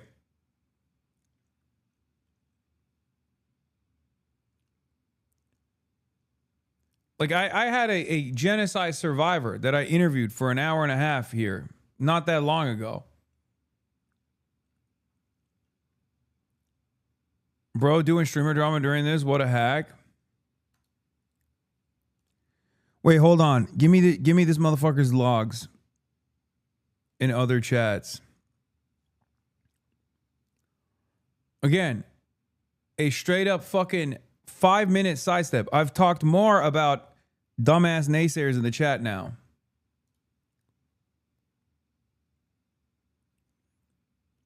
Someone give me his logs. in my life.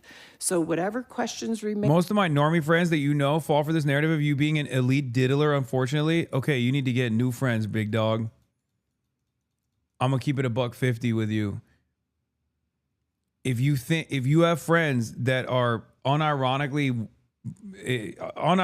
believing that shit, they are some of the stupidest people of all fucking time.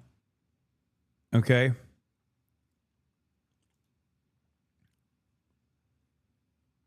You know, they might not be salvageable. There of what I can't even begin to know all of it. Those questions are for those people and for even my ex-husband. They need to answer to those things, not me. Well, and I am so happy to be away from all the muck that was there. I have to put more words to the muck for context for our listeners. The emails in the files suggest that Bill Gates had additional affairs and that he tried to get medication to treat a sexually transmitted infection, and that he was going to give you the medicine without you knowing. His representative has said all of this is false. It is not on you to have to respond to. Isn't Melinda Gates just as guilty as the rest of them? No, actually, Melinda Gates is one of the few people that actually came across unscathed from this entire process, because she literally was like, I'm breaking up with you, I'm divorcing you, and then I'm also fucking outing. Not only am I divorcing you, Bill Gates, but I'm also outing you for why I'm divorcing you. And at the time I thought she was doing expert PR maneuvering. Like, I thought it's fair to use this as an opportunity to just like pull the ripcord. And because I didn't know the extent of Bill Gates's like malignant behavior. And we didn't, for the record. Until this last batch, we did not know what Bill Gates had done. Like, we didn't know the extent. We had suspicions. Guys, we had suspicions that Bill Gates had done some fuck shit, but we did not know the extent of the depravity. And at the time I said, like, I think Melinda Gates is doing, a good thing here, because she did straight up, Hasan not believing women, shaking my head. No. I didn't say I didn't believe her. I said that given the limited amount of information that we had about Bill Gates' involvement with Jeffrey Epstein at the time, I'll be honest, I thought Bill Gates was too much of a nerd. Like, I'll say it. Out of all of these people, I knew about Elon, I knew about Kimball. I talked extensively about a lot of these, like, clients and allies. But the two people that shocked me when I first found out about it were Noam Chomsky, obviously, and Bill Gates. And it blew my fucking... I mean, even Stephen Hawking makes sense to a certain degree, right? Even though it's unexpected. You're like, physically, how is this possible? But he apparently was getting around. But Bill Gates, I did not think was just... I never would have thought that he would be around. He'd be constantly doing that shit. So much so that he got an STD and gave it to his wife, like ex-wife. It's fucking insane. Yeah, bro. Stephen Hawking was freaky. Or Dawkins? Wait. No. The dude in the wheelchair. The galaxy guy.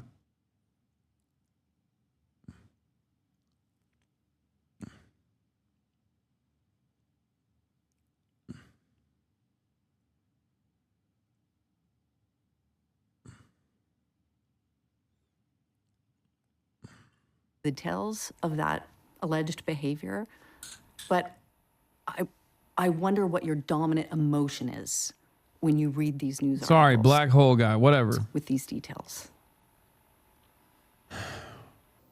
Sad. Just unbelievable sadness. Unbelievable sadness, right? Oh, yeah, Richard Dawkins was also photographed next to Jeffrey Epstein. I don't know what level of involvement he had, though. Yeah, bro, they had a submarine custom outfitted for Stephen Hawking on the island, bro. Real craziness. Brother, look at this. That's on Little St. James, dude.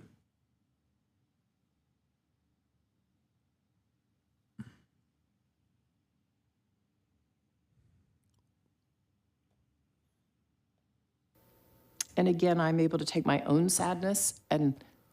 Bro, they made the fucking island ADA compliant so that he could do predation. Do you fucking understand? Do you know, like what the fuck goes on in someone's mind where they're like, I'm in this condition, like I still got to do some fuck shit. I got to figure out. Can you make the island ADA compliant for my pedophilic needs? Pedophilic needs is crazy. I'm sorry. That's a wild sequence of events that took place.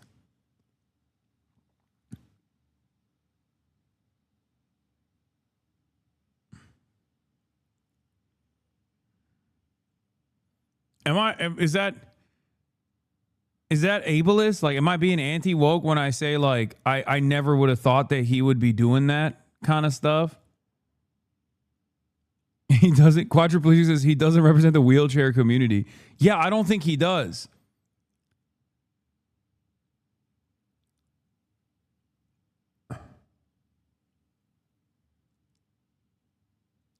Yeah, it's crazy because then we investigated a little bit further and found out he had allegations with his caregivers beforehand. It's ableist to assume Stephen Hawking couldn't be a rapist.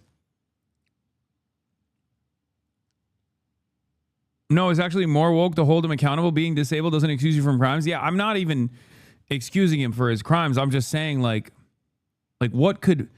It really does show the depravity of not to get all like toxic feminist up in this bitch, but like it really does show how it's always somehow men find a way. Like, I'm sorry, dude, you can't move at all. You can't even communicate. Like you literally have to use your brainwaves to write out like harassment. That is, I don't think there's a female equivalent of this, okay? I don't think, controversial opinion, fucking throw me into orbit. I don't think there's a female equivalent of this where someone is just like straight up, like strapped to a robot for the rest of his life. And she's like, I gotta do sexual harassment. Like one key click at a time.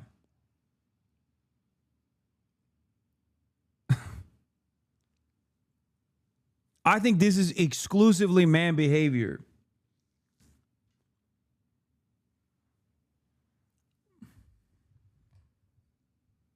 I've never seen anything like it.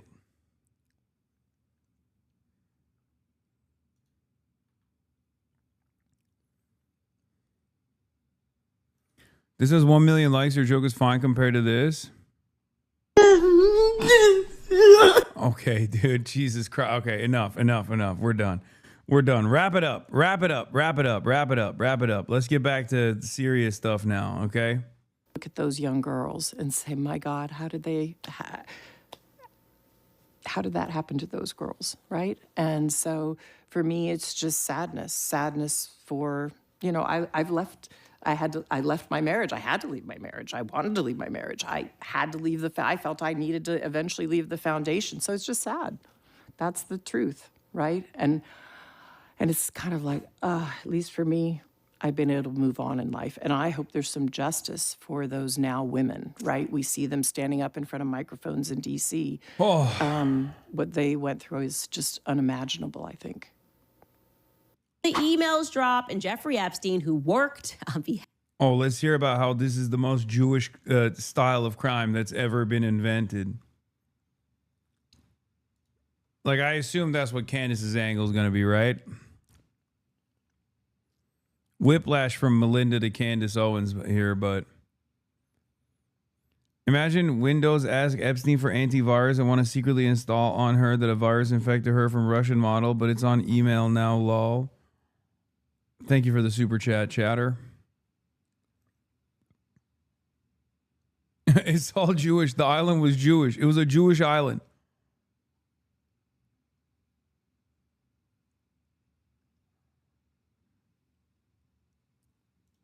Half of the Rothschilds, according to him, he wrote that in an email, The Rothschilds, who credit themselves with having created which nation state? Oh, right, Israel. Israel, the same nation state that is having a bunch of women say that they were ritualistically abused in a forest by rabbis. That's happening in the Knesset right now, that nation state, saying that they were 3, 4. One of the things that makes it extra difficult when parsing through Candace Owens' commentary is that, as we've always joked about and talked about quite a bit, that like there is a lot of stuff that goes on in Israel that is like, that has the makings of a perfect anti-Semitic conspiracy theory. So like what she's bringing up here is not, I mean, that's a real article from Haaretz. Now, the problem is there's pedophiles in every religion, okay? It's not exclusive to Judaism. Candace Owens, however, will take this thing, right, and tie it back to, you know, Israel's non-extradition policy and ease of access for, you know, other people who have engaged in pedophilia. And then we'll create this narrative that, you know, all Jews are like this.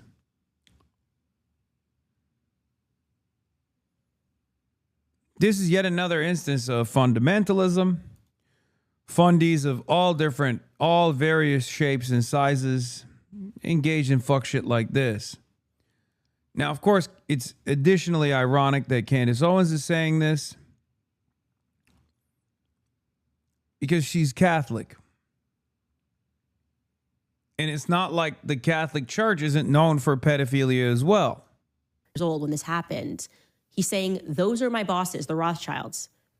And here is a brief, but by no means an extensive coverage video that was put together by, I assume this guy must be Goy, right? Goy? Is he Goy? TikToker, Contrarian put this together.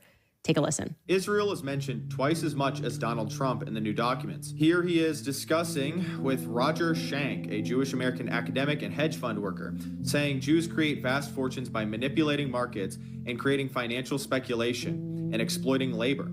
He says, let the Goyim deal in the real world. In a discussion with the Rothschild family, Epstein says if they overthrew the Ukrainian government, there would be great opportunities. The Rothschild family paid Epstein $25 million for certain algorithms. While talking to Peggy Seigel, August 7th of 2010, she asks if an event is going to be 100% Jewish. He says no, they'll have Goyim in abundance. But don't worry, they're just brilliant wasps from JP Morgan. Did he just fucking key search Goyim? And Goy, is that what happened here? Where it's like, yeah, guys, Jeffrey Epstein is a Jewish supremacist. Big surprise. He's also an ultra-Zionist. He's also an international sex trafficker of minors who worked for the Mossad and the CIA. Allegedly, the last two parts. I mean, we have a lot of evidence for that at this point. I mean, half of the shit that they're talking about directly corresponds to that, including but not limited to opportunities in Ukraine. Okay? Whether it be talking about ISIS and Daesh, whether it be talking about the attempts of Israel and UAE alongside Saudi Arabia when they wanted to fucking invade Qatar. Like all of the conversations that he's having as an asset of both the American state and the Israeli state. He's not having those conversations as a Jew. Okay? Lock the fuck in. This is what's so frustrating about this analysis. And I'm not doing this to I don't know, engage in Jewish exceptionalism or anything like that. It's just outright unproductive. Okay? Because any moment that you spend on Jeffrey Epstein being Jewish, by the way, he's Jewish. Have you noticed he's Jewish? He's a Jewish supremacist. It's like, yeah, I have noticed that. I know. And so was Itamar Ben-Gvir, for example. But I don't give a fuck about that beyond the fact that that ideology is running amok in the nation state of Israel. And that ideology is the underpinning of why Israel engages in ethnic cleansing campaigns against the Palestinian population. I care about Zionism as an ideology more than I care about like the entire Jewry that is responsible for the nation state of Israel. Okay? These guys don't. And we found out exactly what happens when they don't care about the Israel angle and do care more so about the Jewish angle.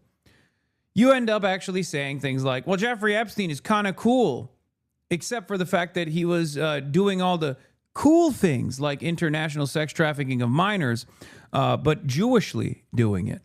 Okay? That's not the problem, dumbass. It wouldn't be appropriate if Jeffrey Epstein was, I don't know, Jeffrey McGurk, Jonathan McGurk, whole ass Christian doing it. It would still be fucked up.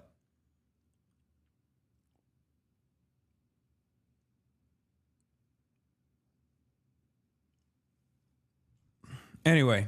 Joshua Finkelstein, BlackRock's Larry Finkelstein's son, is accused of not having any respect for non-Jews, seeing them as not human.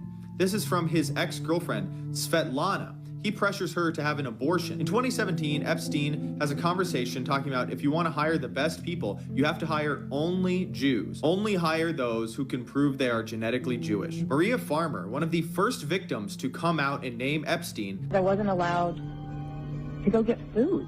And when I called Ghislaine and asked why I couldn't eat there, she said, it's a Jewish country club. You're not Jewish. They're not going to serve you. They, honest to God, think their DNA is better than everybody else's. Said that their operation was motivated by Jewish supremacy. Anybody gonna say that that's not real anymore? She went out there and claimed there were tens of thousands of hours of tape.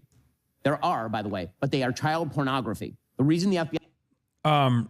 The guy's openly a Nazi. Oh, you mean contrarian? I know. I'm just so sick and tired of leftists thinking they're doing universal humanitarianism by constantly crying about Jewish exceptions when pushing back against entirely unnecessary anti-Semitism. Yeah. Also, that's kind of funny that you say that because that implies the existence of necessary anti-Semitism, Megaphonics. I know that isn't your intention when you say that, but this is what I was asking you yesterday. Like, how do you even, in our anti-Zionist agitprop with normal people, effectively respond without losing them to a long explanation about anti-Semitism versus Zionism? Like, normal people see this and become both anti-Zionist and anti-Semitic. Like, I don't know how to combat that effectively. I mean, you combat that by, once again, just being like, the notion that every Jew is responsible for all of this is just idiotic. It's so difficult to combat this narrative, partially because you can't point to white people in the same way, because when you got a white pedophile, or even like in Candace's case, when you got the Catholic Church that's like filled to the fucking brim with pedophilia, credible allegations of pedophilia, no one immediately assumes every fucking Catholic person is a pedophile. Okay. Whereas because Jews, there's not that many of them, and they have a history of historic marginalization. Yeah. When you do actually talk about Jewish fundamentalists, Jewish supremacists, or a Jewish person that's engaging in pedophilia, people immediately go, oh, this is how they all are. You know what I mean? And like, although, as I've talked about before, institutional anti-Semitism is not a thing yet. It was a thing in the past. It hasn't been a thing for, a good 4 to 5 decades now. And there is no like systemic discrimination against Jews, once again, yet. It used to exist. It doesn't anymore. And therefore, anti-Semitism as a bigotry, it should be combated as every bigotry should be combated against, but is nowhere near as impactful because it's not tied to the same like systematic forms of violence. Anti-Semitic violence can still happen, and anti-Semitic violence does happen. But the reason why, if you don't want to factor that in to the equation, the reason why you should still combat against these narratives is because when people actually lean into the Jewish aspect instead of Zionism, instead of Israel, they end up being undisciplined and unfocused. If your goal is to actually combat the atrocities that Israel is engaging in, you have to make people fucking focus in on Israel's crimes. When they start talking about Jews and how this is all about Judaism, all this shit, they don't really care about Israel as much. They just they focus their enmity towards Jews. It's reactionary thinking. And not only is it reactionary thinking, but it expands your consciousness into further and further reactionary ideology. It leads you down anti-communist thought, where you start saying like, oh, the painter man, you know, he had some good ideas, shit like that. You become a part of this very dangerous in-group. I think the point of combating anti-Semitism leftistly is when it happens is real, not manufactured, over-exaggerated. The correct thing to do is call it out and push back against it. People on the left get over-corrective and refuse to do sometimes. Yeah.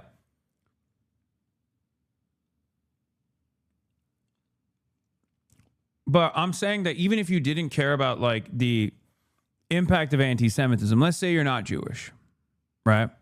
And you're like, why the fuck should I care about this? Like, by and large, you know, you should care about it, for the record. I'm saying that you should, but let's say you don't, right? Or let's say you're talking to someone who doesn't. And you're talking to someone who doesn't, and you're like trying to convince them that this is not about like Judaism, but instead it's about Israel. The reason why you should care about this enough to push back against the anti-Semitism is not to like get the ADL off your ass. Let's be real. They certainly haven't gotten off mine, you know. Jonathan Greenblatt rides my dick on a daily fucking basis, regardless. But the reason why you should care about it is because at best, it's still unproductive, and it causes people to focus their enmity and their attention away from Israel, but to every Jewish person on the planet. And that's fucking idiotic. You know?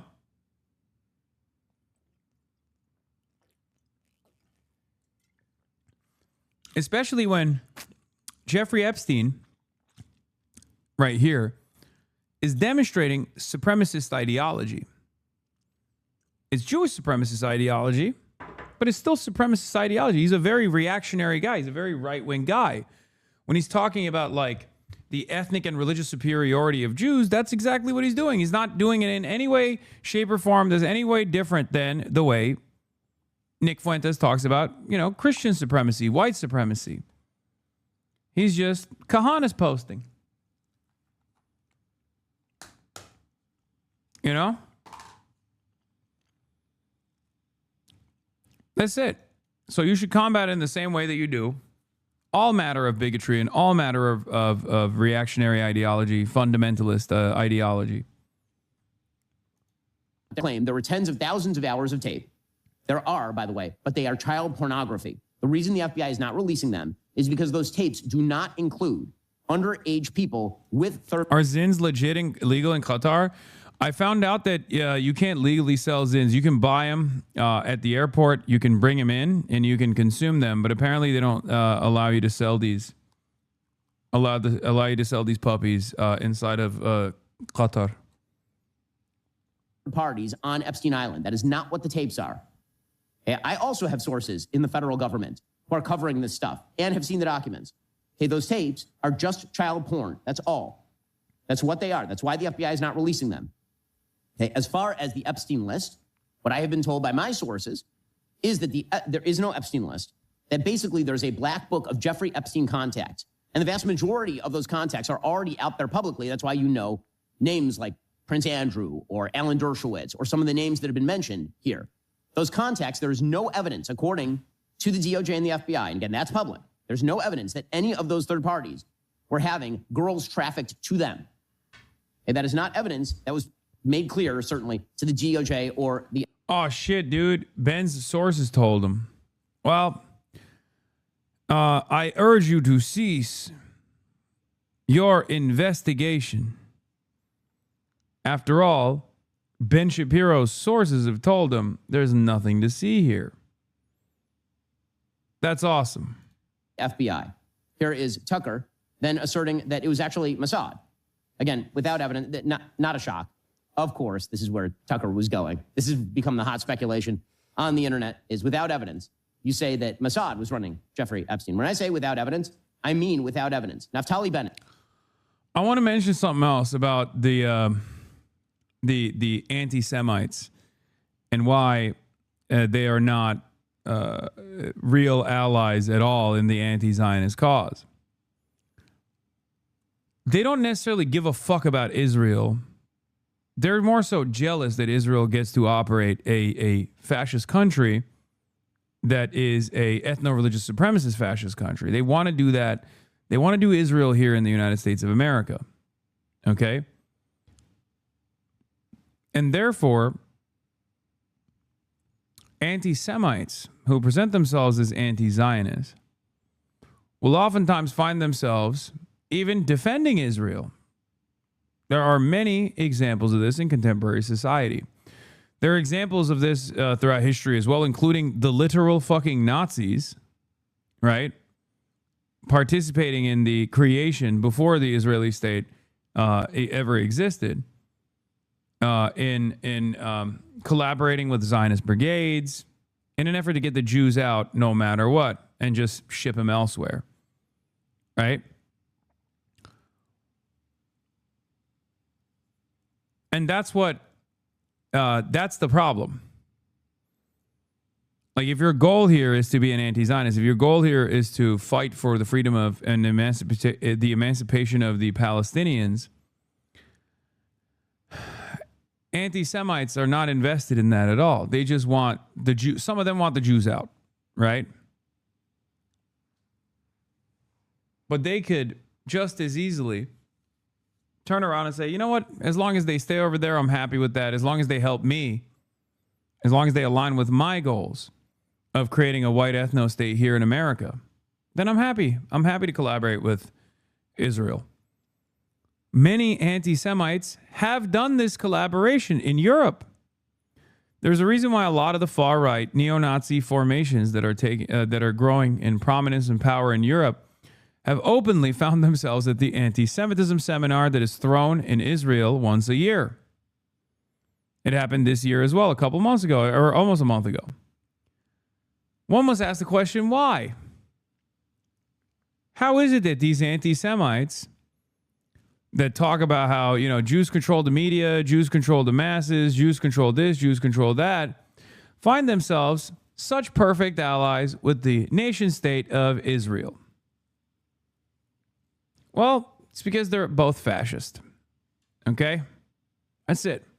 The former Israeli prime minister said, quote, as a former Israeli prime minister with... Oh, dude, Ben. Naftali Bennett said so? Fuck. Damn, dude. You make such a compelling case. Hey, guys. My sources in the Mossad told me that Jeffrey Epstein certainly wasn't a part of it.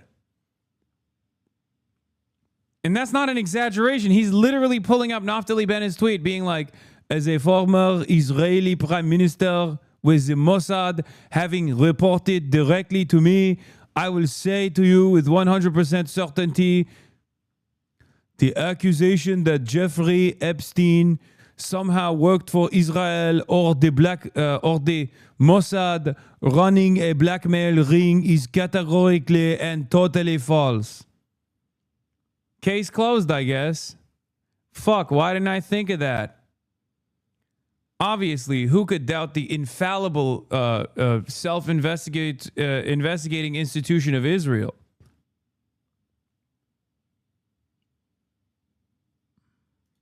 The Mossad having reported directly to me, I say to you with 100% certainty, the accusation that Jeffrey Epstein somehow worked for Israel or the Mossad running a blackmail ring is categorically and totally false. This accusation is a lie being peddled by prominent online personalities such as Tucker Carlson, pretending they know things they don't.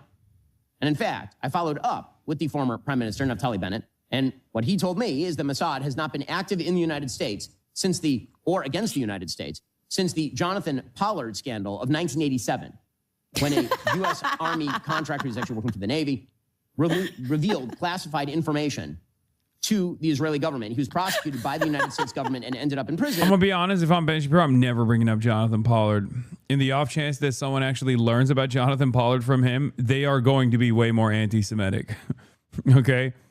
Like, if I'm a guy who's like, you know, I really love Ben Shapiro because of all of his advocacy against, like, you know, Guatemalan migrants and stuff, but I'm a little iffy on this Israel shit. But, you know, I respect him. He's Jewish. Maybe that's the reason. Let me hear him out. And then they accidentally find out about fucking Jonathan Pollard from Ben Shapiro, they're never turning back. They're going to be like, oh my God, Jews do control the country. Like, this is a foregone conclusion at this point. I was so deluded and so wrong. If I'm Ben Shapiro, I'm never bringing up Jonathan Pollard. Because Jonathan Pollard's story is so fucking insane. It's also pretty funny because, like, Trump did that shit. Trump literally gave Sheldon Adelson, Jonathan Pollard, who then flew him to Israel, and they gave him a standing ovation when he actually arrived at Israel. It's the biggest flex of all time. Who's Jonathan Pollard here? Ben Shapiro explained it. Totally false. This accusation is a lie being peddled by prominent online personalities such as Tucker Carlson, pretending they know things they don't. And in fact, I followed up with the former Prime Minister, Naftali Bennett, and what he told me is that Mossad has not been active in the United States against the United States since the Jonathan Pollard scandal of 1987, when a U.S. Army contractor who's actually working for the Navy revealed classified information to the Israeli. Jonathan Pollard is so funny because he'll go on Israeli television and be like, every Jew obviously only cares about Israel. Like, he is literally the dual loyalty trope in action. Like, he's the guy that takes the trope from an anti-Semitic conspiracy and turns it into, like, reality for Jonathan Pollard. American-born Israeli former intelligence analyst who was jailed for spying for Israel. Pollard, in 1984, sold numerous state secrets, including the National Security Agency's 10-volume manual on how the U.S. gathers its signal intelligence, and disclosed the names of thousands of people who had cooperated with the U.S. intelligence agencies.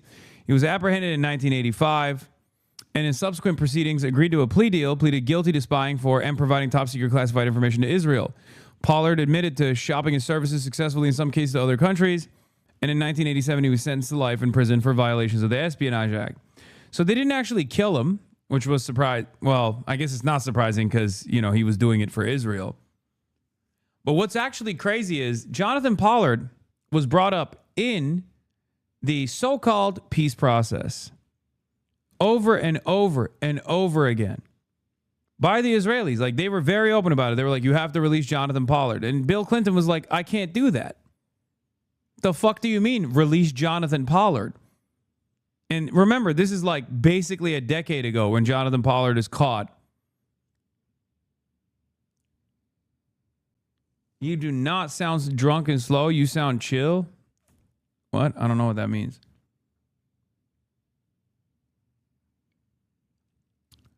Jonathan Pollard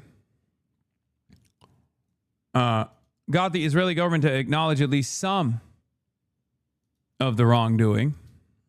Okay. And issued a formal apology to the United States in 1987, but they did not admit to paying him until 1998. Okay. Over the course of his imprisonment, Israeli officials, U.S. Israeli activist groups, and some American politicians continually lobbied for a reduction or commutation for his sentence. Why the fuck were American politicians demanding a commutation of the sentence of a spy that sold state secrets to the nation state of Israel? Once again, American politicians and numerous American Israeli advocacy groups kept demanding it.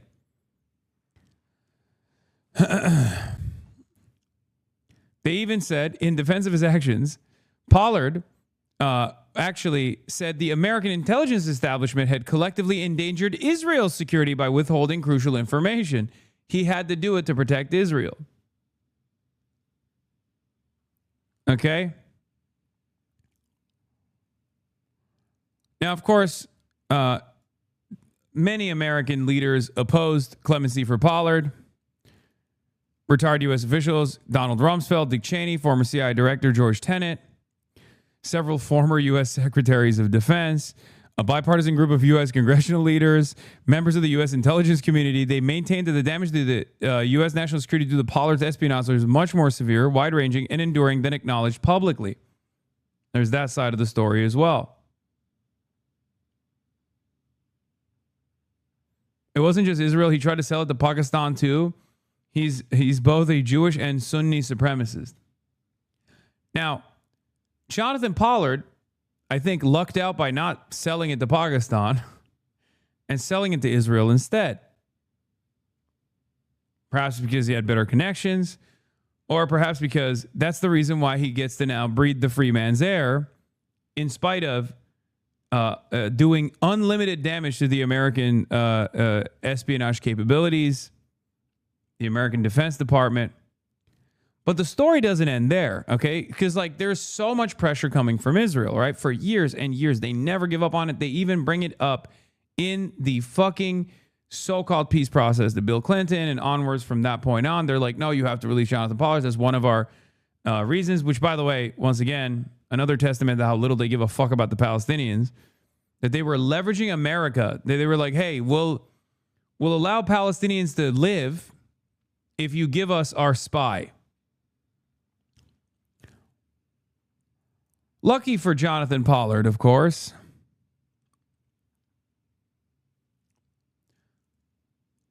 Donald Trump was coming into action.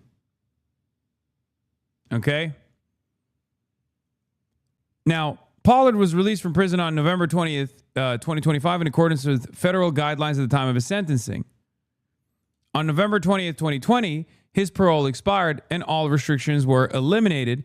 On December 30th, 2020, Pollard and his second wife relocated to Israel and settled in Jerusalem. It's really interesting how they don't actually talk about the relocation efforts that took place, because it was Donald Trump that allowed Jonathan Pollard to leave the country and fly to the nation state of Israel. Okay?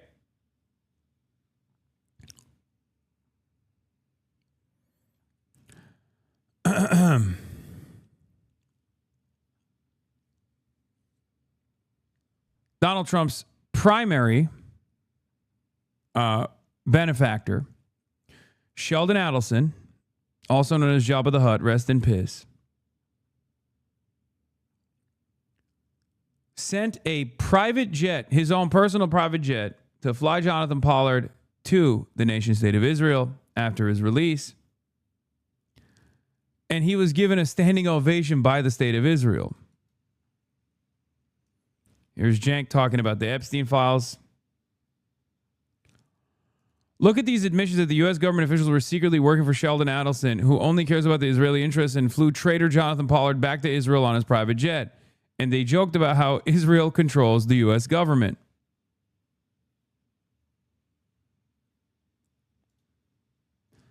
Hell of a December 2018 exchange here between Bannon and Epstein. Epstein says he's getting John Bolton on board with the idea that Qatar is the linchpin in the Middle East. And Bannon says, while he got Bolton his NSA job, he will not cross Sheldon Adelson.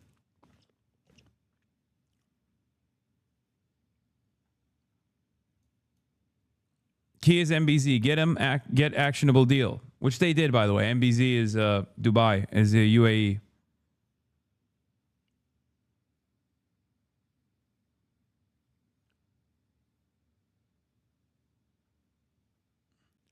Now Jonathan Pollard spends all of his days in the beautiful nation state of Israel, talking about how all Jews around the world only care about Israel, doing his very best to make everyone feel a certain type of way about their Jewish neighbors to the best of his ability. He is a one-stop anti-Semitism conference. And by that, I don't mean an anti-Semitism awareness conference. He's making everybody aware of being anti-Semitic. Okay? It's not even a joke. He recently, amidst the ongoing genocide, he came out and straight up went on television and was like, well, first of all, we should genocide. We should do the Holocaust to the Palestinians. And then also said, every Jew cares about Israel. Like, do not trust any Jews in your neighborhoods because they care first and foremost about the beautiful nation state of Israel. Oh, Floyd Mayweather also met with Jonathan Pollard. That was pretty funny when he went there. Yeah, here's Jonathan Pollard doing the... Joining us now from the Knesset is Jonathan Pollard. Shalom. Shalom, Yoni. So you participated in a session in the Knesset which called for Israel to resettle the Gaza Strip with Jews. And you know, Jonathan, some feel that today the consensus in Israel is not with you on this issue. No, I actually feel that the consensus would support a return to Gaza as completely as we can. Dog, you are from Galveston, Texas, okay? You do not say Gaza. You are from Galveston, Texas. What the fuck are you... Like, what are you taught? Gaza? Really? You are literally... I'm going to repeat it one more time. You are from Galveston, Texas. The fuck do you mean? Oh, yeah, we got to return them to Gaza. You performative bitch. I think a lot of the polls have been mistaken, and they've been poorly worded. Yeah. I'm from Galveston, Texas. Yeah, so odd hearing Pollard say the Hebrew translation of Gaza's name in an American accent, something virtually no other Israeli does, speaking in English. Anyone familiar with Pollard's delusions of grandeur before he was arrested will catch how much of a construct this persona is. An American and a Canadian speaking in English about their God-given right to depopulate a region of the Middle East and move the real owners of the land like them.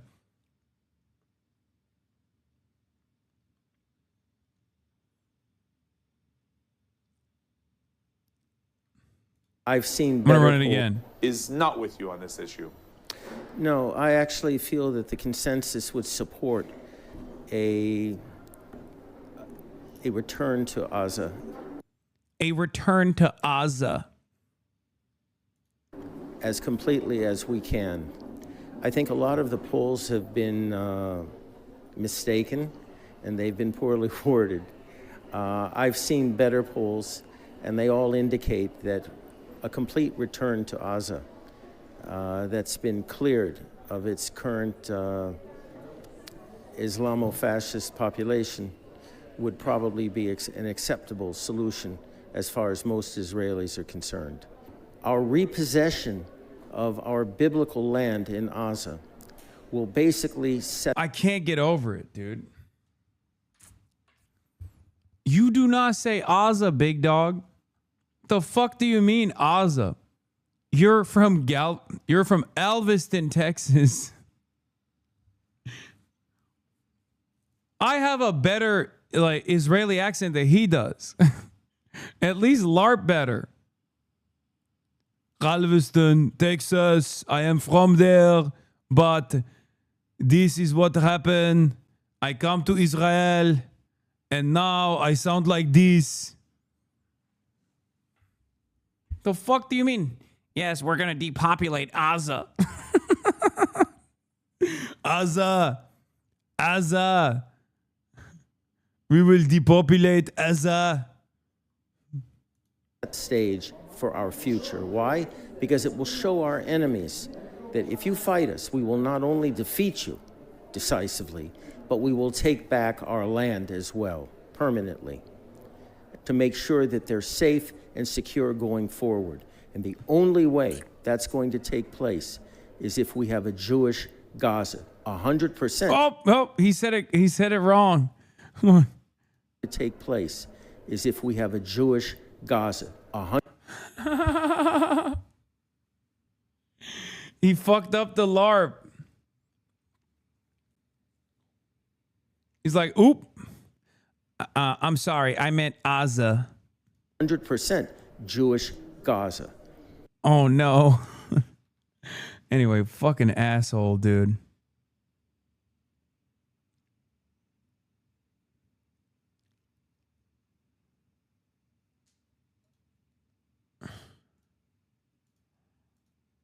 there's the other side of the Epstein story that especially the British press has been really fucking bad about.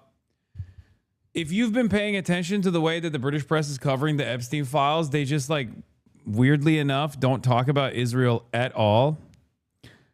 And instead, they've decided, you know who Epstein was actually working for? Vladimir Putin. And this one is actually really funny because Sky News actually did cover one of the articles or one of the sound bites from the revelations where Epstein is talking to someone. Newly released voice recording of Prince Jeffrey Epstein advising an unknown person on how to approach Russian President Vladimir Putin.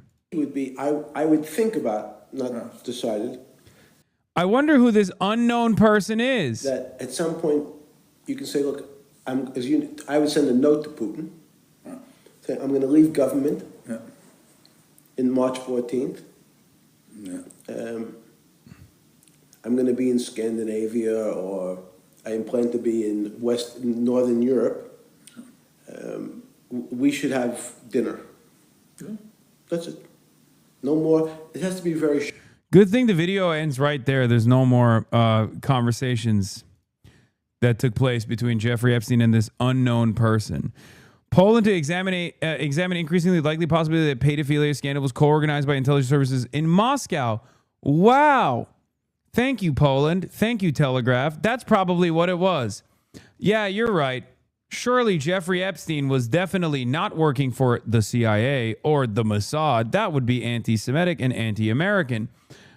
Surely if there's an intelligence agency he was working with, it must have been the KGB. Or maybe the Chinese espionage, the Chinese intelligence agency. You know, that's probably what it was. Yeah, look no further, please. Meanwhile, if you look at the actual trove of data, yes, MSS, thank you for all the China watchers. If you look at all the trove of data, Jeffrey Epstein is like, I love selling Israeli spyware. It's my favorite thing to do. Ehud Barak, former Israeli prime minister, I love you. You are my best friend. We are doing so much for Israel together, and we will continue to do so much for Israel together. I love Israel. I'm working with Israel. I'm working for the state of Israel. Haha, Ehud Barak, former prime minister of Israel. Can you tell people I'm not a spy for the Mossad? Ehud Barak responds with, you or me? And he goes, me, smile. That's real. That last thing that I just mentioned isn't even an exaggeration. That's like almost verbatim. A conversation that took place in the Epstein files. Now, of course, these guys seemingly can't figure it out. It's just an unknown voice. Oh, well, I guess we'll never know who Jeffrey Epstein is. Oh, wait. The unknown person in this video is Ehud Barak, then Israeli prime minister. I wonder why Sky decided to pretend it's a fucking mystery.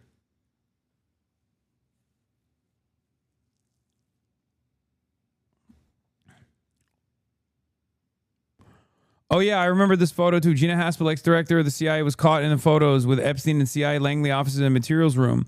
The room where you have all your rare stolen materials like leathers. She had her photos taken down illegally 30 minutes after they dropped. A scrubber picked them up. Yeah.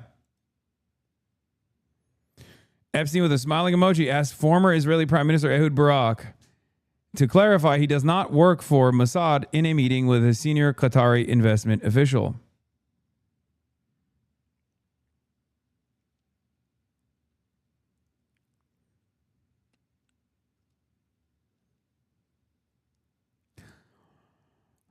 I will be honest, although the Europeans are doing this fuck shit, at least they are punishing some of the guys. You know what I mean? Because we're punishing none of the guys here in America. Here in America, we're just like walking around inventing new things to get mad at. We're like, oh, Zohran Mamdani must have actually been Jeffrey Epstein affiliated or something. Meanwhile, Jeffrey Epstein is basically butt-fucking Donald Trump. All up and down the Epstein releases, 38,000 mentions of Donald Trump. 38 fucking thousand mentions of the current president of the United States of America, Donald Trump, and the fucking Epstein files. And these guys are making AI videos and AI photos to be like, well, what if Jeffrey Epstein is Zohran Mamdani's father?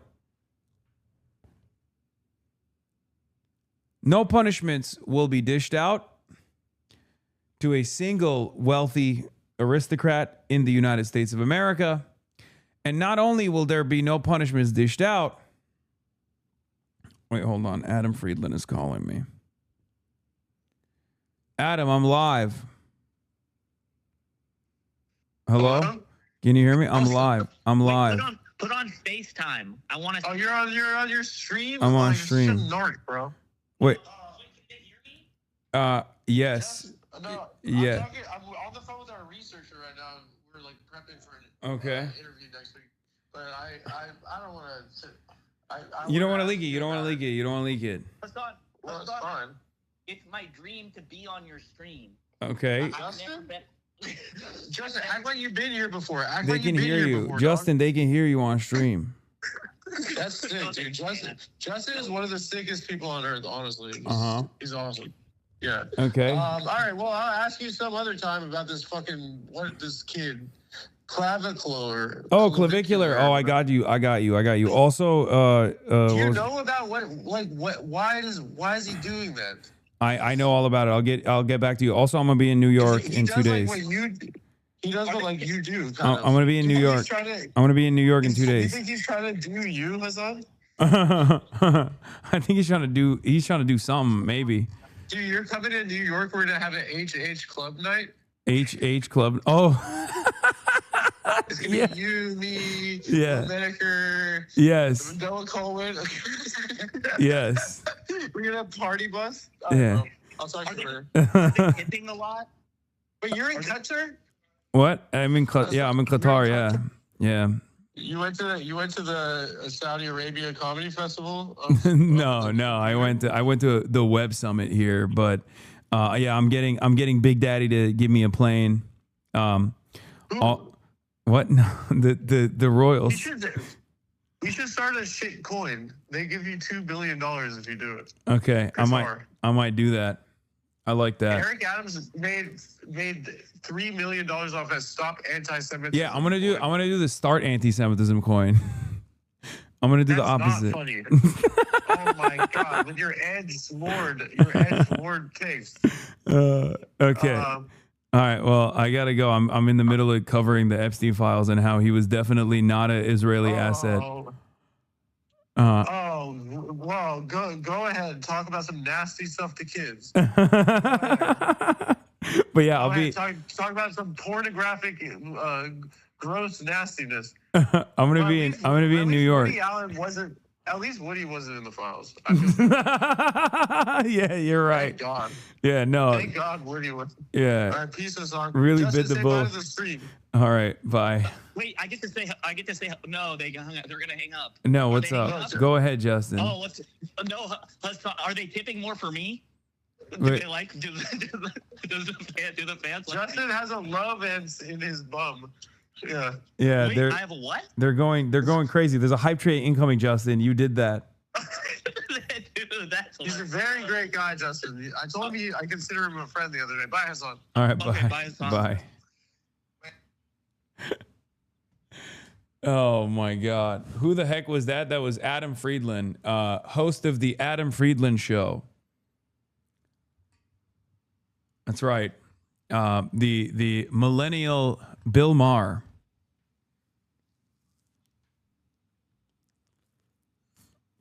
He has a love sense in his butt. In his what? In his butt. Norm was in the files too? Yeah, but in the most goated way that you can be in the files, where they try to fucking reach out to Norm Finkelstein. And he basically said, if Jeffrey Epstein did to your 15-year-old daughter what he did to other 15-year-old daughters, I would hope that you would strangle him or throttle him and Alan Dershowitz. He basically said Epstein and Dershowitz are both pedophiles that deserve to be killed.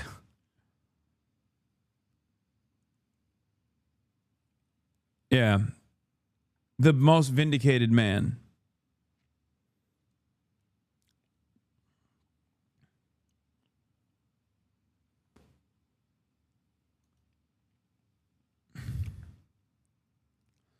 Short list of people who the files released to date have shown in a positive light: Norman Finkelstein, Nassim Nicholas Taleb, and Tina Brown. People have rightfully added Xi, Melinda Gates, and Corbyn to the list. Yeah. I mean, you could even say Fidel Castro, even though he did hang out with Jeffrey Epstein one time. He was clearly a hurdle to whatever desires Jeffrey Epstein had in the beautiful nation state of Cuba.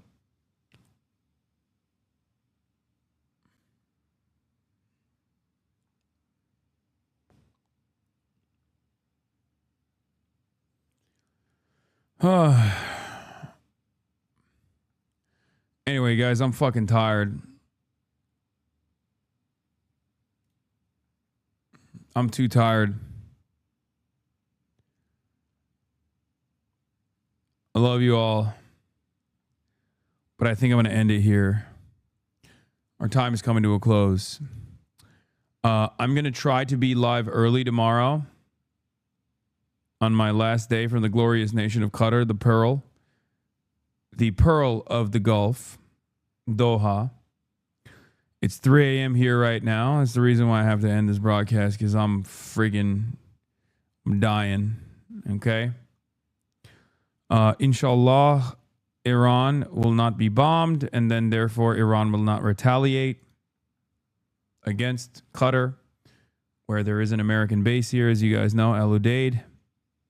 The air base, U.S. Central Command is stationed out of Qatar.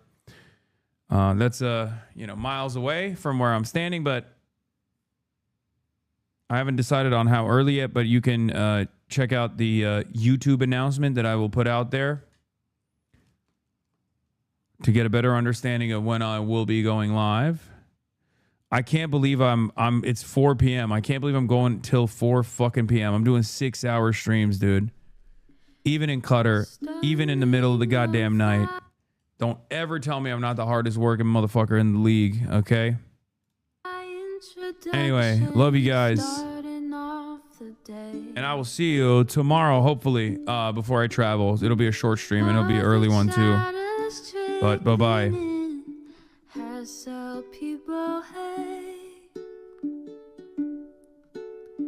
Sunny Los Angeles, California, says Hasan. The starlock to the starlock to the topic just begun. There he is again, Hasan is streaming. Hasan is streaming. There he is again. Hasan is streaming. Hasan is streaming. Reviewing the P.O. box, Uncle Uger's face. Sudden discord active prop, great names take embrace. Tiny Bernie Sanders, LGBTQ Air Force. The whole left at your fingertips, Ane at your door. H3 crowded debate, the Young Turks online show. 3 full fucking years of this, plenty more to go. 90-day fiance, talks of champagne bourgeoisie. A Trump rally live reaction on mass